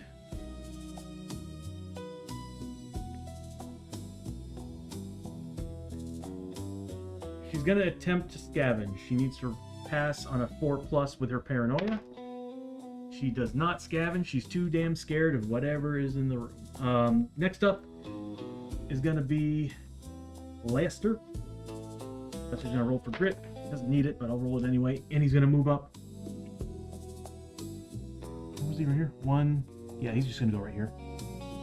That's right. We are -1 movement because technically, go ahead and do this to show that we are currently fog and fog.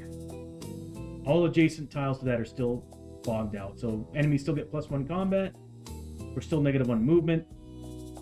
Better than the other cold fog. The other fog though. The other. There's a card for the mines that it unloads a fog that actually also drops you to a -1. -1 to your defense rolls. Yes. After Lester, he's actually going to try scavenging. Does not get it. Next up, we got Chiyo. Grit roll, nothing. She's going to move 1, 2, 3, 4, 5. Who needs the healing? Abbie does. And Lester. So she's going to go ahead and spend some bandages. They have any? She'll spend their bandages. Alright, so... Or she'll spend some off of Hosho. So she'll spend 1 off Hosho and 1 off of Lester to heal Abbie and Lester. So the first one, it's +3 to these rolls because... We'll say +4 on the first one. Who needs it the most? Lester. So she's naturally +3 because of her doctor's bag. So she's +3 because of the doctor's bag. So +3 this roll for Abbie. That's 5. Good. So she gets 5 wounds back.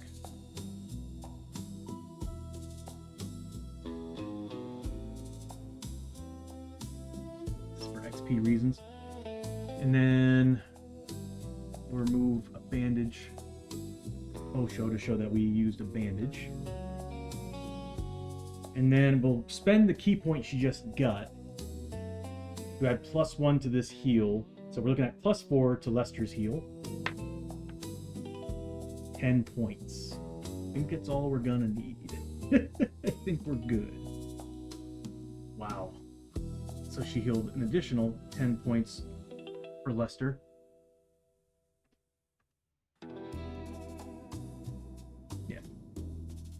Chiyo's a good healer. And that's going to give her a total of 15. So we're looking at 75 points of experience for healing. Because it's 25 for... Yeah, that's 75 points of experience for healing that she just did. It pays to be a healer in this game. And then we'll use a bandage off of Lester.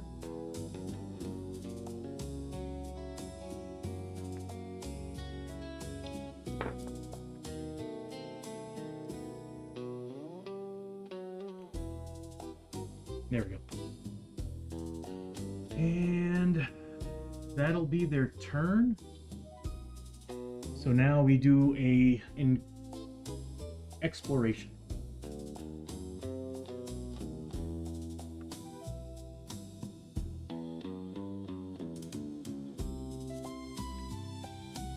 Hell yes. This couldn't have gone any better. So we are 1 clue away from completing this mission. And, as I was hoping, we found a portal to another world. Awesome. Okay, so... where is that portal going to be first off? At number 4, so to the right. That means we'll have to get rid of this guy here.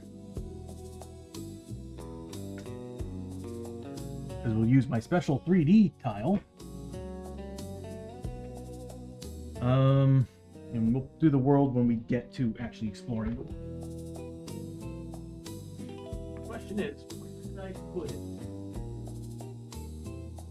Of course, it's all the way over here.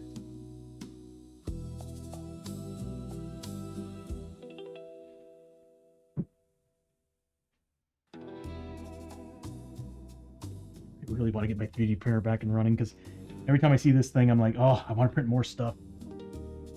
Okay. So we got a portal, everybody. It's been a while since I've seen one of these. Okay, so We found a portal. There's an encounter, and we got the third out of fourth clue token. Not bad so far. As far as the encounter is concerned, runaway minecart. That is part of the Nobu. That's not supposed to be in there. Scafford hideout. Oh, damn. You stumbled into what appears to be a hideout of the infamous Scafford gang. The chamber is lit by flickering lanterns with broken chutes and slimy bedrolls lining the walls. Choose. Stop to search the room. Make a cunning 5+ test for every character. Any hero that passes the test may draw a loot card. If fewer than half the heroes pass this test, you took too long and someone's coming. Attack Scafford gang with hideous mutations. Ooh, I wouldn't mind that. Luck 4+. If failed, it's a trap, ambush attack. Scafford gang. Why would you not? I mean, the random hero. What's our stats again? I mean, everybody's good at cunning. And we got potions. We could just ignore. No, we're going to go for the cunning test. Actually, what's our luck? Luck's bad on Chiyo, but great on the other two. We'll do the cunning test. I think our chances on cunning is so much better. Although we would need 5+. That's okay. We got 4s and two 4s and 2 3s. And we got potions. Plenty of potions. Alright, so, and you can use the potions after the roll. Alright, so here we go. Any hero that passes the test may draw this. If fewer than half the heroes pass. Okay.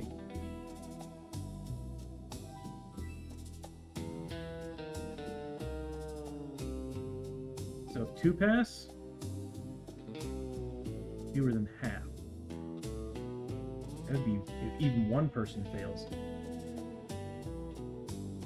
We got this. So here's Chiyo, 5+. She's gonna use a potion.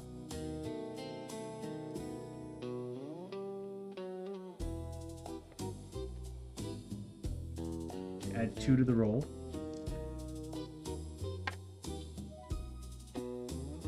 She's gonna grit roll those dice.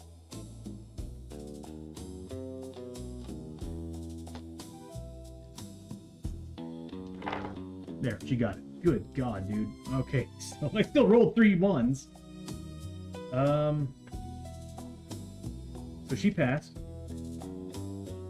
Next is Hosho. What is up with this?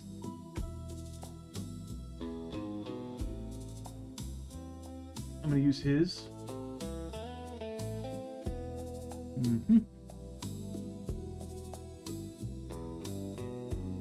We're adding two to the dice to this roll. You freaking kidding me? Yeah, we totally have this. Totally. All right. This is frustrating. All right, here we go again. More frustrating BS. Re-rolling. You gotta be kidding me. You gotta be. Okay, that's a 5.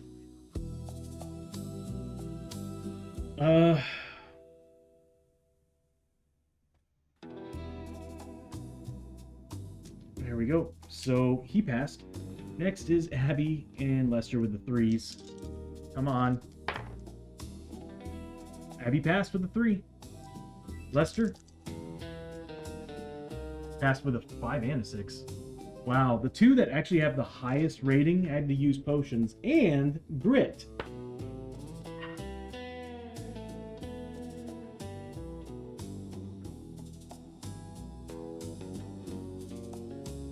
Yeah. RNGesus, man, I swear.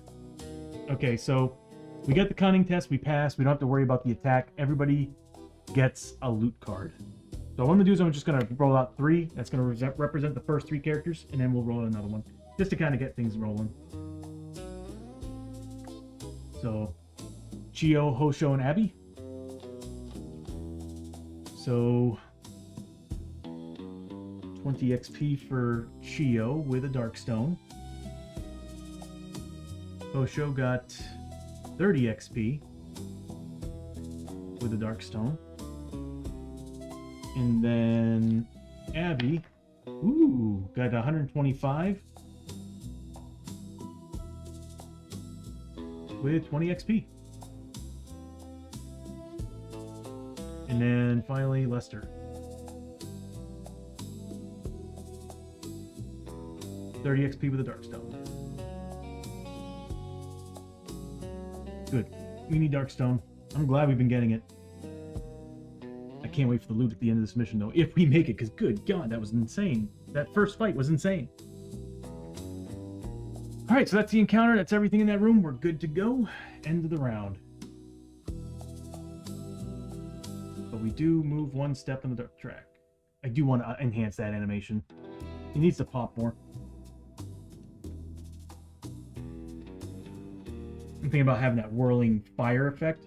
I think that'll pop more, because the way the animation looks right now, it's just not screaming at anybody. It needs to be like, I'm here, look at me.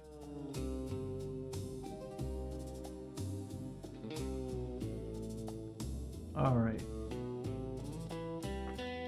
2d6, and I'm together. Something tells me I should use the +1 roll right now. No, I'm saving it for the rewards. We got a 7. Every time the game's like, here, have a 7. Have a 7. Have another 7. Oh, I swear it's taunting me. Alright, start of the round.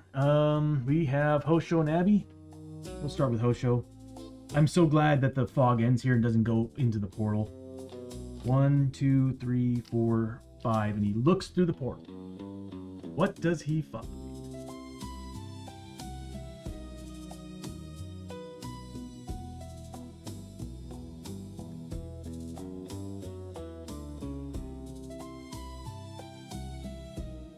The Norselands. Oh, so we can go back to the Old West. I'm cool with that. Dark Shadows. Whenever the darkness crosses into a new stage of the depth track, which it hasn't moved yet, every hero takes d6 horror hits. Odin's Light. Whenever the hero party crosses into a new stage of the depth track, every hero may recover a grit on a d6 roll of 4+. Nice. Nice, I like that.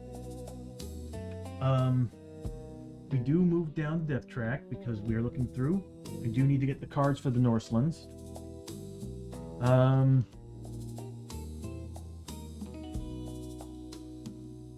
What to do? Yeah, I need to get the cards for the Norselands. I'll be right back.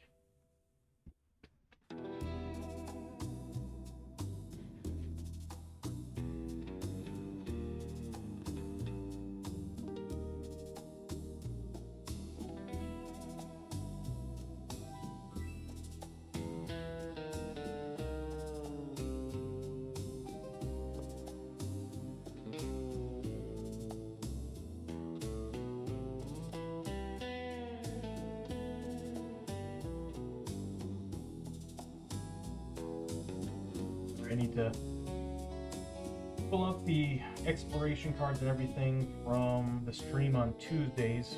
We did finish the mission, so I do need to pull these out and put them back in their respective decks.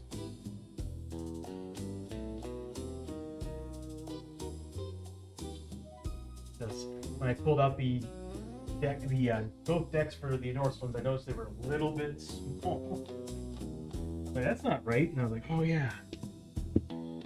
Forgot that the other stream you've been using them. Okay. Now we'll have to shuffle these a little bit. Okay. Ugh. I mean, the encounter deck's big enough, but still, there's some pretty nasty cards in the Norselands. I do have to admit, I really like being in the mines, but I will always take a new world every once in a while. I was hoping it wasn't going to be a starting world. I was really hoping for Derelict Ship. I wanted to go back to the Derelict Ship, or our favorite place, Blasted Waste. Every time I turned around, we were always going back to the Blasted Waste. It still feels small. That still feels really, really small. Oh, that's why. I didn't shuffle the other cards into it.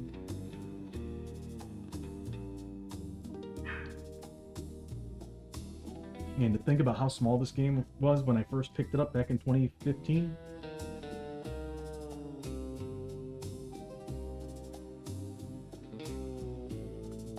All right, now it's enormous. All right, so Hosho moves up, looks through the doorway. And what does he find for location at the end of it, at the other side of the portal? A mid passage.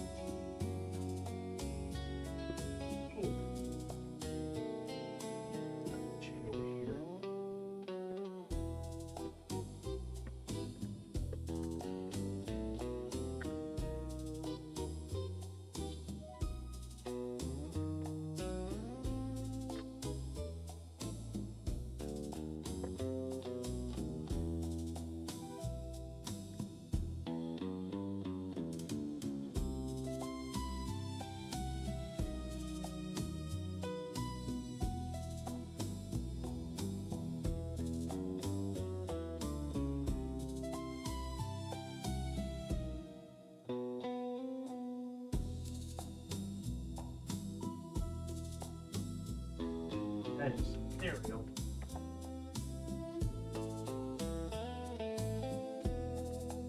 Okay, well the problem with this is a starting area map tile, so I will need my custom-made interchangers, which I misplaced, as expected. Give me 1 second to see if I can find them. They might be over here.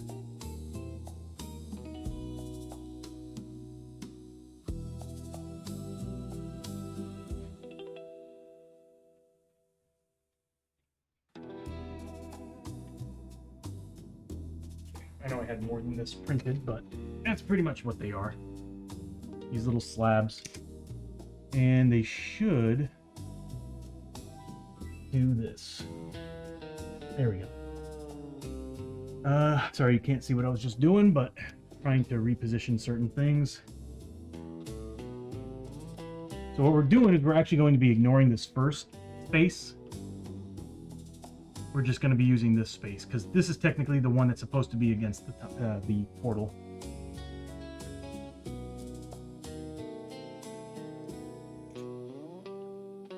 All right, and Hosho gets 5 XP for that.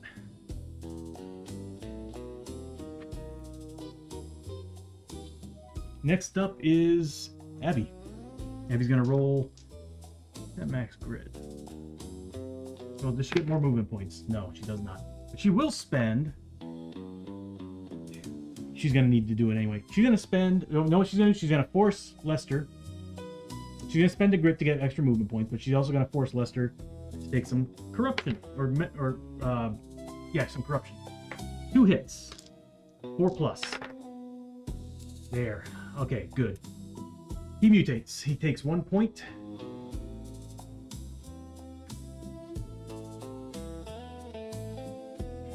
And I'm going to be creating animations for better animations for the mutation as well. I have some for the other style, the other things like injury and madness.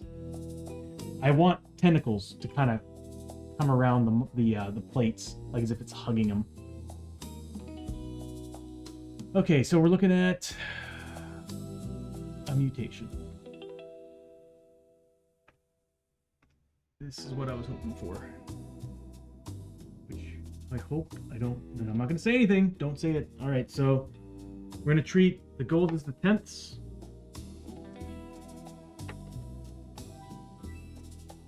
That's bad. That's a bad roll. That's a bad roll.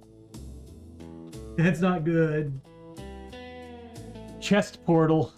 Oh no. A hole has opened up in your chest leading to another dimension, and occasionally stuff comes out. Anytime an 11 or 12 is rolled on Hold Back the Darkness, you must roll a d6.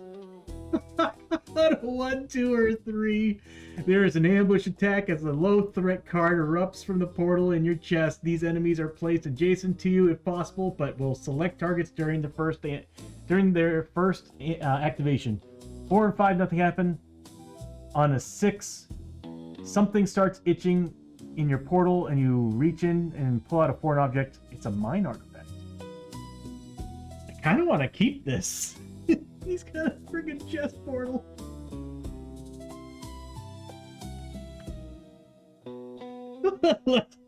Oh, Lester, you poor man.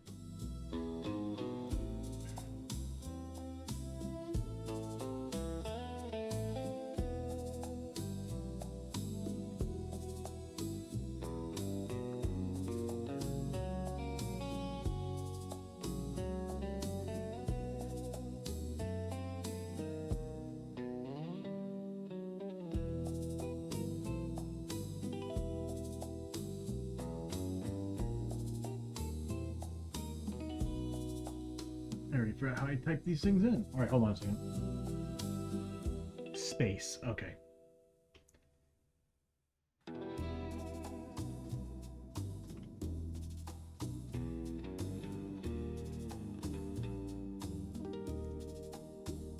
So now he's got all 3 that he needs for mutations to get all the bonuses. But now he's got a chest portal, so whenever we roll an 11 or 12 on the darkness, hold back the darkness roll, we now have crazy things happening. On a 1, 2, or 3, a lower threat card is thrown at us. And on a 4, nothing happens. The 4 and 5, nothing happens. And on a 6, we get stuff. That's pretty sweet. I'm actually gonna, I thought that was bad, but I'm like, it's actually pretty sweet. Although I'm not gonna lie, could end up poor, like really bad during a fight. Could you imagine?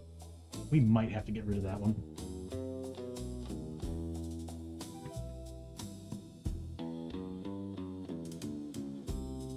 Ow. All right, so that was Lester.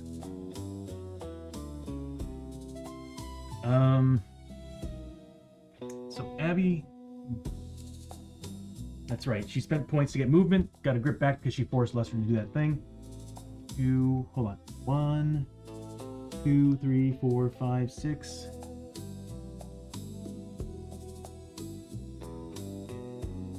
She's a 5 movement. So in here, she's 5. So it's starting activation. So she would technically be a 5 movement. So 5 times 2 is 10 plus 2, so 12 points of movement. So she would have went 1, 2, 3, 4, 5, 6, 7, 8, 9, 10, 11. Can she look through that doorway?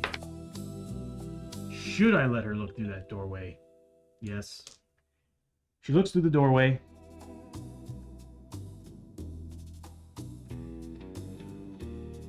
Giving herself 5 XP.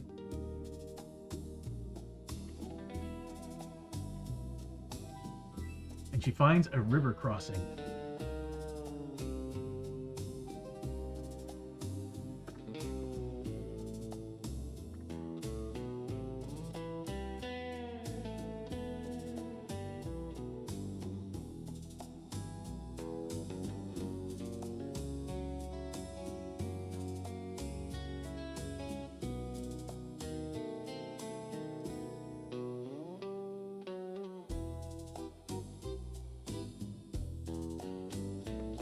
Probably a bad idea to have her go out there, but we got enough grit to do stuff.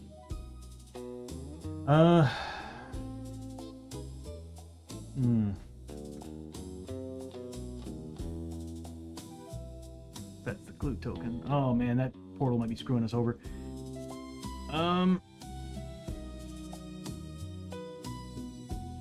She's got a tonic, right? Chiyo? She does. She might do some surgery on Lester to get rid of the leg growth, right? Not right now, because it's Lester's first. Lester's gonna roll for grit. He gets movement points. We are being freaking raided, everyone! Welcome, you sexy raiders, to TNT! Lance with the raid. How you doing, buddy? Let's give that man a steamy shouty. I'll give him a steamy shouty. Please, in hard. Thank you for stopping by! Rebel! Give you a shouty, buddy. How was your stream, man? What were you playing? Ooh, Diablo. Let me guess, y'all were playing Diablo together? Hells yeah, man. I haven't taken orders from you. But Body Positivity Month is next month. When's Big Booty Latina Month?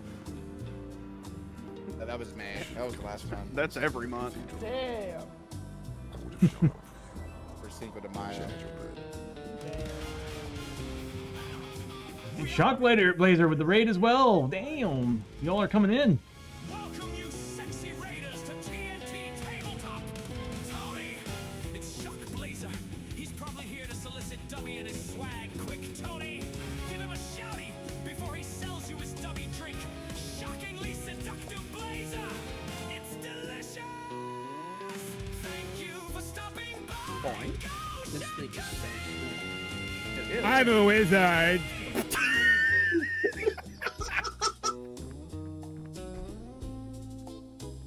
Anyway, hold on, I'm just having like, woo, I'm starting this shit. perfect clip. Not bad, right? But Why? everybody, Shock, Why? Lance, Too thank you so much? much for the raids, guys. I hope you had a good time playing Diablo 4. Actually, I know you did. Can I- Diablo 4. Jelly. Love that game, and I would love to play it, but yeah, I can't help it. I love me some Shadows of Brimstone, which is pretty much Diablo in a board game. Which, speaking of which, guys, thank you so much for the raid. And everybody who's not familiar with the stream, on TNT Tabletop, we primarily play a game called Shadows of Brimstone. This is the Forbidden Fortress, but Shadows of Brimstone. And it's basically a dungeon crawling board game where you play as a bunch of up to 6 adventurers, taking on the Lovecraftian horror and all these other different types of mythology and whatnot. So it's basically Diablo, but themed for the Old West, feudal Japan, Vikings, conquistadors. And we're about to get Egyptian stuff at the end of this year. And Dren with the raid as well! To TNT Tabletop. Tony, you lazy nerd, give a shout out for the Rockstar Raider. If you've They got find to you and I. run, we understand. That scream I is so funny. promise you, peeked out your don't you microphone. even freaking. Did I really? You peeked out your microphone. Thank God no one freaking. No, I Yeah. heard the beginning of it, but you peeked So you guys out have your played microphone. Diablo 4. It sounded like you all had a great time. Good, good. It's not even that close to me to peek it out. So you're almost, Lance was saying you No, all you are just- almost you done with the got story, loud huh? enough where it just Anyway, guys, thank you so much for the raids, and everybody who's raiding in, thank you so much for also stopping by. If you got a raid and run, it's totally understandable. This is kind of a slow stream, playing Shadows of Brimstone. Join you on Diablo. Sundays is my Shadows of Brimstone day, Shock. It's my Shadows of Brimstone day. I have to play it. Could always join me on Sundays and some Shadows of Brimstone. Although Lance is already playing on Thursdays. I don't know if he'd want to play another day. But I would love to. Oh my god. But guys, thank you so much for the raid. Yeah, again, everybody who's not familiar with the stream, it's we play primarily Shadows of Brimstone on Tuesdays with the D&D Bros, Thursdays with Mad Arts Treasures, Rantsu Lance, Geek Out Corner, and Ranger Green as well. And then on Sundays is my Seasonal 2 characters, which they're close to leveling to level 6, where I'm going to retire them and start Season 3. But before that, I'm hoping to bring in some big bads. But so far, we've actually fought 6 of these guys. Are called Stranglers. So, as you would suspect, they got tentacles, and they are hard to escape. They hurt too. They do a lot of damage. We fought these, what they're called Spectral Hordes. So these are all my painted models. I try to paint them on Tuesdays. It's my paint day. But basically a bunch of ghosts. Actually, these are outlaw ghosts. They had special rules. And then we had the Constable. He's a ghost character who has insane saves and a lot of damage. So that's what we fought that party just shortly, a couple turns ago, and we're kind of on our way to possibly ending the mission. We're really close to it. But again, thank you all for the raids, and thank you all for hanging out. If you can't stick around, say okay. If so, you might enjoy it. I don't know, it's a little bit slow for most people, but I do my best to try to give you all the visual aid to make it enjoyable. So anyway, right now we just found a new portal to another world. Well, not exactly another world. We found a portal to the Northlands. And we found ourselves a river crossing. We're actually moving on to another character, Lester. He's about to go.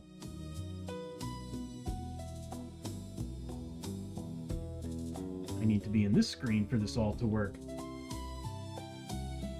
So Lester is going to use... He's got grit. Let's see if he gets a grit back.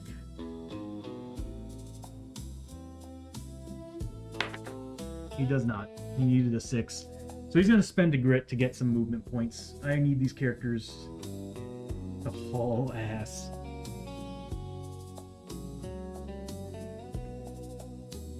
All right, so we spend a grit on Lester, and he's running. He's got a base movement of 5. He's -1 because of the fog in this room. So he's going to be 8. Does he have... He does. He has the marching boots, so he's getting +2. So he's getting 10 movement. So 1, 2, 3, 4, 5, 6, 7, 8, 9, 10. Right next to his daughter, Abbie. Hold on a minute. We got hit by a depth event earlier, didn't we? He's got the ghost. So Abigail, the ghost that's floating around him. Dran! I want y'all to know I got up post-stream, realized I hadn't stood up since the beginning of the stream, and had to piss. Wife thought I waterline had busted. How long have you been holding it in, bro? Damn. He needs to take a D6, ignoring willpower? Oh, it's wounds. So whenever we roll a depth event, because of the lonely spirit that's on him, take wounds equal to your hero level, ignoring defense and armor. Ooh. Okay. Holy crap! A follower! Can you believe it, everyone? We got Grant with the follow, thank you, buddy.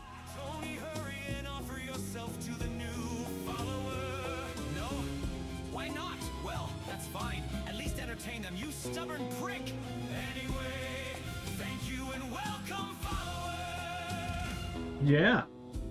There's that.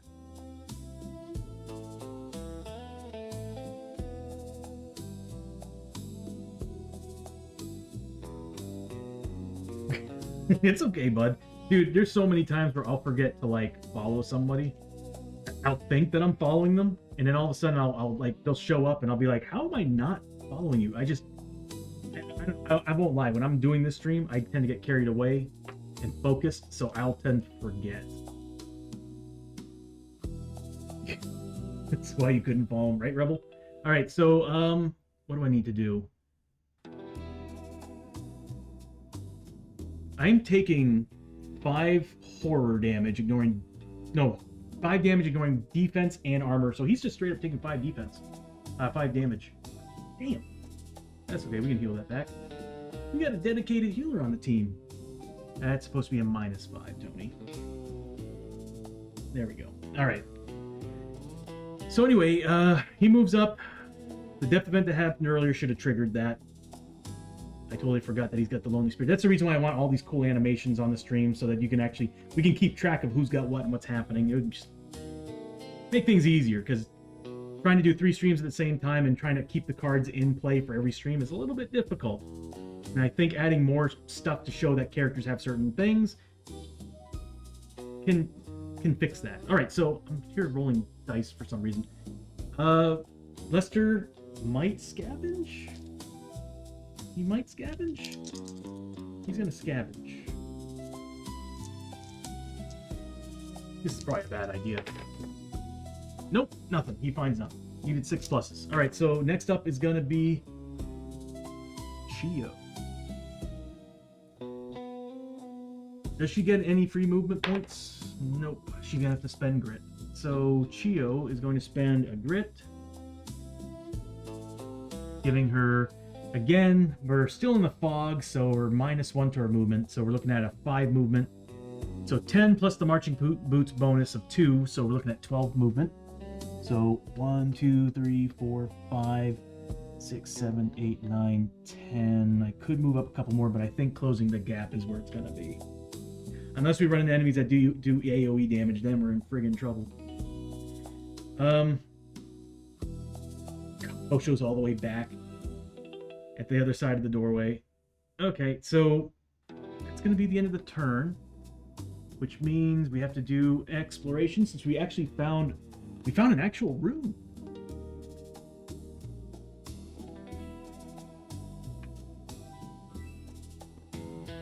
You know what? It doesn't matter. You can actually see him if I put him here. It doesn't really matter where he's at. Okay.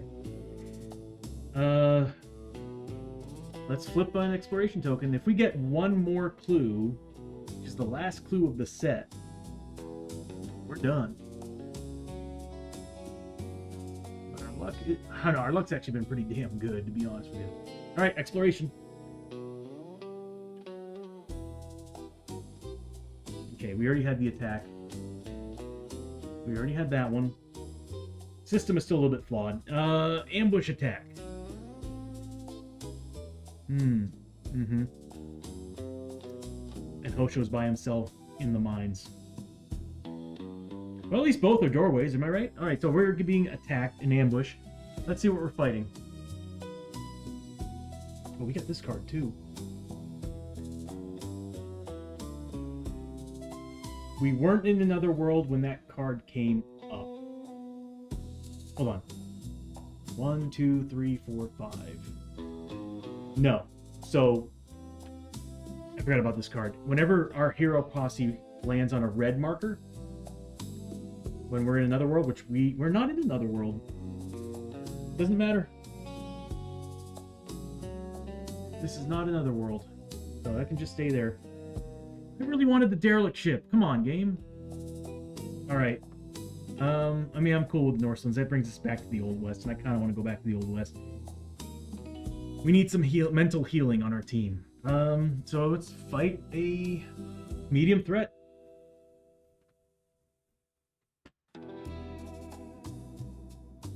Oh, not the Lost Army. We're taking on 2 Peril Dice numbers worth of Lost Army. Now what that means, Peril Dice work like this. It's still a 6-sided die, but there's no 1 or 2 on it. It's 2 sides of 3, 2 sides of 4, 5, and a 6. So your chances are a lot higher to get a 4 and a 3 instead of a 2 or a 1. Oh, that's 9 enemies. I don't remember the rules, but they are going to be triple elite. And when did Lester mutate? It was at the start of this, right? Any more depth events, we could be in trouble.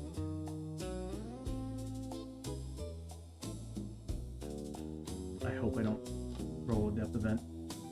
Alright, so we're taking on Lost Army. Yep. Let me pull up their card. They're brutal enemies this time. Lost Army.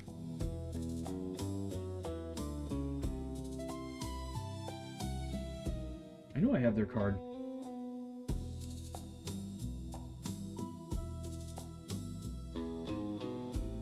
Give me a second. I need to see. This is actually... I've never fought these guys on stream. Obviously, because they're not showing up. Let's see. Cards. Monster cards. Looking for Lost Army. Their card... Maybe it's under the Lost Army?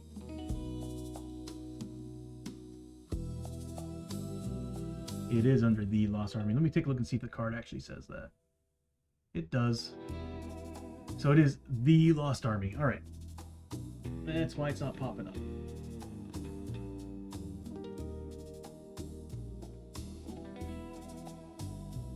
They are initiative 2, so we do get to go first. Those are both doorways, so we don't need that card out anymore. Oh boy. We are separated. They got shootout and formation. I need to see what formation does. Gee, I don't think I've ever fought these guys.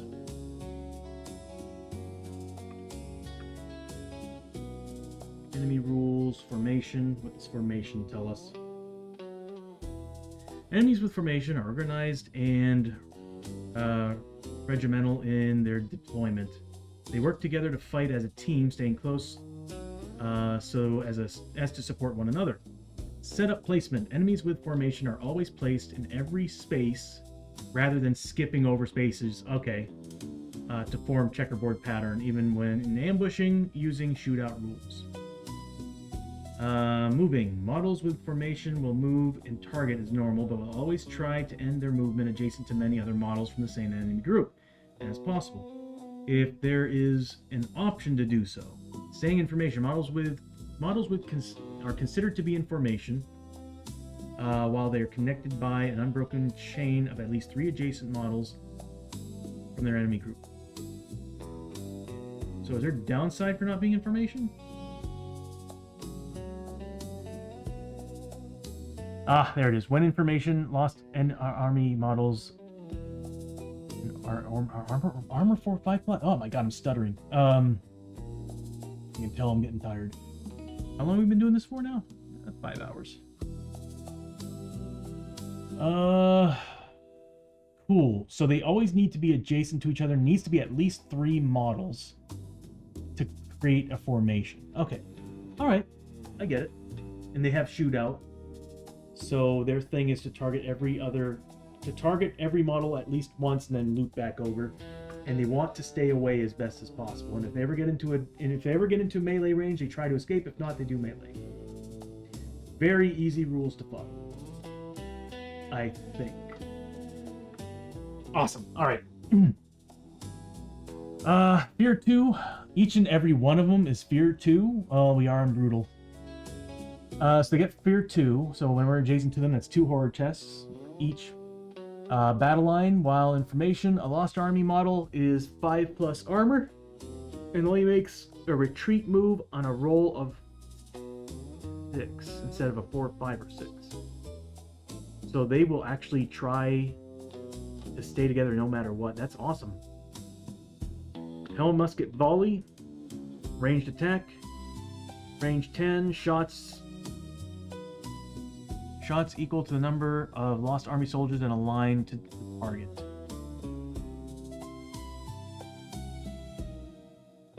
Hold on a minute here. So if there's is there no maximum to this? So if you have, let's say, 9 enemies in a line, oh, it has to be a line.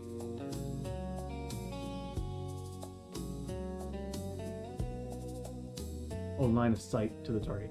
So if you have 9 enemies grouped up, that's 9 shots per Lost Army. Meaning 18 hits, 18 shots per hero. Brutal sucks, dude. Oh, they're a 5+ range, yeah. Good luck. Oh god, they're 8 damage! Oh, melee. 8 damage melee. Oh. Okay, they can still do some damage, but also, here's the worst part. They get elite abilities. So they're gonna get 3 apiece. Let's see what they get. Oh no. One's usually pretty bad. Lost Army combat hits are +2 damage for each other Lost Army enemy adjacent to them. Oh god. That's pretty bad. The 2 Lost Army are now ranged hit 4+ with +1 health. Oh god. Defense 4. They got a lot of XP. Lost Army are now armor 4+ while in formation. So you gotta break the formation is what you gotta do. The good thing is, and I have to admit, separating Hosho from the party might have helped us. It might have helped us. Because they have to be in the mines if they are targeting him. Because they can't shoot him through the portal unless they're on the adjacent side of the portal. We might have made a happy mistake. Okay, so what are they getting? So they're getting number 1, +2 damage for each Lost Army enemy adjacent. And then 2 for plus 2 hit and +1 health. And then number 5 armor for plus in formation. Okay, that's not bad. Not as bad as fighting the constable and his retinue of ghost outlaw hunters. Welcome back from the ad break, everybody. So we just put them together. We just put their elite abilities together. We're about to basically take these guys on. What's the Norse stuff do again? Whenever darkness crosses the threshold. Okay. Whenever either one of them crosses. Okay. I need 9 Lost Army soldiers. I will be right back. Oof.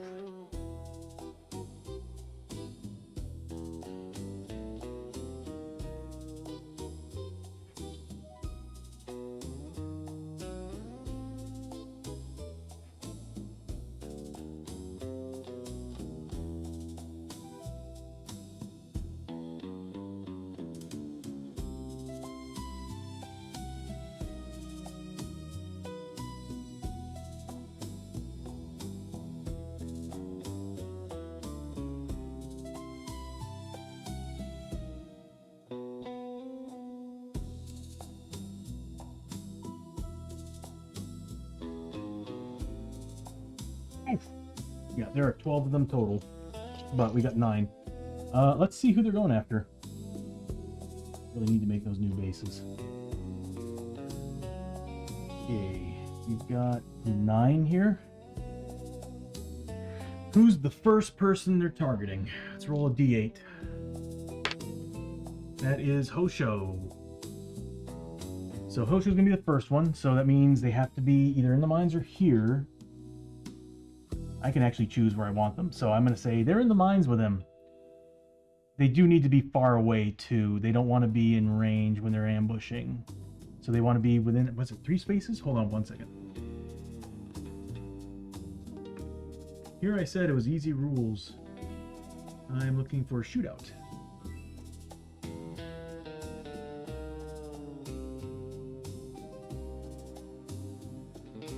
As far away as possible.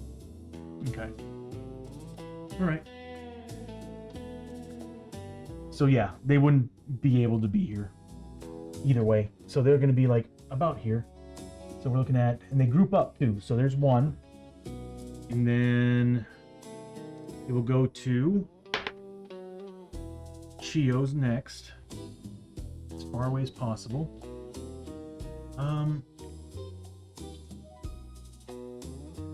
How am I going to remember who's going after who here?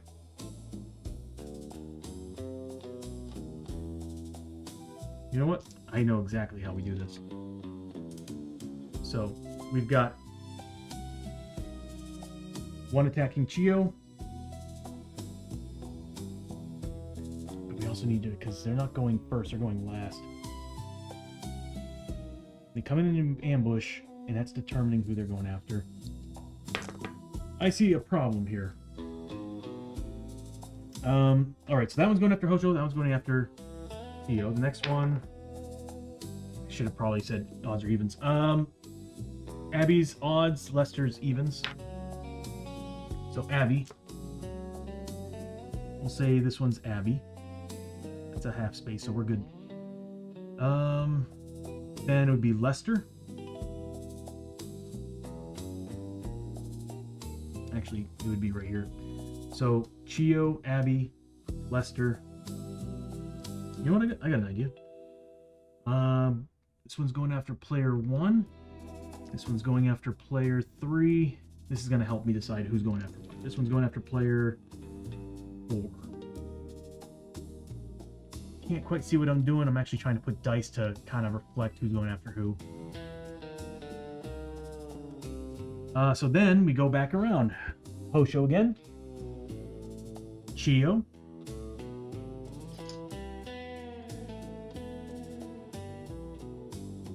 Abbie.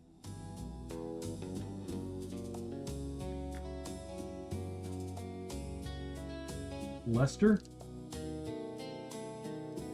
And then Hosho down here at this end. So we know what Hosho is going to be doing. What do they have again? +1 health? You know, even though they're brutals, defense 4 is pretty nasty. And they're getting armor. We need to break their formation. It's going to be kind of hard to do when they're grouped up the way they are. That's okay. We got this. We got this. God, armor 4+. Holy crap. I've had enough of armor. We've already dealt with enough armor.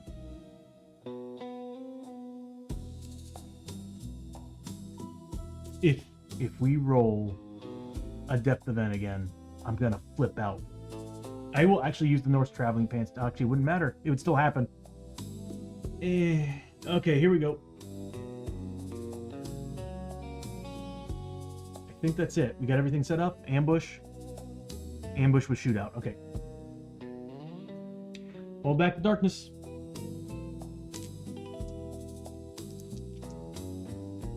Yeah, I love the new animations. Here we go. Hold back the darkness at 7+.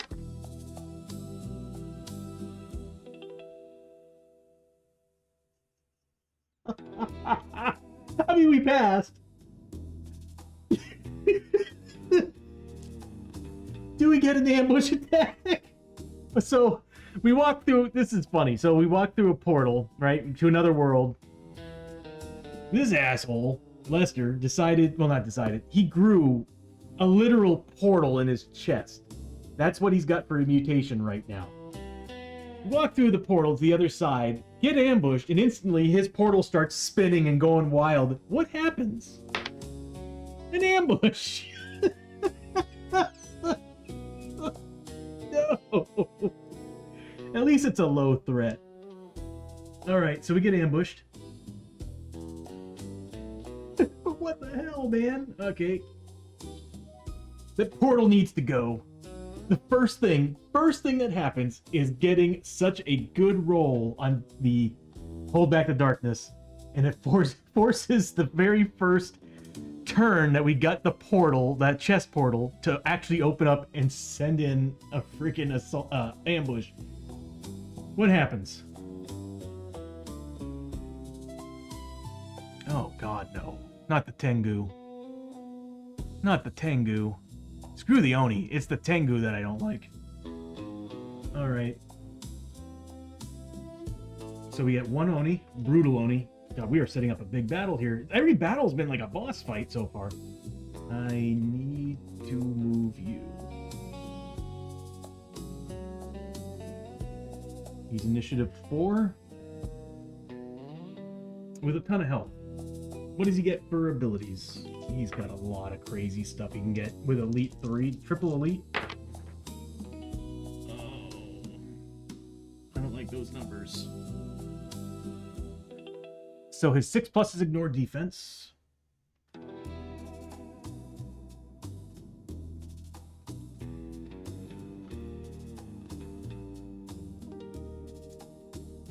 That sucks. We already used everything on the last fight. And then we rolled a 4. His melee hits are now a 3+.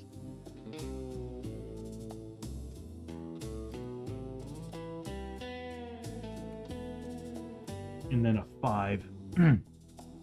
Consume. At the start of each Oni model's move, roll a d6 for it.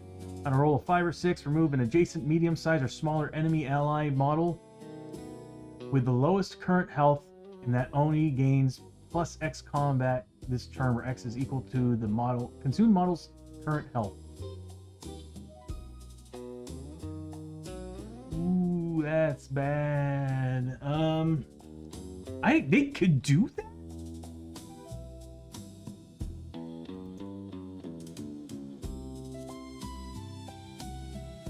Start of Oni move. Roll d6 on 5 or 6. Remove Adjacent. That's hilarious. He just eats an enemy and gets combat. Medium or smaller enemy.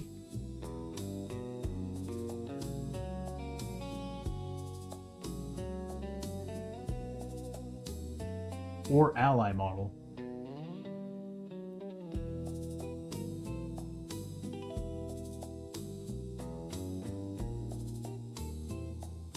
With lowest health.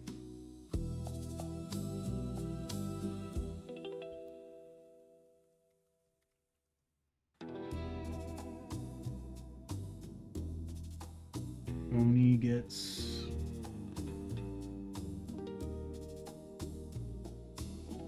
plus X combat,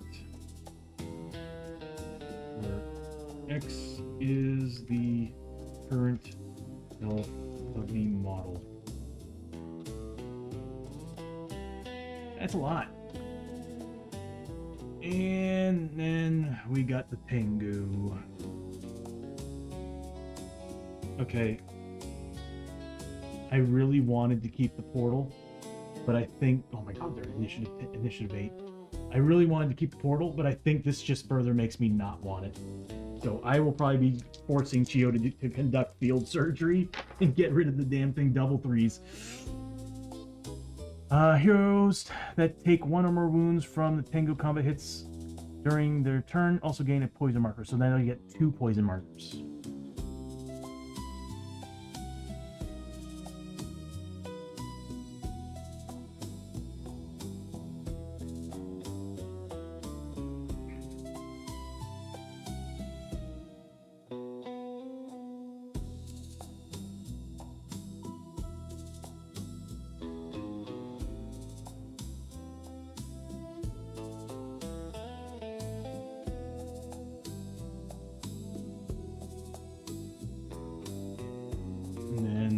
Is that a 2?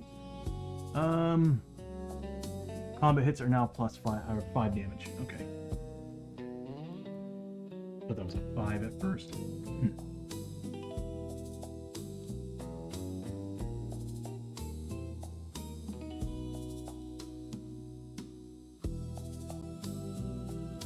All right. I apologize for how long that takes. Playing brutal enemies takes a little bit of time to set up because brutal enemies with 3 elite abilities. Triple elite enemies, pretty nuts. Okay.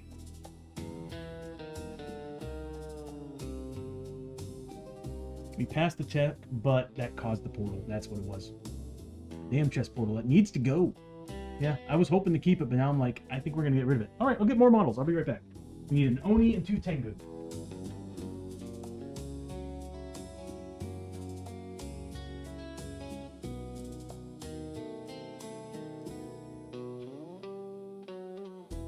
The Oni are not yet done.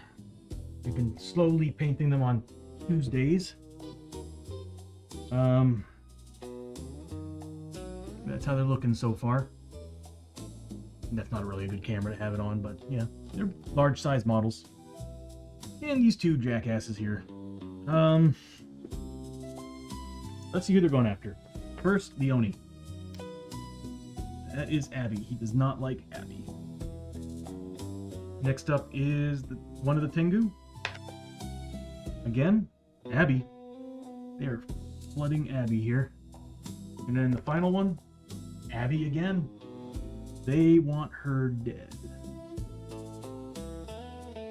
Well, unfortunately for them, Abbie does get to go first because she is initiative 10, being a gunslinger on the first turn of a fight. So let's start this.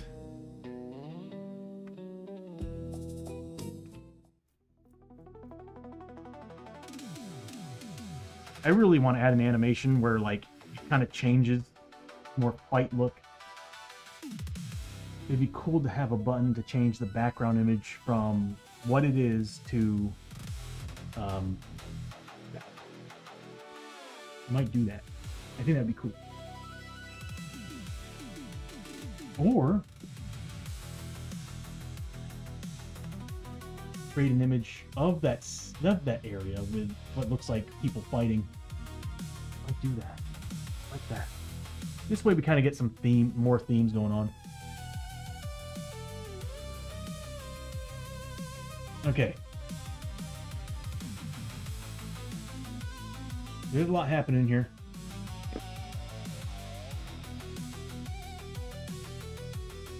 First things first, the Tengu are 8. I need to increase our maximum. But Abbie is technically a 10 right now. Alright, so Abbie's all the way over here. She's got 2 Tengu. She's got, what? Two of the Lost Army on her. 2 Tengu and an Oni. So she's gonna have to try to take down the Tengu and the Oni. She's at max grit. Doesn't really matter if I roll it or not. Does she get grit back? No. She's at max. So at the start of the turn, she's getting 4 shots with her main hand and 4 shots with her off hand. I like using the blue dice. Let me use the blue dice. There we go. So she needs 3 pluses with these, 4 pluses with these. That's green.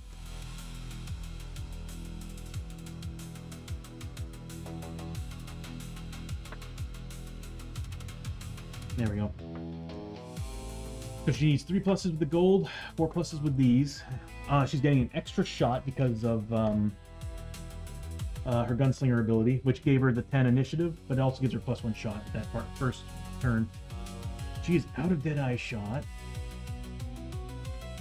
She's probably going after the... Oh. Do I want the Tengu first, or do I want the Oni?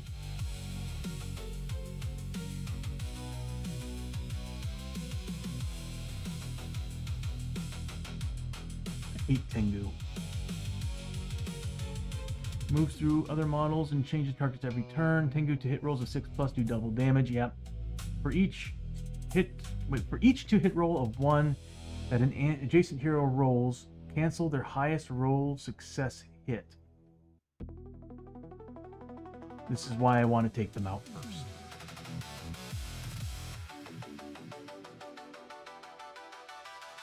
This is exactly why I want to take them out first. Okay. I'm probably going to use grit to reroll all my 1s. Alright, so here we go. I need 3 pluses with the gold, 4 pluses with the blue. If I ever get any...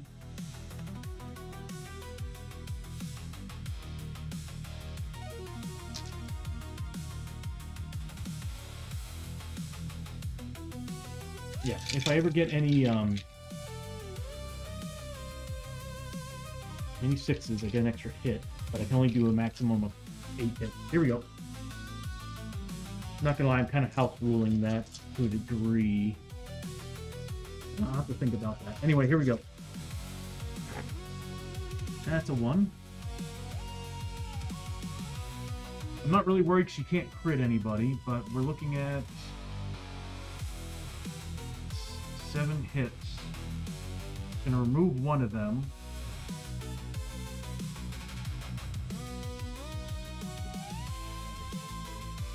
No, drop me to 6 hits. Unless I spend I might as well spend a grit control. Why not? Could be worse, I could roll double 1s. That's a hit over there. Why I need to use the dice roller. I'm tired of rolling dice off the damn table. That's 2 hits. So, you can only get no more than 8, so we got 8 hits total. I'll just use the gold dice. I like my Shadows of Brimstone dice. Alright, there we go. So we got 8 hits total. She's getting there, close range. She's getting +1 hit damage because of the laser pointer on her gun.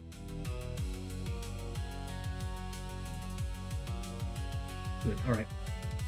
Heroes that take... Yeah, we need to kill them. So she's getting +1 damage for the laser pointer.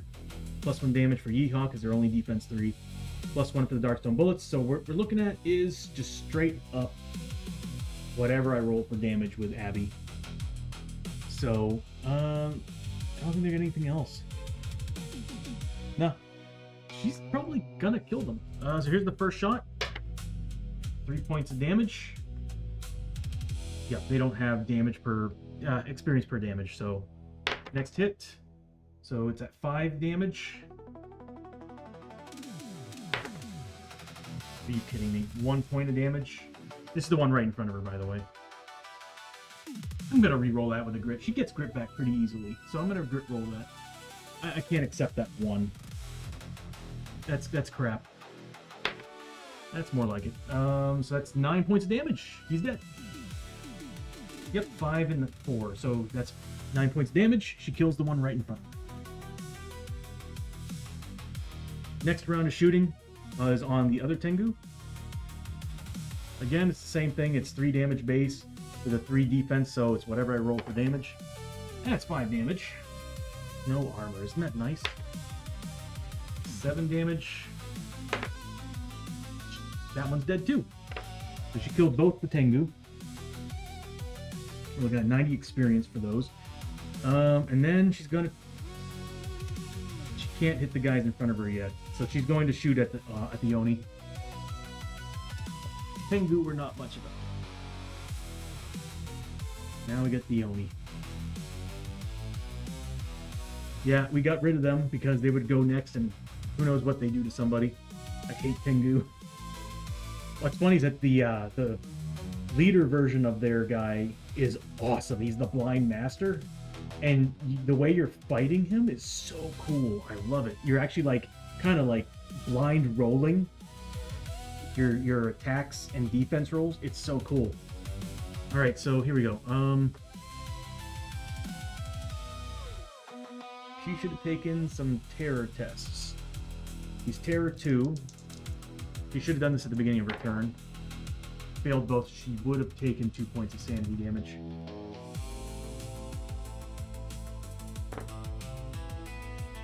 Immune to crits. Good to know.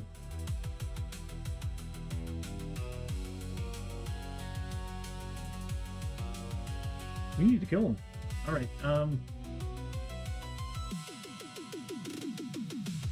So again, my base. The demon and myth. If I had kept the shackles, I'd be +1 damage.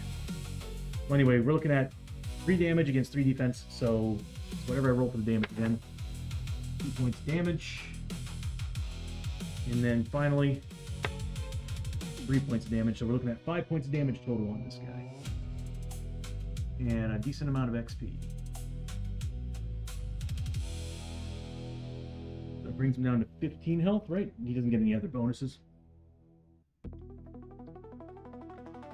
And what we're looking at for XP is 5 per elite ability. So we're looking at 30 plus 5 for each wound. So we're looking at 40 for this, 45 for that, so 85 points of experience.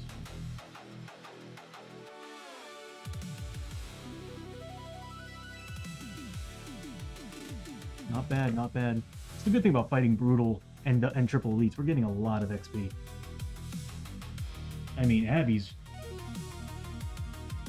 getting close. She needs, I think, 6,000 per level. Or is it 5,000? Hold on.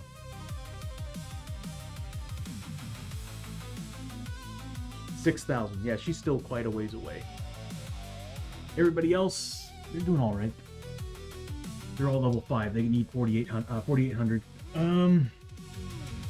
That's Abbie's turn. Did some decent damage. I didn't give her the XP, did I, for the Tengu?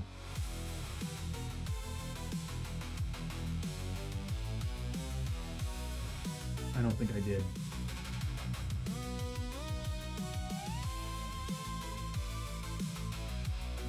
No. That would have been 60, 120 points of experience.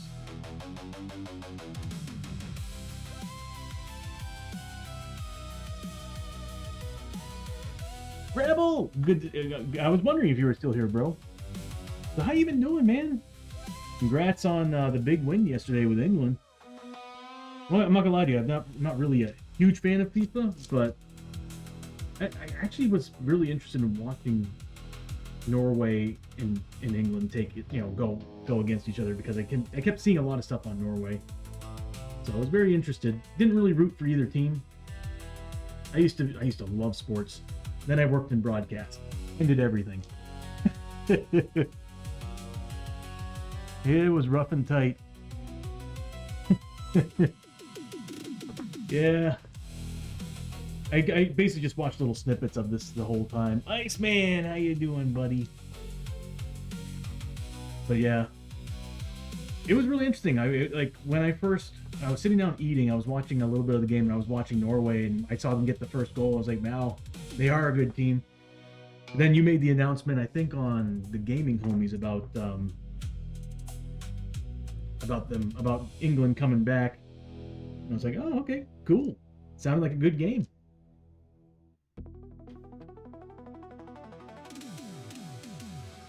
Argentina's gonna be rigged, we know. That's the reason why I stopped enjoying sports, man. When I would see the referees actually playing to the tune of a specific team, see it all the time in American football, all the time. But like hockey, when I started seeing it in hockey, because hockey was my sport.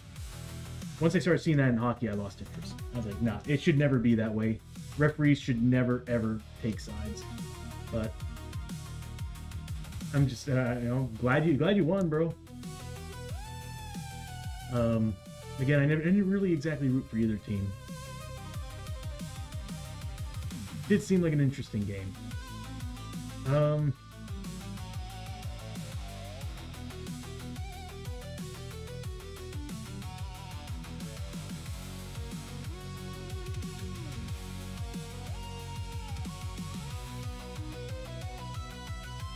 Who's Messi? Well, either way, like, let me guess. They had a handball and they didn't call it or something. I played soccer like back in high school, and that was pretty much it.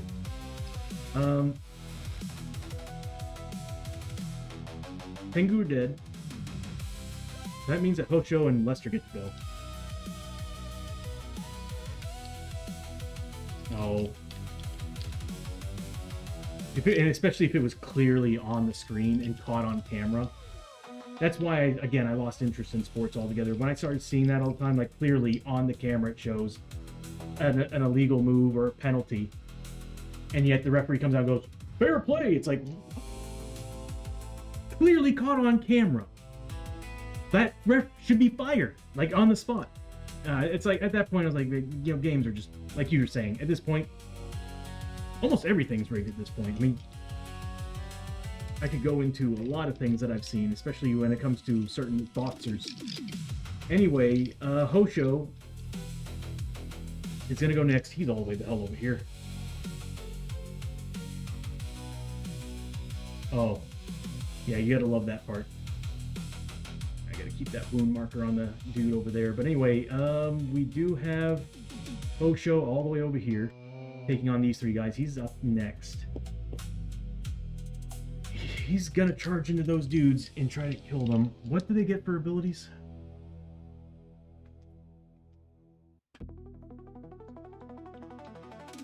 Mother information, 4+ armor. Oh my god.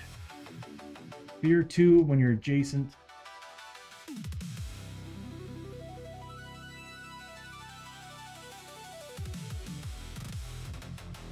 Yeah, man.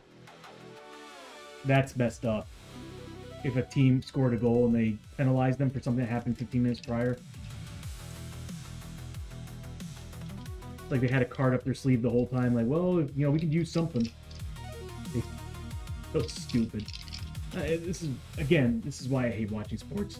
Another thing, too, is I would see a lot of people get frustrated, angry, and pissy about it. Like, I had a friend up in Maine who... his mother would freak out watching baseball games, and it was obvious that the refs were taking sides, and it's like, why are you getting angry at something you have no control over? I'm like, I just can't do it. Because I remember you saying that your team England was even playing on the other team's field. So that would make sense that they would have favoritism with the refs. So Hosho is going to roll for grit. Doesn't get it. And he's going to move. Oh, he's in the fog. He's a 5 movement. Yeah, he can make it. 1, 2, 3, 4.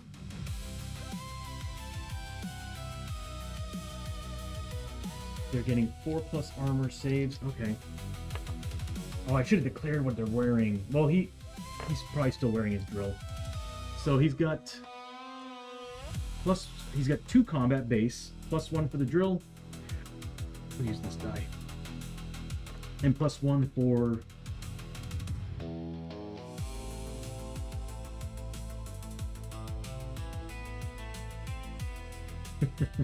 that's typical though, man. I've barely ever seen a game where a rep is not a douche. Alright, so what we're looking at is 2 combat base, 1 for the drill, 1 for the sword.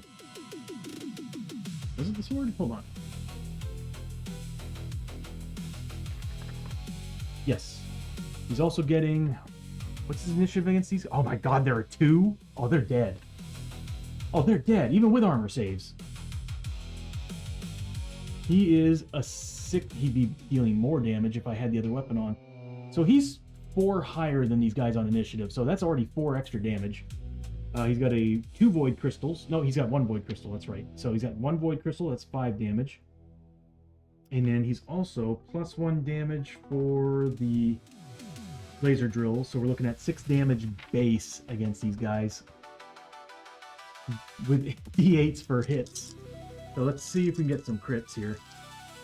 Does he have an inlay? I think he has an inlay. He should. Where are you, Hosho? He does. He has an inlay, so he can re-roll a miss.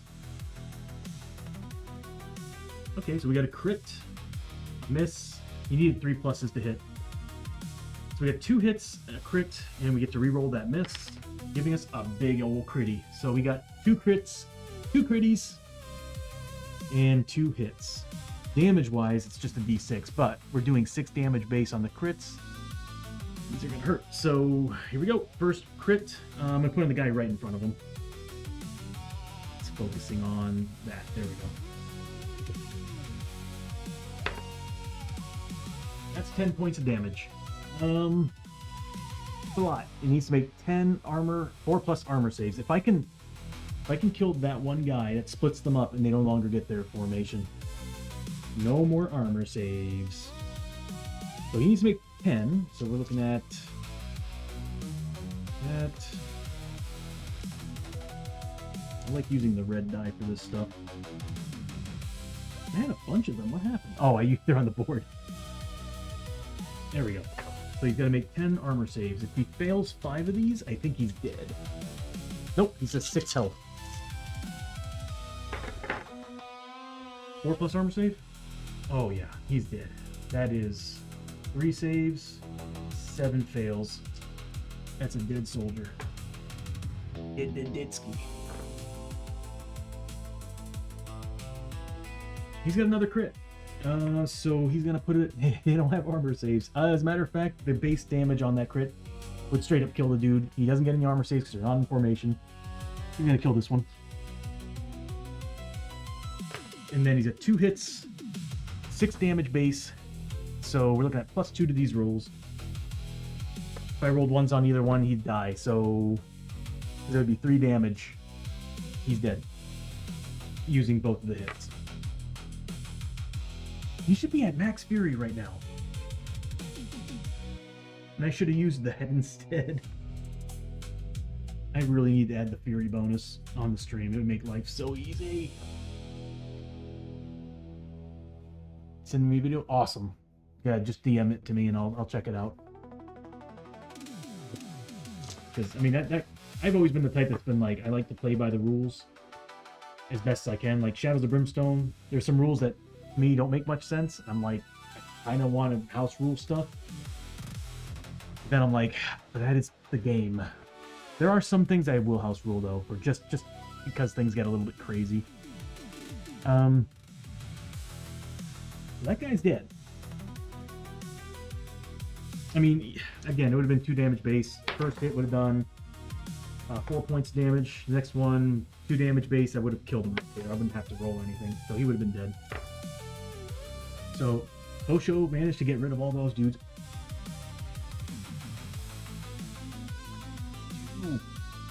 I'm going to spend, I finally get to use it. I'm going to spend Hosho's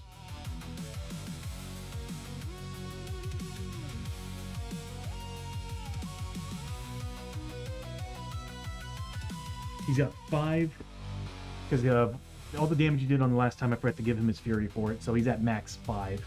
I'm spending all 5 on glowing reeds. Immediately move to an empty space adjacent to another hero on the same map file.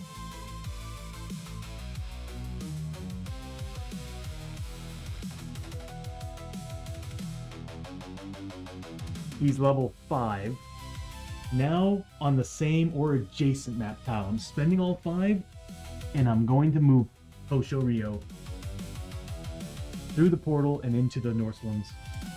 Because he can definitely get in there because of Lester. Lester's still on the same map.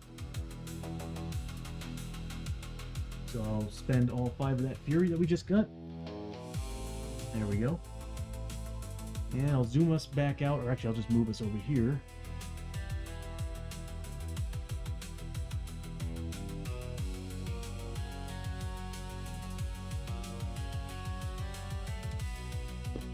And Hosho, like blowing reeds, moves through this portal and lands here right next to the Oni, trapping him. Now that wound marker is supposed to be on the Oni. I don't have any extra attacks. I wouldn't be able to use it between attacks though, so it wouldn't matter. I could have used it before I attacked, but yeah. Okay. Well, that's Abbie and Hosho's turn. There's no Tengu. So next up is gonna be Lester. Lester, what is he gonna do? First gonna, well, he's next to that thing, so he's the Oni, so he needs a terror test first. He passes both. He needed a 4+, so he doesn't need to take. He doesn't take any sanity damage.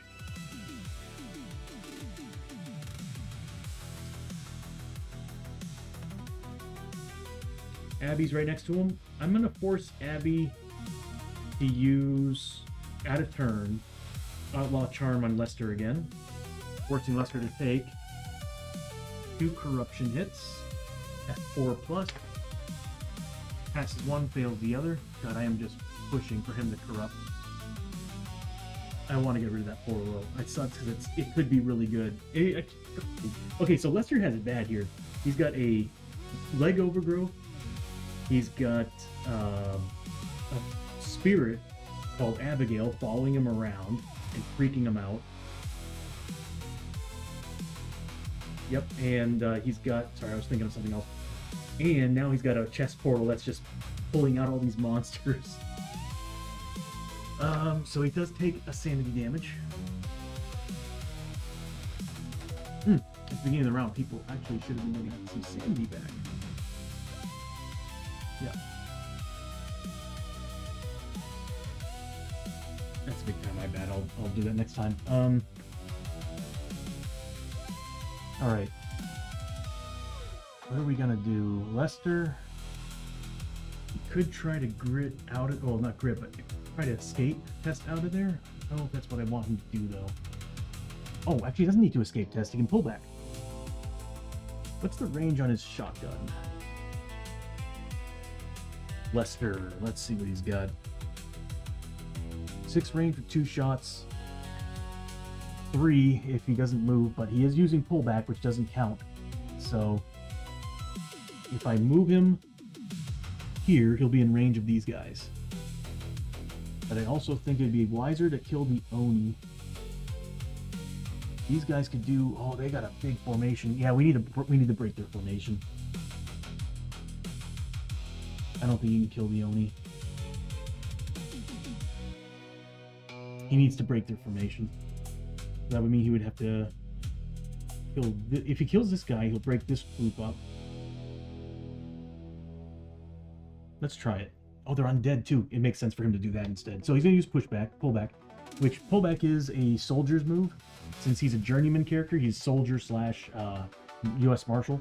So his pullback ability lets him move without taking escape tests. 2 spaces. And it doesn't affect his rapid reload from his soldier ability. So he's going to move 1, 2. Now he's within range of everything. So he still gets 2 shots base, +1 for rapid reload. Not gonna lie, the Marshal's badge would have been really helpful right now, but I just need to break up their numbers. I need to stop them from getting armor saves and extra shots. That's the big one. Yeah, if I take this guy out, these guys will get he'll get far less shots. Same thing with him, yeah, we need to do that. Alright, so here we go. He's got a grit to reroll if I need to. We're gonna need to. He needed a 3+. He got 1 hit. That was a 1, by the way. He's gonna spend the grit. Because that was some awful rolling. That's 2 crits. So we're looking at 2 crits and a regular hit. He's got 3 mutations now. So that means he's going to be doing a base of 4 damage because he's got 3 mutations. That's 1 damage per mutation, and because his Marshal's tier 4 ability. So he's got that, and he's got +1 damage for the Darkstone rounds that he's carrying. This is going to be fun. We might be able to kill the Oni.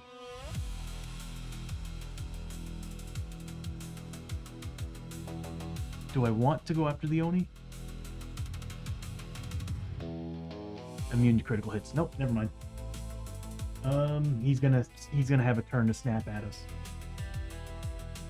So he's not going after the Oni because the Oni does not care about criticals. These guys, on the other hand, I need to see their card. Right, they're 4+ armor. If I can break their formation, not so much. They're 6 health. Okay. That +2 damage is for the combat attacks. Okay, let me take a look. Yeah, combat hits are +2 damage for every adjacent one of them. Alright, so we got 2 crits and a hit. It's D8s for damage too, so we're looking at crits. Whatever I roll for damage is what's going to happen here. No, hold on, they're crits. So we're ignoring the defense 4. So what we're looking at here is +4 to my roll.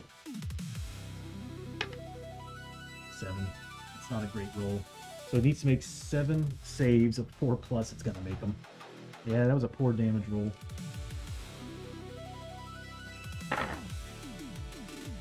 It does manage to take 4 points of damage. I'll leave that over here. You know what? I'll put it on this. So it does manage to get 4 points of damage. The next crit, I'm going to put it on the same guy. Oh, no, it's +1 damage also because of the weapon he's using is a vampire weapon. Is the Vampire Hunter's Rifle +1 damage on undead? They're undead. Armor save, it gets it. That's a 6. +5 to the roll on this. Oh my god, max damage. He's gonna die. He's only got 2 wounds. We're looking at 13 points of damage. 13 rolls.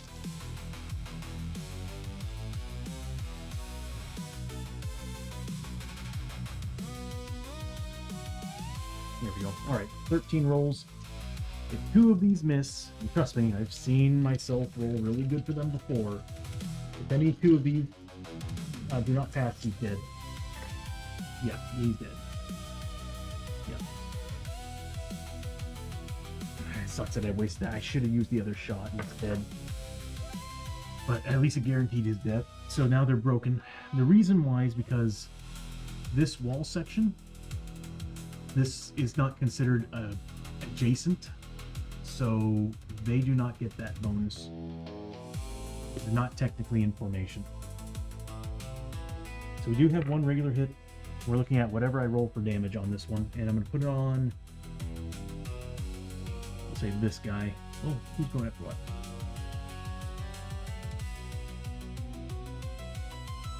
We'll put on this guy right here. Going with a 1 on him. 6 points of damage. Hold on. +1 to the roll. 7 points of damage. Keep forgetting we have this hunter shotgun on it. So 7 points of damage. 4 plus armor. Yeah, 3 points of damage total.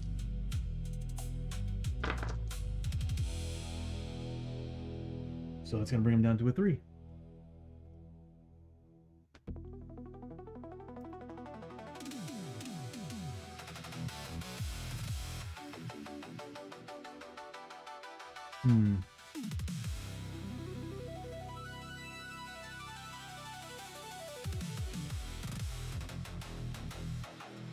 Yeah, I don't want to lock them in close combat right now.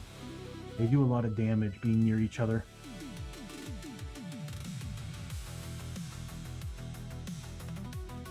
Okay, well, anyway, Lester killed one of them. Did I give Hosho his XP?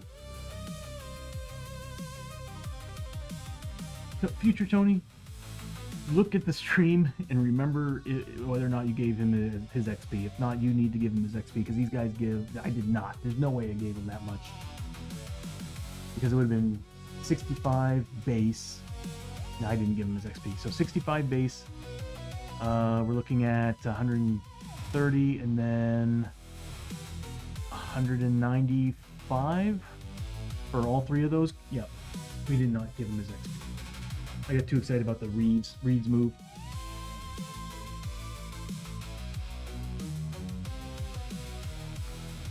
Hosho, Lester got 65 XP for blowing that guy. Nice.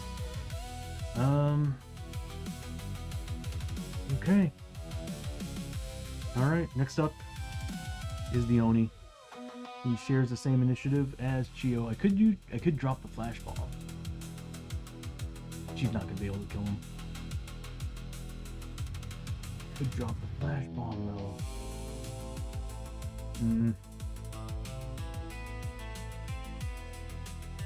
We'll just let the Oni go first.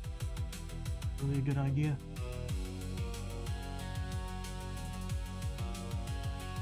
Three plus to hits.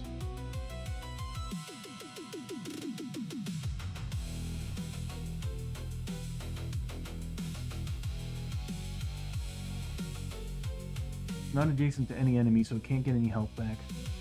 There's no allies around it either, so it can't use its number 5 ability. I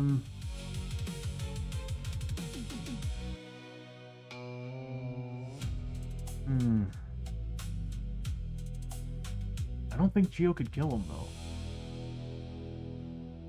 Sword of Destiny only works on XL and larger monsters. He's a large. Her regular attacks do some damage. She would need crits. But he ignores crits. So there's no point in dropping the flash bomb. He's still going to be able to go. Alright, so what we're looking at here is he's getting 3 attack. So Bash, a hero that takes 1 or more wounds from the Oni combat hit during this turn is knocked back 3 spaces directly away from the random from a random adjacent Oni. Moving through other models in a way. Moving through any models in the way. If the hero would end in an occupied space or off the board, instead place them in a last empty space moved through. And take an extra d6 wounds, ignoring defense.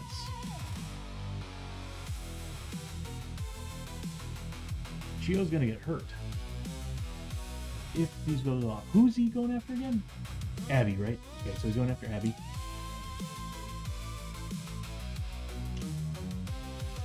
Okay, here we go.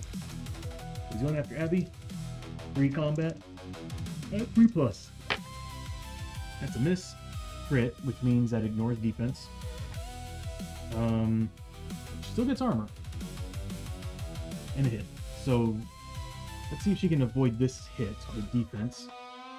She's a 4 plus. She got it. so that's ignored. This is gonna deal 5 damage. She gets armor saves. She's a 6+ armor. Doesn't save a single one of them. So 5 points of damage, and she gets knocked back 3 spaces away.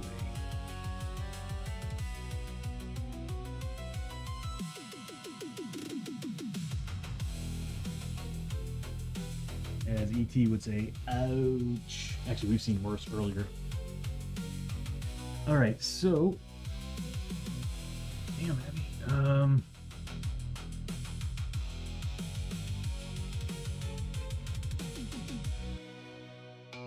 getting tired. What time is it?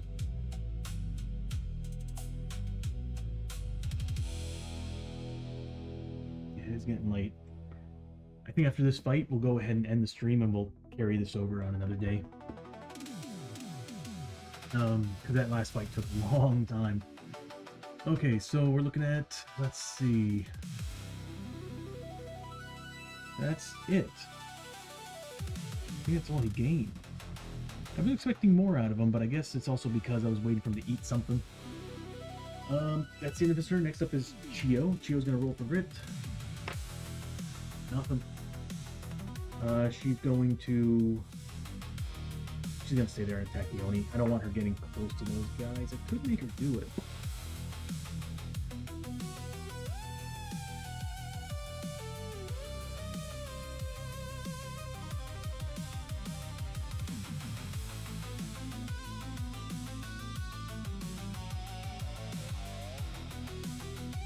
Actually, technically, I think these guys would still be considered adjacent.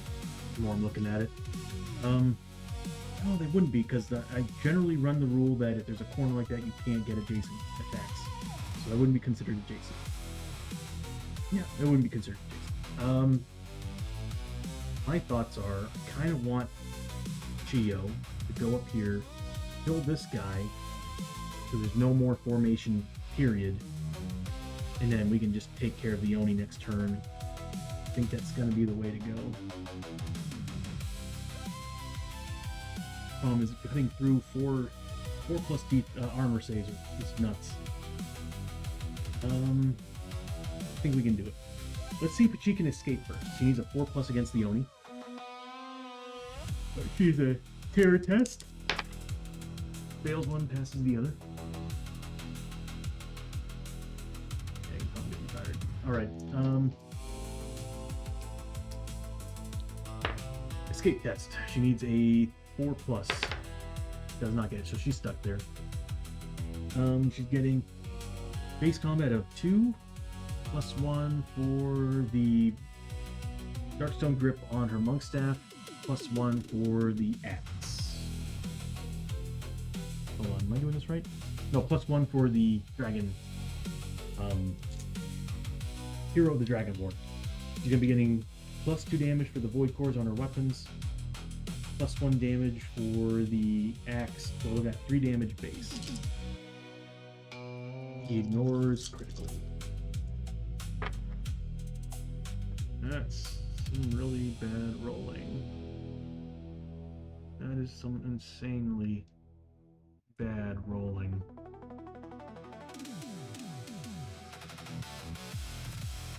She's out of canteen shots too. Get a tonic. Hold on, we haven't done any dread yet. Why did I say that? She's going to, you know what? She's gonna spend a tonic. That's why we have them. Oh, we have dynamite. But there's 6 health. It wouldn't kill them. Okay, so we're looking at 3 misses that I need to reroll at 4+. That's 1 extra hit.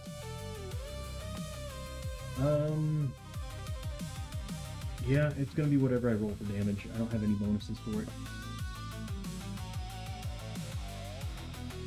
Do I? Nope, I don't. I do have Flag of Conquest, but I'm saving that. Alright, so whatever I roll for damage.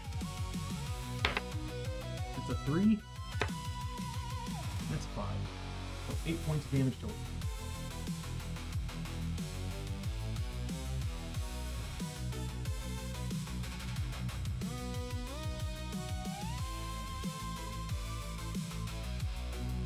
That's going to give Chiyo. He's 30 plus 5 for each wound, so we're looking at 55 for the 5. And 45 for that one. So is that 100 XP? Let's just add the 30s together. So we're looking at 60 base, and then 25, 15, 40, yeah, 100 XP. I can tell my mind is exhausted when the math just ain't mathing. So you got 100 XP, and anybody need heal? Oh god, Abbie might need some healing. Lester could use some healing. I think we're doing all right. I think we're doing all right. They're about to go.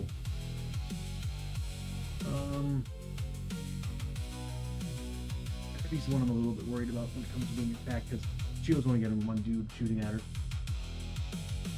Okay. Alright, that's the end of Chiyo's turn. We're now moving on to the Lost Ark. What do they get? So they're 4+ to hit. While information, getting that.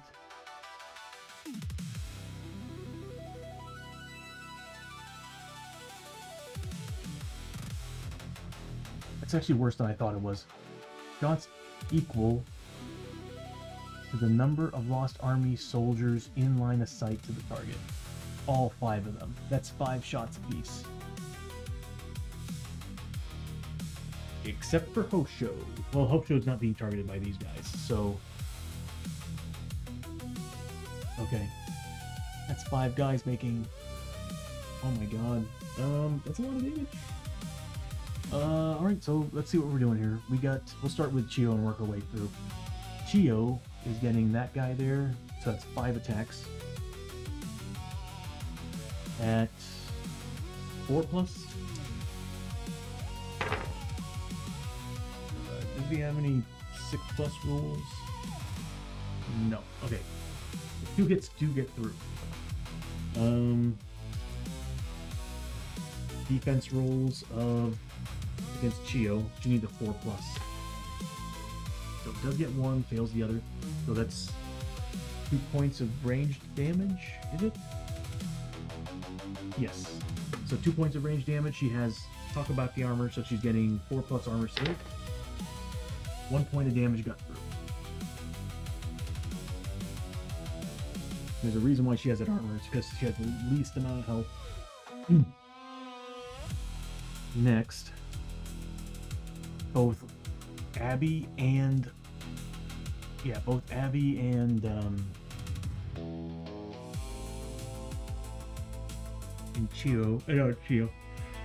and Lester are getting 10 shots apiece. I'm so sorry, I'm actually getting tired. Like I said, once we're done with this, I'm calling it. Alright, so 10 shots at, we'll start with Abbie. 4+.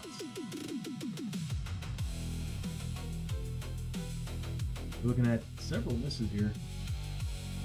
Typically don't get any crit rolls. 4 hits, so she gets 4 defense rolls of 4+. 3 still managed to get through, dealing 6 points of damage total. She needs 6 saves of 6+. Oh wow! The armor did her well. She only took 2 points of damage.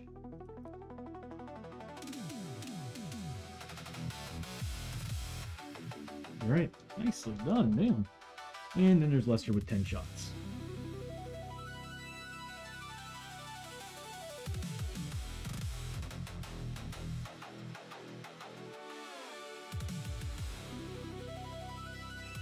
I will Rebel when I get around to it. You gotta understand, like when I'm playing Shadow of the Brimstone, I'm super honed in on this game.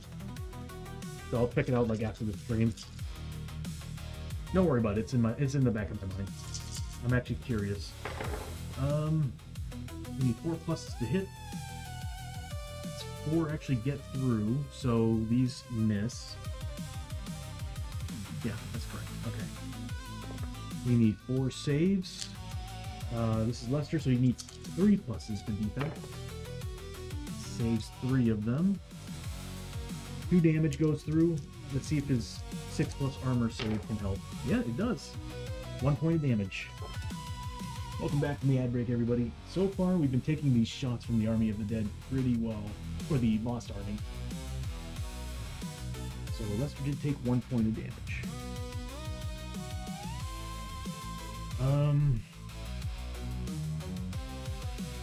That's it. That's a lot of shooting. That's a lot of shooting. Alright, end of the round. My favorite part of the game. Hold back the darkness, everybody. You know, now that he has that chest portal, a lot of awful things can happen.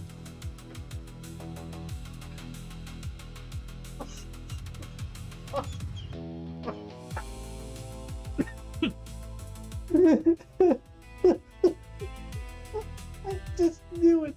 I just friggin' knew it. Can I reread the rule, please? Can I reread the frickin' rule?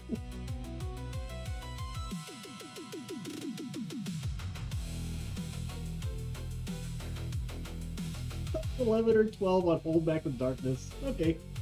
We do have to see if it happens, though. On a 1, 2, or 3 low threat, 4-0 on a 4, 5-0 on a 6. Why? We're getting rid of that chest portal. We are, after this, we are getting rid of that friggin' chest portal. That's insane. It's 2 times in a row. 2 times in a row we rolled an 11.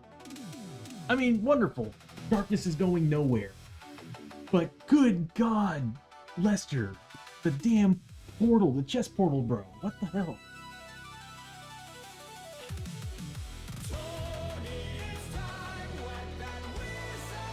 Rebel with the hydrate, thank you, buddy. I desperately need it.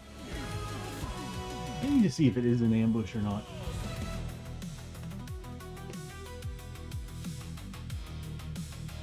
It is an ambush attack. Okay. I had the hunch this battle's on. Yeah, as soon as this battle's over, we're using all our tonics to get rid of his damn chest portal. I've had enough. We just got the damn thing. We just got it. Like, seriously, 2 turns ago, before this fight, we got the chest portal, and twice in a row, it opened up and sent in ambushes. This is insane.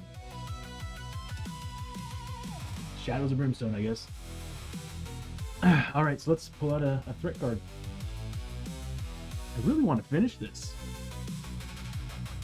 I want to end the stream. No, not a Fenris Wolf. Hands are all sweaty. Alright, so we did away with the Tengu, but now a Fenris Wolf comes in.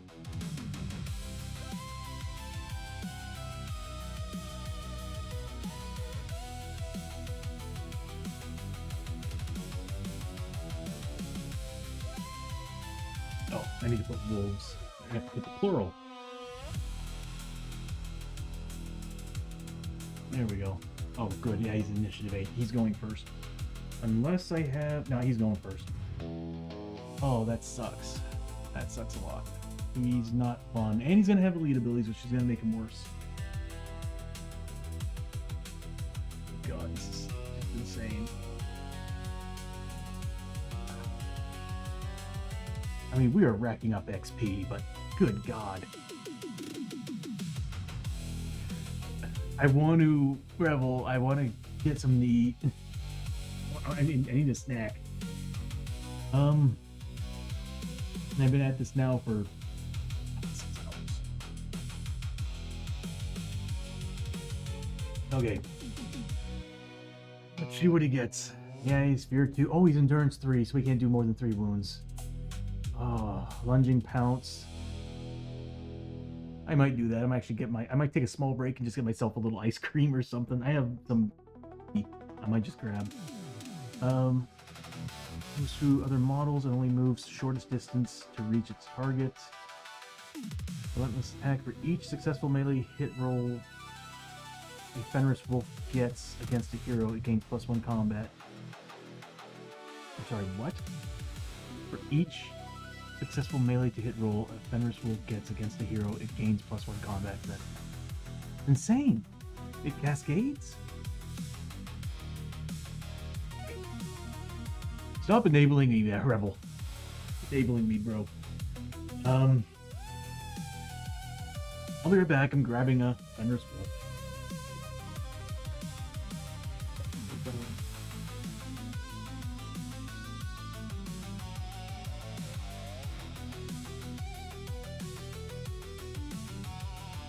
My God. Ambush. Who does he go after? Abbie. Why is it that everybody who's so every monster that's come out flying out of the portal has been chasing after Lester's daughter, Abbie? Is that weird?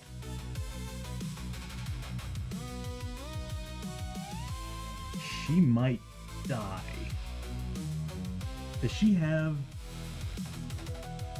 She has bandages.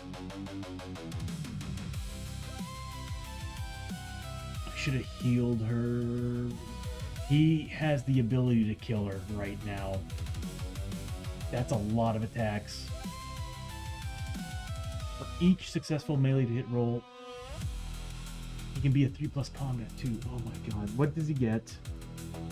How is he gonna end our mission? Double one. +1 combat during the first turn of a fight. Fenris Wolves gain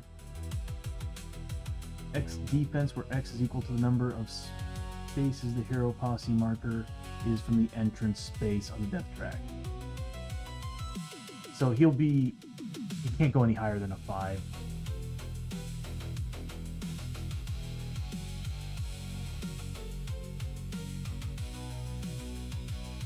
At least I could have sworn. Maybe make double sure.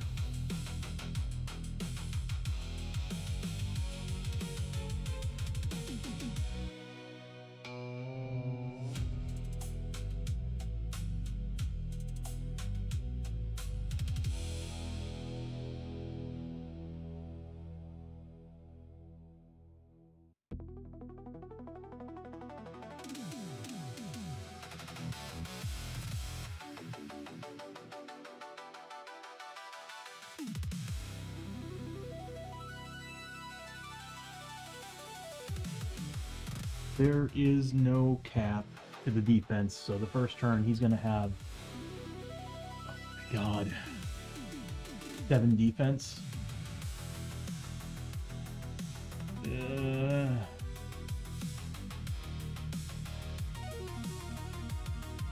that's not a bad idea. I need to go take a bathroom break. Everybody, I'll be right back. I'm going to go hit the bathroom, and I'm also probably going to get myself a ice cream or something. I will be right back.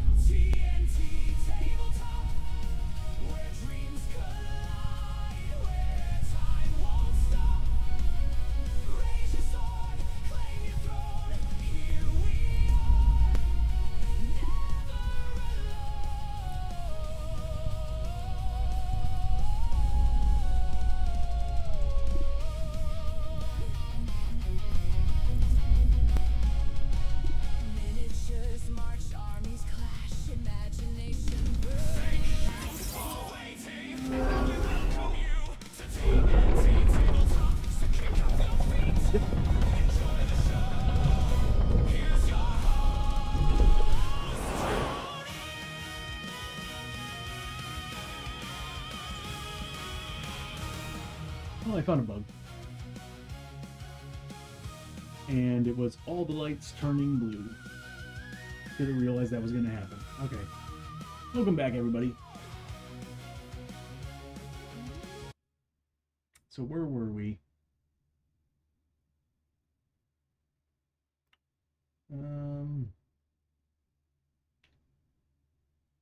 That's right. We're in the mine. No mines. We are in the Northlands. So I guess I had the wrong music on during this fight. So we should have the Northlands music running. Okay.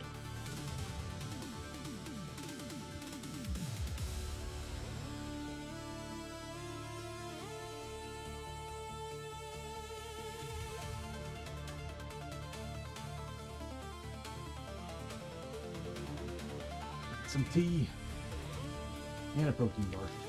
That'll do enough.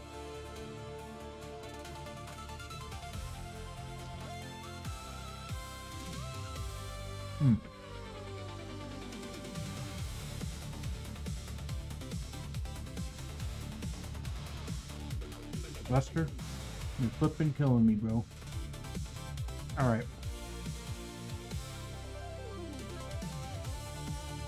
Battle's taking too damn long.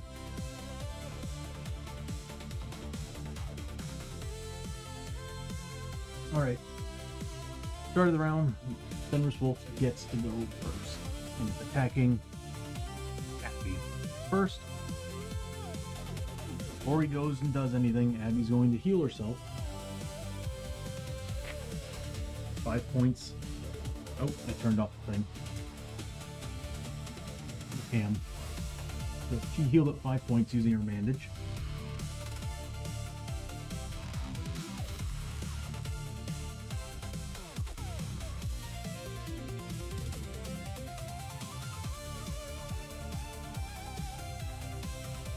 There we go. She's back up to 20. He could still beat the living hell out of her, though. In the first turn of the fight. Nope, he straight up gets +1 combat. So he's at 7 combat.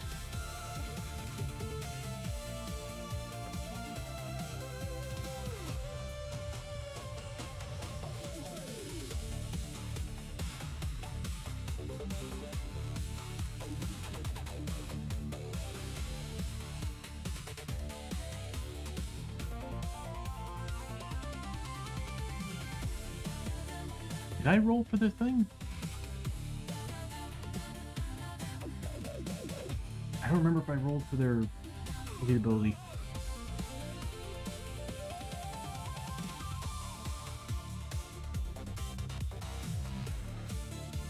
I could have sworn I got double ones and something else. I forgot what it was already. I want to say it was double ones and...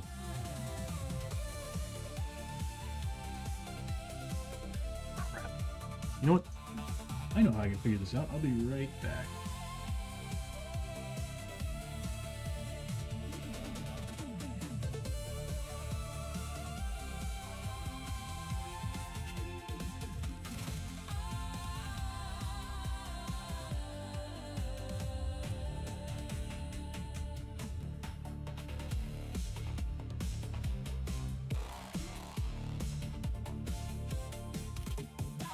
Double ones and a 5. Damn. Better souls to hit rolls of 6+, now do 3 damage. Okay. I need to write those down. So, +2 combat. During the first turn of a fight, Fenris will gain X defense. First turn of fight, +4 because he's on the 4th spot defense.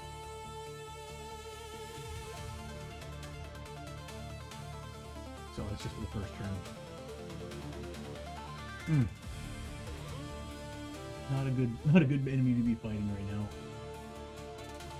And then even better, combat. 2 hit rolls of 6+ are now +3 damage.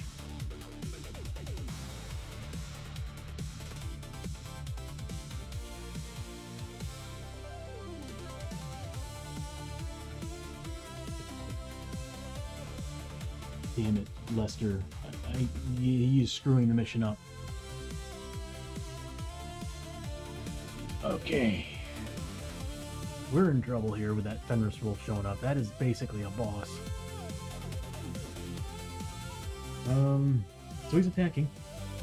He's getting 7 combat. We're not gonna be able to do anything against him in the first turn. He's got too much defense. Yeah, he's got way too much defense.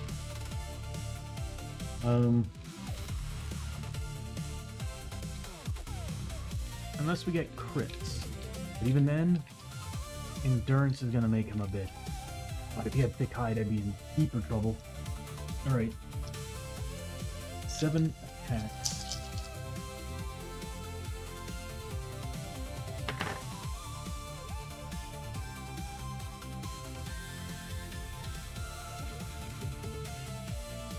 Plus, the rest of, no, he does get 1 hit.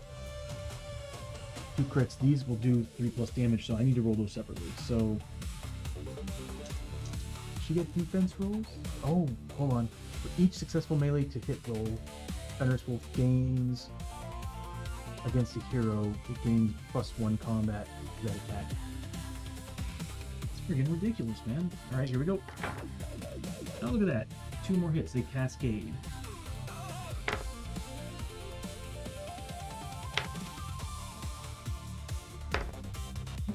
Kidding me? Are you fucking kidding me? This is broken. All right. She's dead. No, I don't want to enable dictation. Leave me alone. Oh god, Abbie's gonna die. Abbie's about to die. We should have gotten rid of it. I told myself we should get rid of the damn portal. That portal single-handedly is the villain of this campaign right now. So defense rolls, those are the crits. And he managed to get 7 extra hits because of that stupid ass relentless attack. He should not be able to get more than that. That is a broken deal there. Fenris Wolves are rigged. Does she have grit? Is she adjacent? She is not adjacent to anybody. But she does have grit. I can reroll misses. Is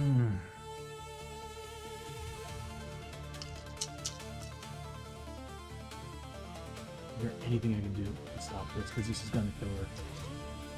This is awful. She needs 4 pluses. She does avoid that one. She avoids these. I'm going to spend a grit to reroll these. I need to get her near Lester. She needs to get grit back. Best way to do it is by being next to Lester. Okay, so we're looking at these are being rerolled. Again, I need 4 pluses. So these got avoided. These 2 managed to get through. The damage of these attacks are not the crits, so they only do the 4 damage. So that's 8 damage total.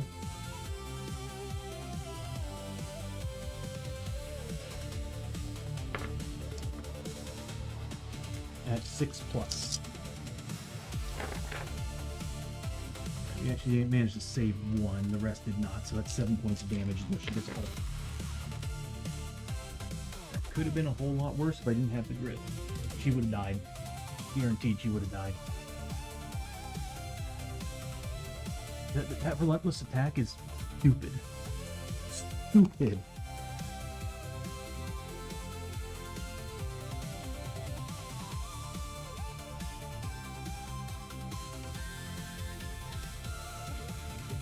Next up is Abbie. Or Hosho.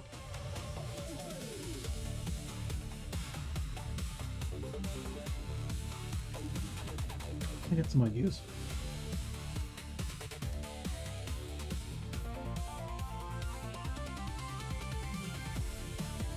I've got some ideas.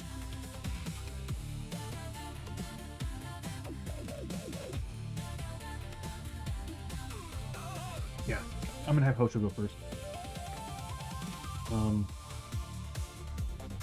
He's gonna roll for grit.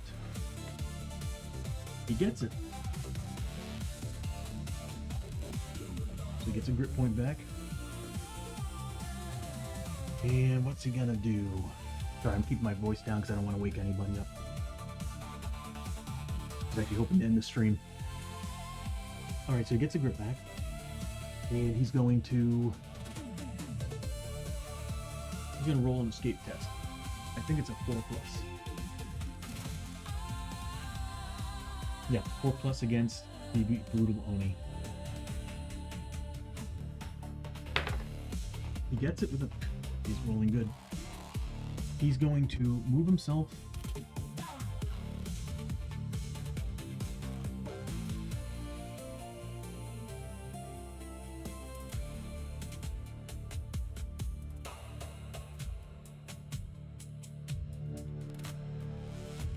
Yeah, he needs to be next to Chiyo. I was gonna have him move up and attack this guy. He will be able to do some decent damage.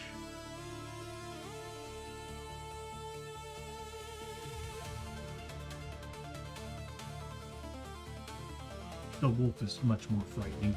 The wolf needs to die. Okay, so he's moving up to attack the wolf. If he kills the Oni though, then the Oni won't be able to go this turn. It's a tough call. Because if we kill the Oni, then we don't have to worry about the Oni going before Chiyo. But he ignores, he's immune to crits. What kind of damage can I do against the Oni?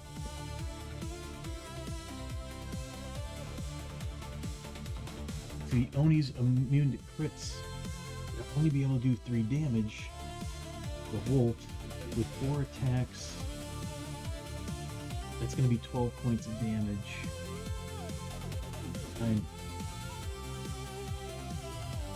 That's a tough call right now.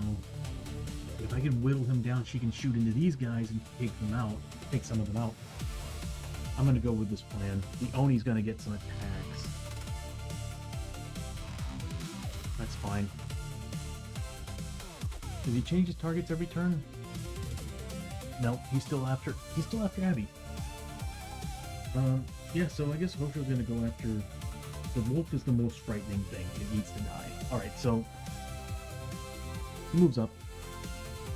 He's getting 2 base, 1 for the drill, 1 for the sword. He does have grit to reroll. He also has an inlay, so I might not need to use the grit. Well, that's 2 crits. Regular hit and a miss. Inlay roll. It's a hit. He needed 3 pluses. So, base damage that he can pull. 2 void cores and the axe. No, we can do something else. +1 for the drill. +1 for his ability. His tier 4 ability. +1 for... I might have made a mistake here. Nope. Okay. Looking at 3 damage base. Because we got Void Core, Drill, and his special ability is Splashing Blades. So the crits straight up do 3 damage a pop. Because they cut right through his defense.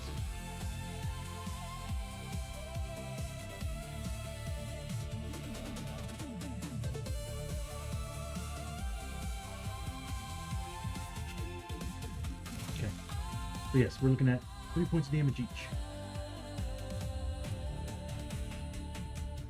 These 2, on the other hand, these 6 damage, because our base damage against this guy is 3, removing it from its defense, so we're looking at whatever I roll for damage. That's 3 damage. And 1 damage. I could re-roll that right now. Kinda need to hold on to grit. But you know what? I'm gonna do it.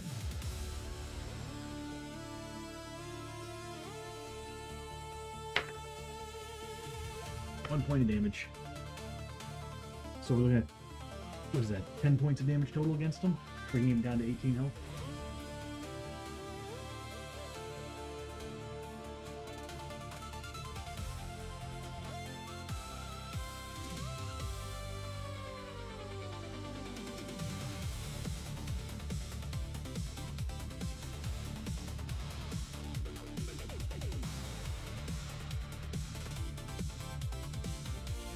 Experience wise, again 30 plus 5 for each, so he's like the Oni. We're looking at, they're gonna be 45. So these three are gonna be 45 a pop. So we're looking at what, 90? Yeah, 90, 135, 140 plus the 30 there. 170 points of experience.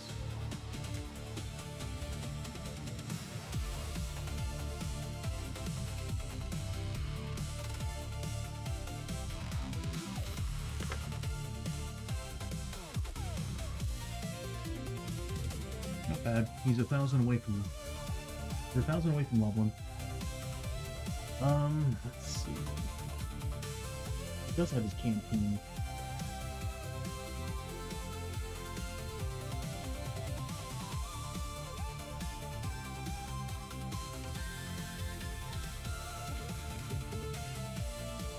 Next up is Abbie. At least he whittled them down to 8 health. Abbie, what is she gonna do?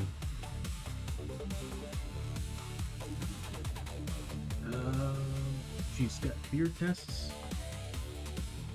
The Oni is he more? Hold on, what was the Oni? Terror. Hosho should have taken some terror hits. So he would have taken, need 4 pluses, nothing. Her, on the other hand, he's on that tile, so it doesn't affect her, but she is adjacent to the wolf, who's at 2 fear, so she needs to take 2 horror tests. At 4 plus, she failed both of them. She doesn't have spirit armor? Nope. Is she the only character without spirit armor? She is the only character without spirit armor. But she should be getting a point. Everybody should be getting a point back. So she took 1. We'll just leave it at that. Took 1 point of damage. Sanity damage. Chiyo should be at 1. Lester should be at 1. And this is because each and every one of them has a headgear, has a headpiece that has antlers on it. And what it does is it gives them sanity back at the beginning of every turn of a fight. Alright, grit roll. And if you're wondering why I'm rolling 2 dice for her, it's because she's an outlaw. Outlaws get to roll 2 dice for movement. In this case, grit. Well, she failed the grit roll. She needs grit. Can she get close enough to Lester? 4 plus escape. She makes it. She kind of shimmies around. Yeah, okay, good. Next to Lester, she's going to force Lester to take some corruption. He's going to take 1 point of corruption. Well, corruption hit. He makes a corruption test of 4 plus, fails it, gaining a corruption. That was the wrong one. We need to get rid of that portal. We can't do field surgery during combat though. So, I wish we could. So she gained a grit back.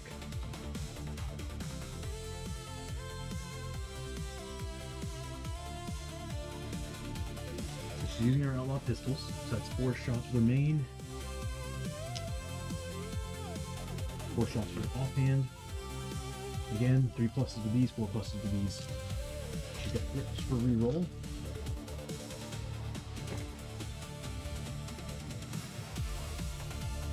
Not a single freaking 6.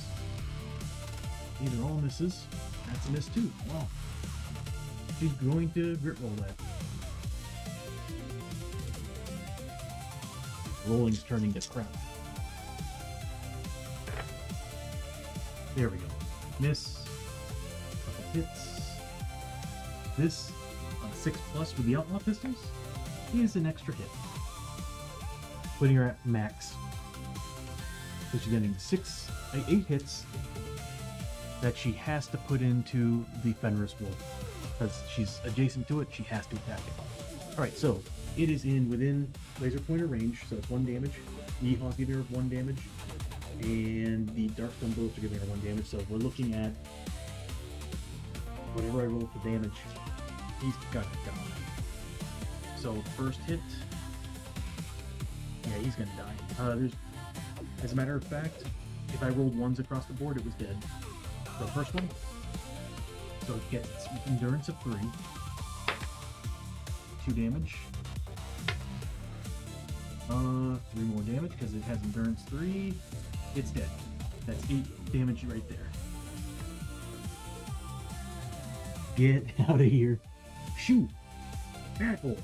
Alright, she still has 5 shots left. I think she's gonna push them into the Oni. Well, she could pull them into these guys and break their formation. Kinda like that.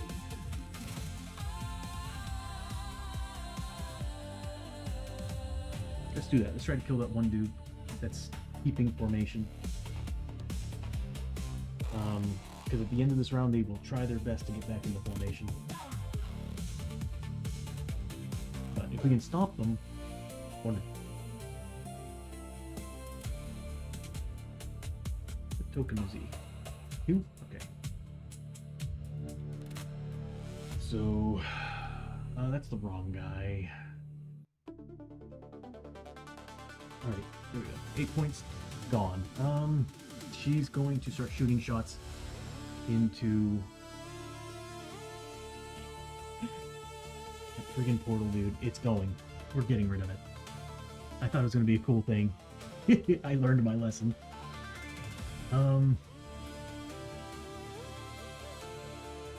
Alright, so it's got a defense 4, so she's going to be getting +2 damage on this for Yeehaw. He's not in range. What's the range of the pistol? I think it's a 4 or 5. It is a 5, but she's not getting her laser pointer. So she's getting 2 for Yeehaw, 1 for the Darkstone bullet, so it's going to be -1 to the rolls. We can do this. Right, first hit. So -1 to these rolls. Nothing. 4 points of damage. He's dead. He gets armor saves against those 4 points of damage.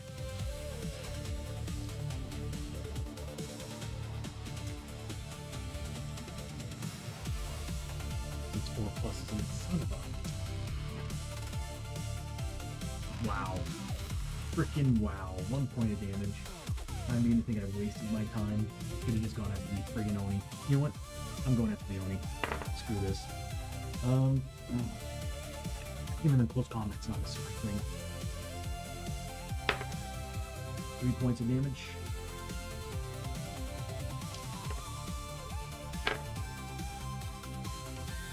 Just nickeling and diming him. He had 3 wounds on him, he's dead. Alright, good. I gotta remember. He had 8 points.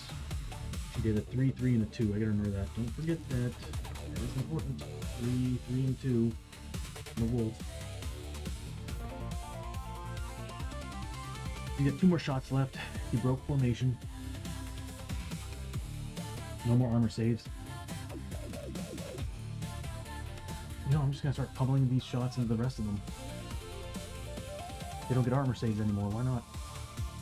We'll let somebody else deal with the Oni.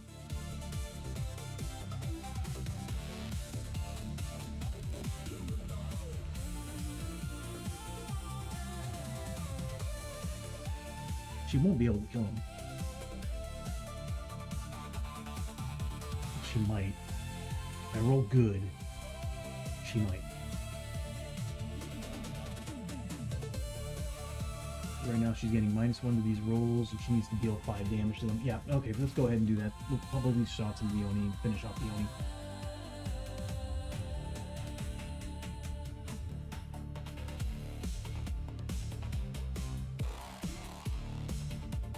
That's a dead one of those guys. I gotta remember that. And the Oni.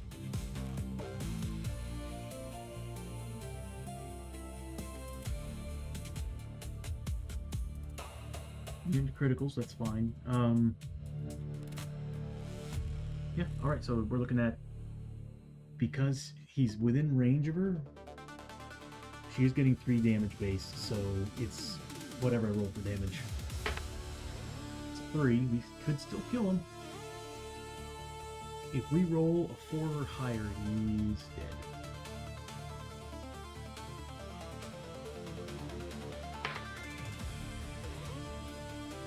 That's a dead Oni.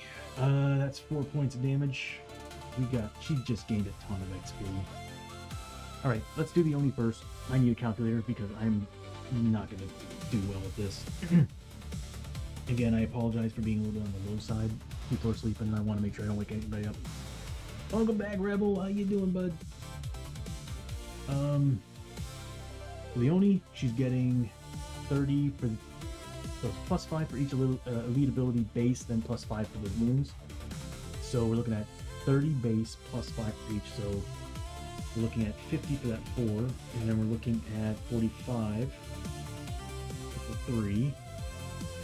The Oni's dead, by the way.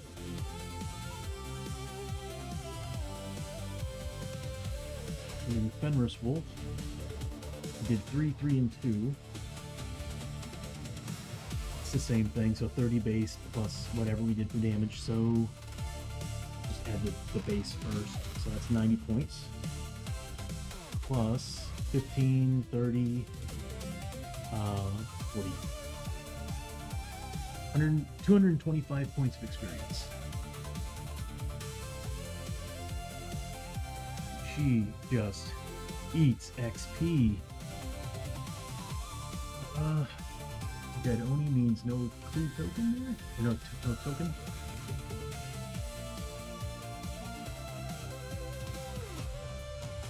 And she just killed 3 models. That's what happens when you put all your points into damage. Outlaw and Gunslinger is a very dangerous combo. Oh, and then the other guy he killed. He's gone. He's no longer on the table, and no longer is the Oni. She's gonna get 65 points of experience for him.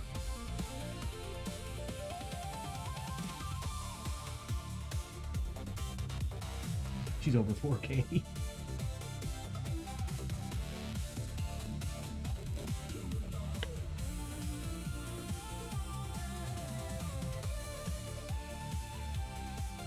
Alright. Now that we've broken their formation, they're not getting their armor saves. So here's our chance to clear them up. Or they start shooting. They will have to change targets. I think, yeah, they're each going to be firing at somebody. At a different hero.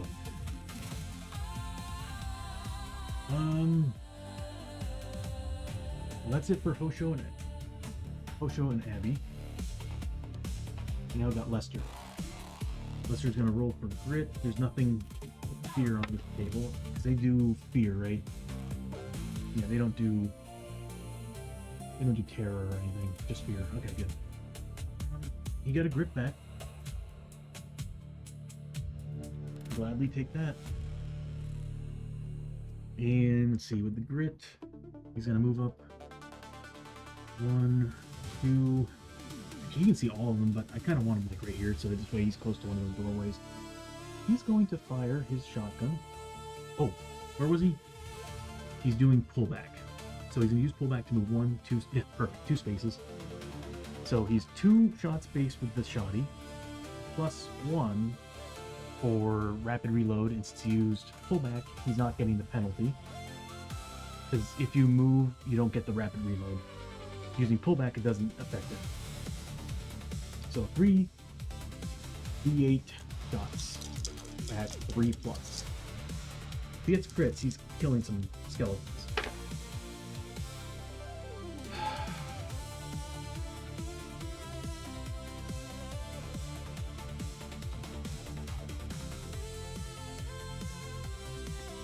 We'll just take it. He needs to keep the grit. So looking at 2 regular hits.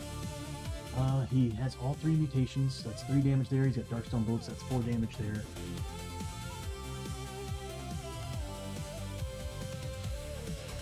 I really want to re-roll that shot.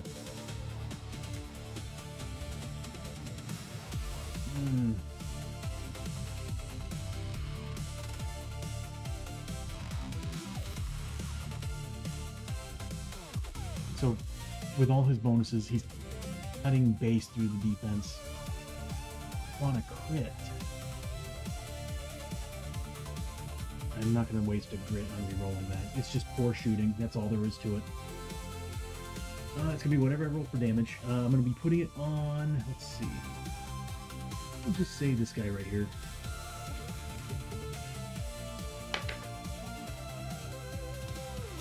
That's 1 point of damage. Next shot. These are these aren't crits. These are shotgun shots, by the way. Close range. Oh, look, there it is. He kills it. That's disappointing. That is 65 points of experience. I should have left that guy alive. I could have had somebody go up and attack most of them, all of them at once. Well, we've just kind of... We might have stopped them from getting their formation tactics bonus. Dang. Lester, I was expecting more out of you, bud. Especially when you're the one that started all this mess with the damn portal. Okay, so next up is Chiyo. Chiyo's gonna roll for crit. Doesn't get it with a 2. We're no longer in a fog tile, so she gets her full movement. 1, 2, 3, 4, 5. So 2 combat base, +1 for the Darkstone Grip on her Monk Staff, +1 for the Hero of the Dragon War.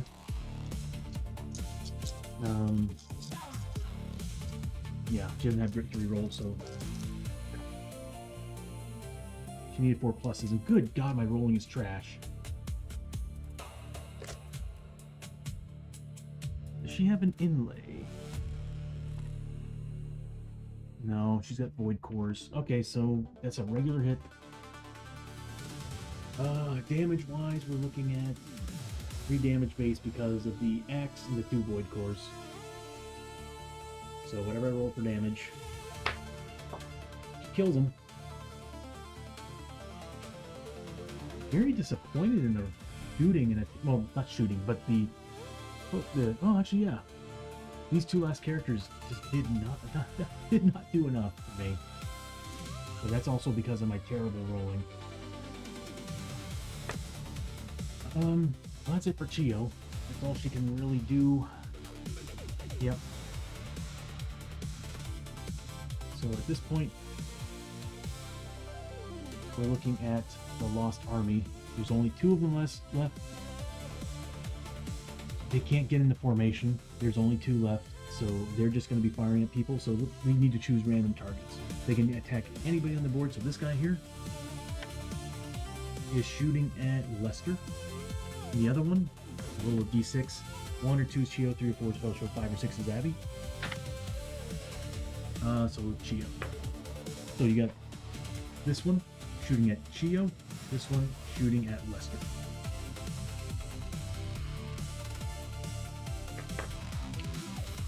What are they getting for shots?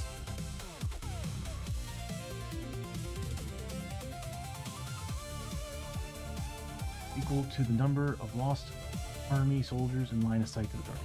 So 2 shots apiece at 2 damage. Yeah, see how weak they are now that their numbers are down? I can only imagine these guys with their cannon behind them. So they need a 4+ to hit. So here's the one that's going after Chiyo. 2 misses. The next one, going after Lester. That's 2 big ass crits.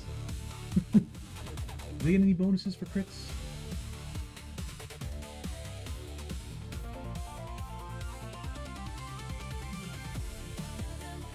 No. Nope. Okay, so that's just 2 hits. They don't ignore defense or anything, so the Marshal still needs to make his 3+ defense rolls. Fails them both miserably, so that's 4 points of damage he needs to see if his armor can take. He has a 6+ armor roll against the damage of this. He takes 4 points of damage. Yeah, he wasn't ready for that. He was probably so disappointed in his shooting. He wasn't paying attention to dodging this. Yeah, we need to do some serious healing after this. That's the end of the round. Roll back to darkness. Please, please, please. Pass. You know what? Even fail. I don't care. Just don't roll 11 or 12 again.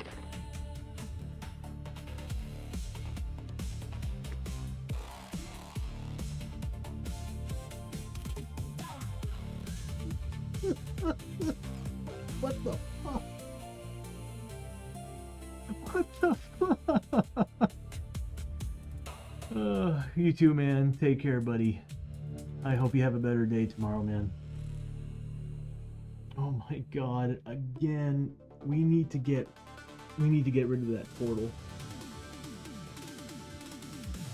Can she do field surgery during combat? Come on, please, let me do it. Where is it?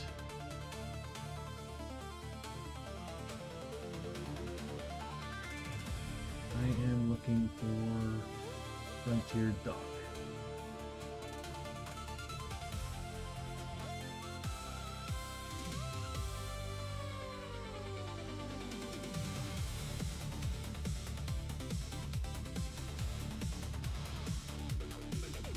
Doesn't say I can't.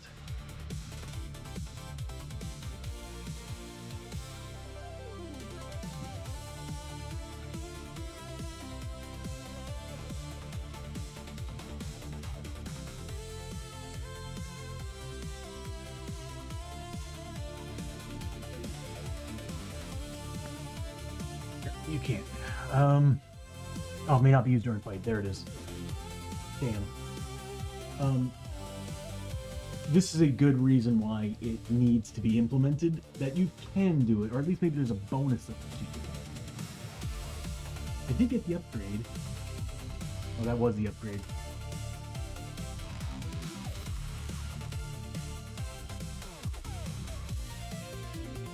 That portal's going. The next chance I get. I thought it would be fun and cool having it. No, it sucks. I'm getting rid of that damn portal.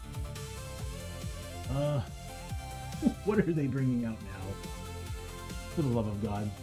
Please be easy. I'm fed up. I'm tired. We are almost done and... Oh, a slasher? The ambush. That is like, what? 5 or 6 enemy groups that we've gone through now. 6 enemy groups because of the damn portal in Lester's chest.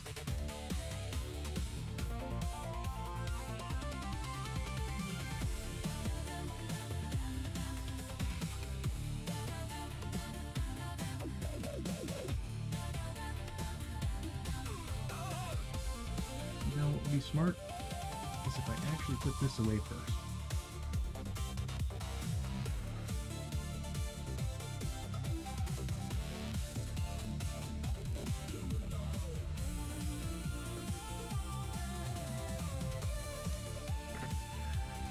Double 6s. Oh, wonderful. Okay, we have to roll again. That's like how? What the hell? That's like the second. Stop rolling 6s. Double 4s. They're now fear 4. Fear frickin' 4.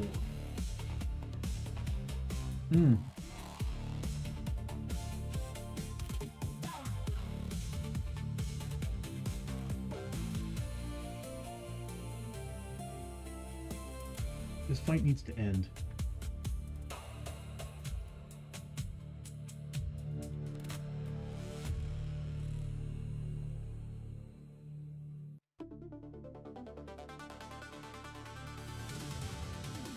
Immune to crits.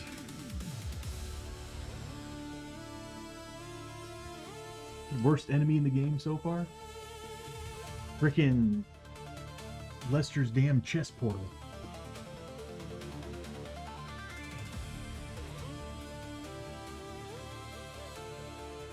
Another model I'd like to finish.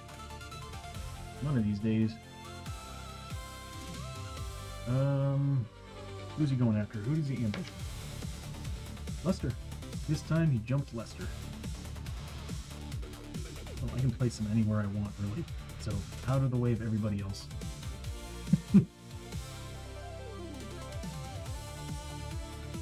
So he's an 8 initiative.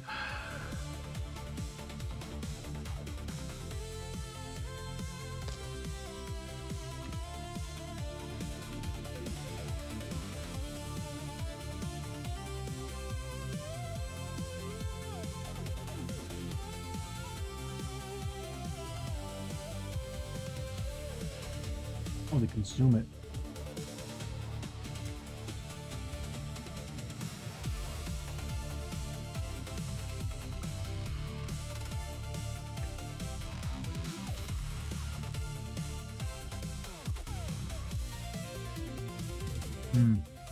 That sucks. That really sucks. Okay. Everybody gets a sanity back.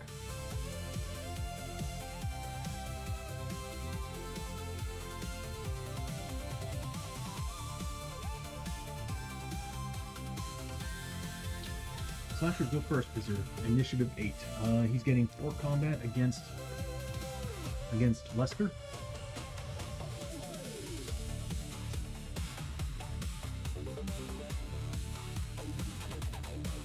Alright, 3+ hits.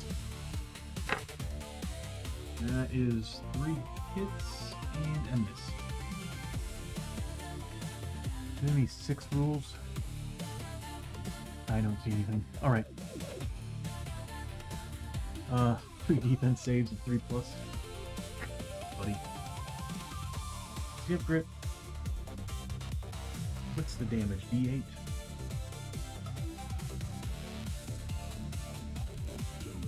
He's gonna grip roll it.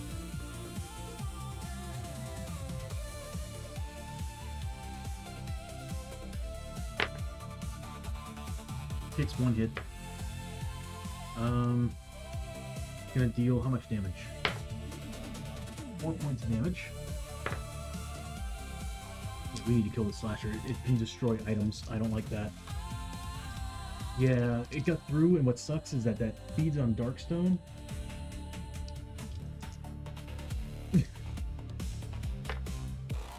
He does actually manage to save 2 armor saves. The rest fit through, so he does take 2 points of damage.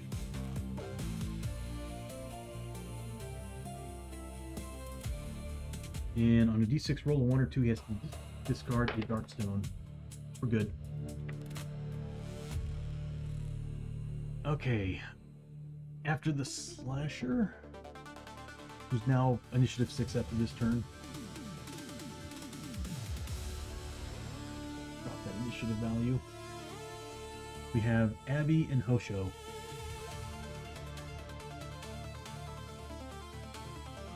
Immune to critical hits. I'm gonna move Abbie up 1 space, so she's in line of sight of everybody. She's going first. He's fear, and that's it. She gets a grit. Oh, yes, and she's going to force Lester 1 hit to get a grit back. He does not save. He mutates. So what happened there was I had Abbie go up. She has this ability called Outlaw Charm that she forces an adjacent hero make a corruption test based on a D3 roll, and she gains a grit, but they take corruption. So Lester failed. He's at 2 out of 3 resistance. He is now mutating. What is Abbie gonna do? She's getting a grit back. 2 grit, as a matter of fact. She got her grit, and that happened. That's the wrong character.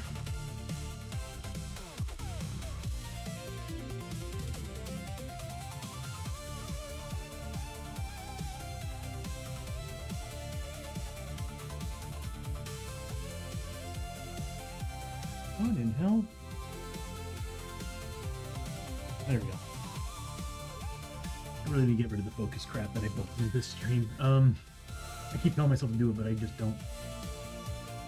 Okay, so what we're looking at here, Lester mutates, so we need to do that now.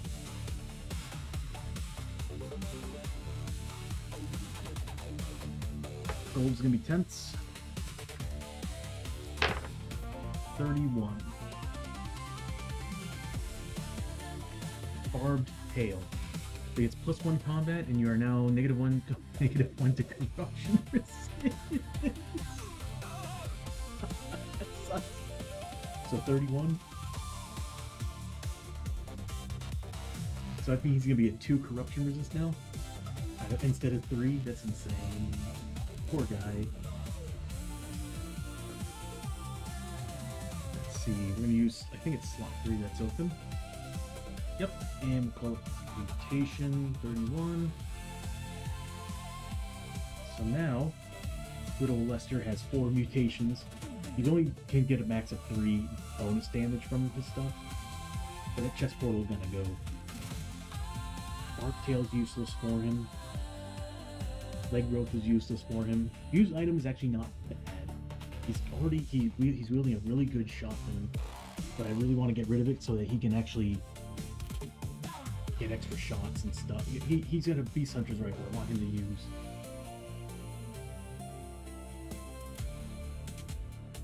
Alright, so he mutates. We need to be careful with him. Because he's now a 2 resist. That's really low. He should be at 0. You need to fix that animation too.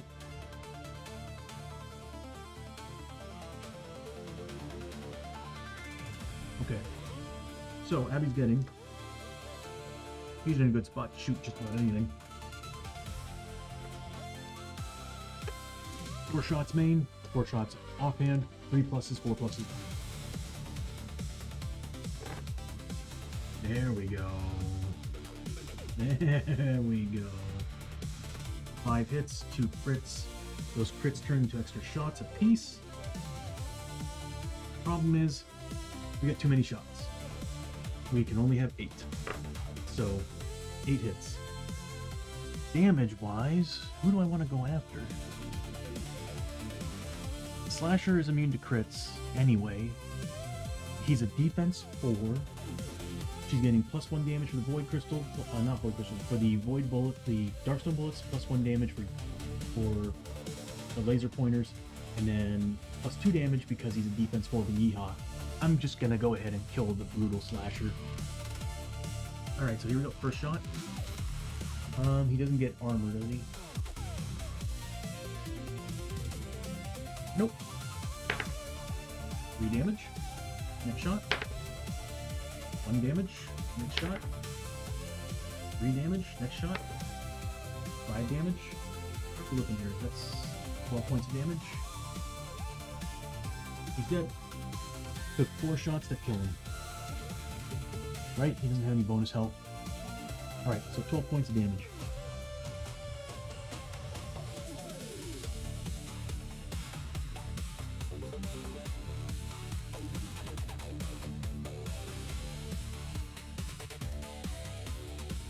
So, it's going to give a lot of XP. A lot of XP. We'll save that here. Actually, we'll just go ahead and do it. So this is the XP that she's getting from this. Oops, that was 5 damage. So it's 35 across the board base. So we'll just add that all up together. That's going to be 140 XP. So 140 XP base. And then we'll add up the damage XP. I'm trying to find easier ways to do the XP. But yeah, so 35 times 4, 140 XP. Now we're looking at 5 XP for the first one, 15, 30 for the other two, and then 25, 200 XP.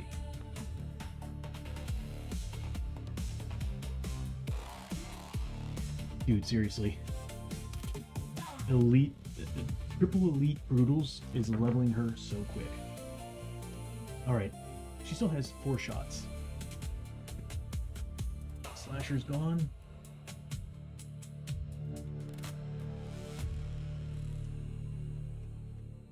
They're defense 4, so again, we're looking at, yep, we're looking at 4 damage base, just like the last one. They're within range of her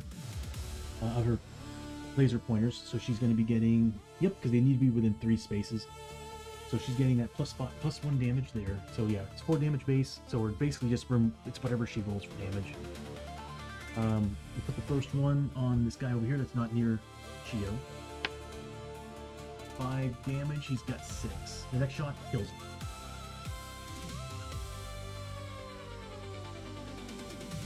Yeah, might as well. Next shot kills him. Next shot. 5 points of damage. The next shot kills him. Yep. That's 130 XP. Because that's it's 65 apiece.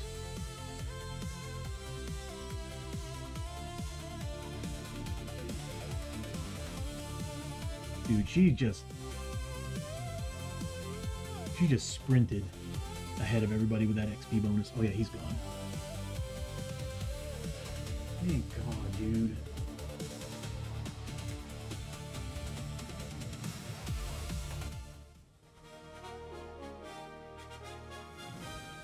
Oh. It's over. It's over.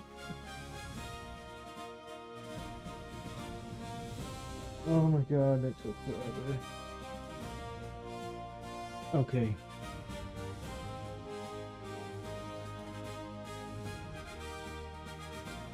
I need to collect myself right now. That was one. It was just constant. Never ending. Waves of enemies. Yeah, get off my screen. That was 6 monster groups. That was initially 1. Then 2 spawned. Hold on.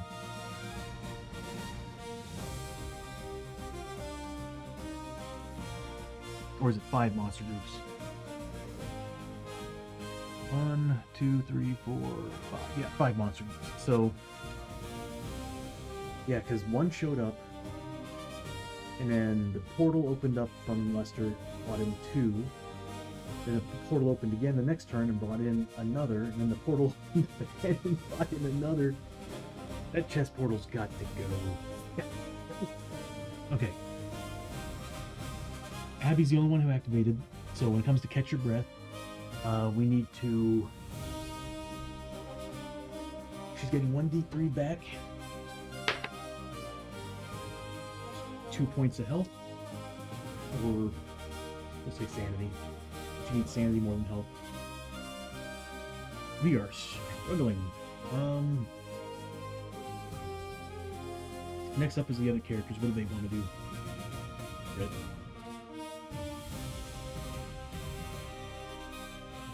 Everybody else, because they didn't activate, have the option to either get 1d6 back or a Brit. Brit's hard to come by. We don't have any. Let's go ahead and get one. Makes sense. After that, we do loot. So we did fight 5 monster groups. You're generally supposed to get a loot per monster group to a maximum of 5. So, re-loot. So here's Chiyo.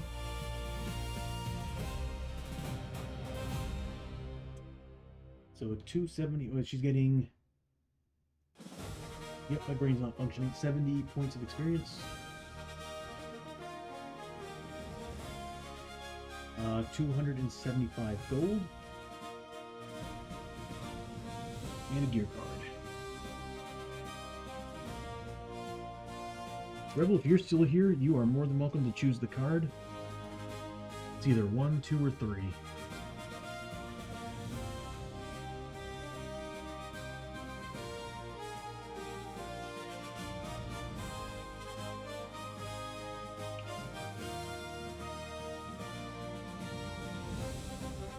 If you don't want to choose, I can go ahead and roll for it.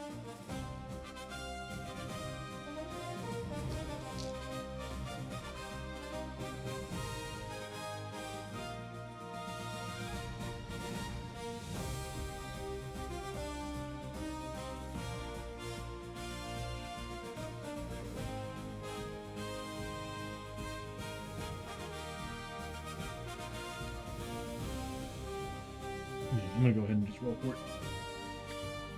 That's number 3. First one would have been the vulture feather attached to any item. Whenever you kill an enemy, you may roll a d6. A roll of 4+, draw a scavenger. Second one would have been salt. What we gained was the fire emblem. Use 3 darkstone to attach to any item. Once per turn, you may reroll one of your damage rolls. Darkstone piece. Damn it.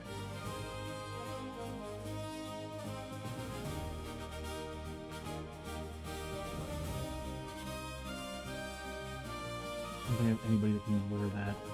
It's basically an inlay.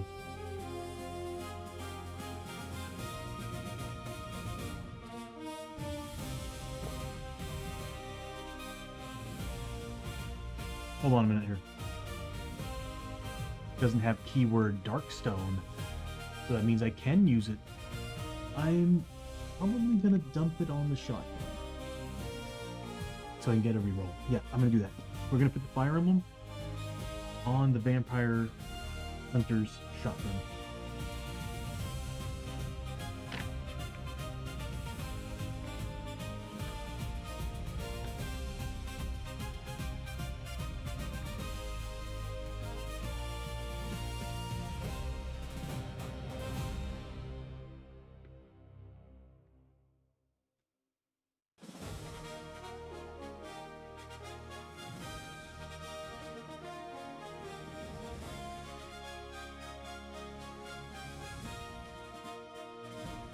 Damage. That's so awesome.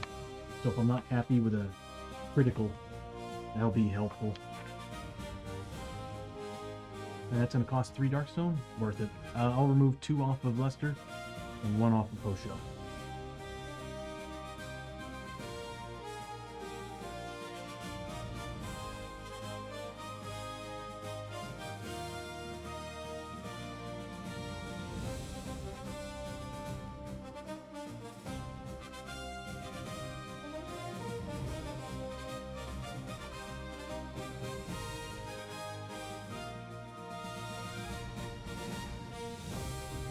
Then we got Hosho. Nice. Alright, so here's the first one. So 250 bucks. And then $50, so $300, 60 XP.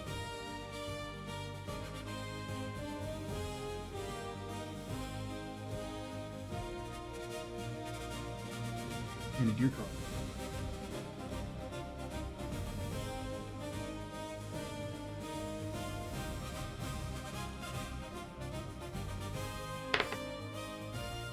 First one. Third one would have been the Dead Man's Vest. You take 1 less damage from any hit done to you by undead enemy. The Jailer's Pike. Use the D8 to hit. Your melee critical hits are +2 damage. You may assign your combat hits to models with 2 spaces away. Oof. What we did find is the Chain Helmet. Armor 6+. +1 health, +1 sanity. See that being useful. Where can I put that on? I could get rid of the plate armor and put that on. Yeah. I could put that on Abbie, get the 6+ armor, and the health and sanity bonus, instead of the plate mail, and then I can get her the leggings, make her a 5+ armor. Might as well. Alright, next up is Abbie. So $150.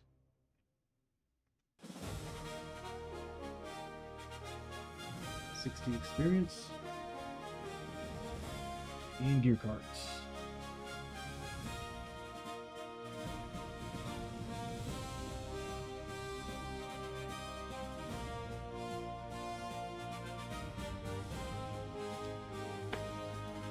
never won again. You would have gotten, oh, the Frontier Deputies badge. You now gain the keyword log once per adventure reroll. You hold back the darkness roll or cancel and redraw a darkness card. That would have been sweet. And doesn't weigh anything. We could have put it on anybody. Smoke bombs. Discard at any time to immediately move D6 spaces, ignoring other models and escape tests. We did find is the Shadow Ribbon. Attached to any item, +1 corruption resist. Lester, where are you, buddy? Dude needs corruption resist.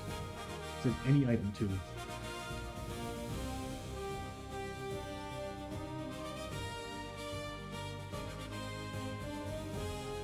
I don't have any free slots.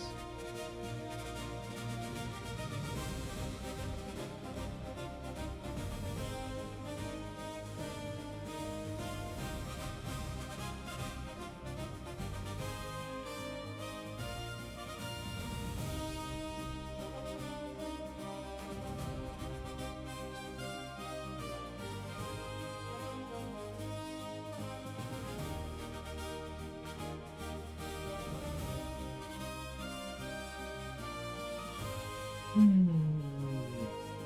don't have any free slots. I could put it on the Hunter's Rifle shotgun, which wouldn't be a bad idea. But I kind of want to reserve that for something else. So I'm gonna hold on to it. Oh.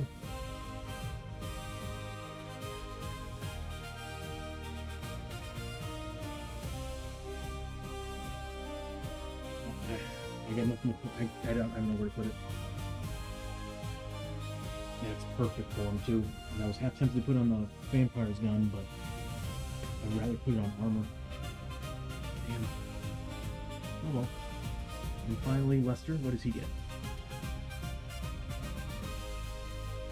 There, well, he gets a dark stone. He gets some loot too. So $100 and 75. So $175. And 70 XP.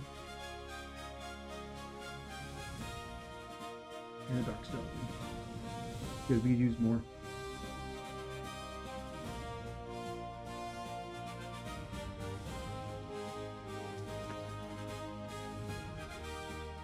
Okay. I think this is a good place to call it. Because I don't want to go back, roll 5 and 6 again. And then that asshole's portal. I can do it right now. Yes, because there's no enemies on the board. I can do it right now. Not you, Jason. Okay, so what I'm going to do, before we end the turn, Chiyo is going to conduct field surgery. So she needs to spend 1 grit to do that.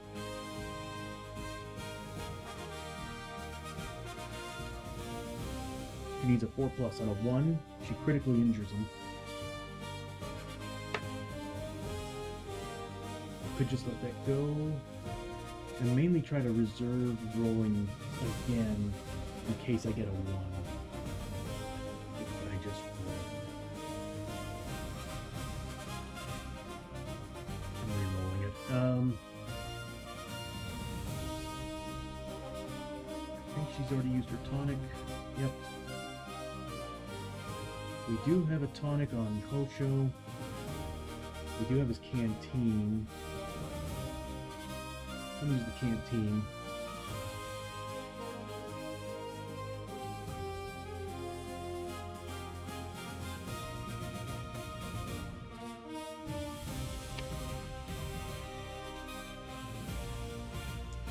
We're stuck with that damn portal till we can get rid of the friggin' thing. Okay. Wow. Even if I use the +1 roll, it wouldn't matter. Yeah. Alright, we're stuck with that frickin' portal. Oh no. That is gonna really stop our chances of succeeding. Oh well. Damn. We really need to complete this mission. I want the loot from it bad. Okay. Alright everybody. You're definitely gonna have to call it here. It's fine. So we're gonna go ahead and call the stream here.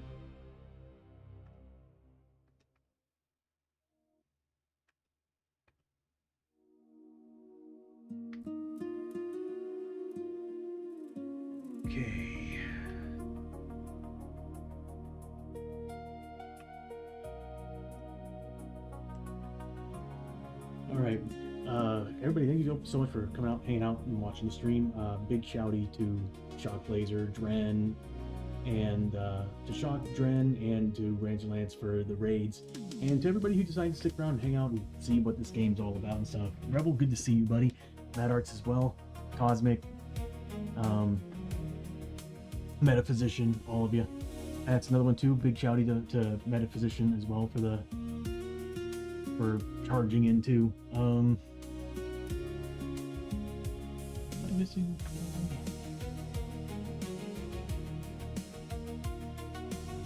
Okay. But yeah, thank you all so much for coming out, hanging out, watching. Tuesday should be doing the paint session. Try to get these guys done. We're getting there. We're getting there. Would like to bring these guys back out and finish painting them. Yeah, we got a ways to go on some of these guys. But anyway, yeah, we'll pick up on Tuesday the paint session, and then after that, I think, if I remember correctly, the bros want to continue their Viking campaign, so I got to kind of research a little bit on that. Because we're going back to camp, and I don't remember the camp rules, so I'm gonna have to figure that out.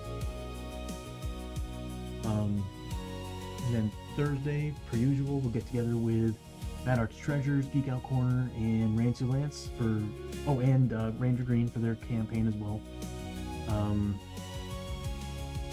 Yeah, they just finished taking down the trio sisters. The sister trio, whatever, basically not undead. No, they're undead. Anyway, it's just 3 witches. They took them down, and now they're on their way back to town. So, very curious as to how that's going to go with that crew, because now that we got a full team on that group, it should be pretty interesting to see. And then, of course, next Sunday, we'll be back here with Season 2. And we'll finish up what's going on here. I'll see if I can get one in on Friday and try to finish this up, because I would like to finish this up before the next stream, before the next Sunday stream. But anyway, again, everybody, thank you so much for showing up, hanging out. I'm going to go ahead and end the stream. I don't know if there's anybody to raid into. Let me check.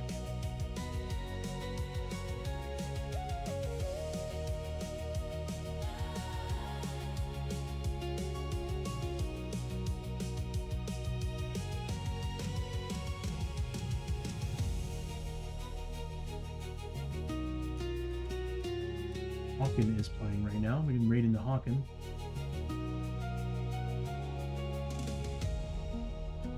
And everybody's playing Pal World.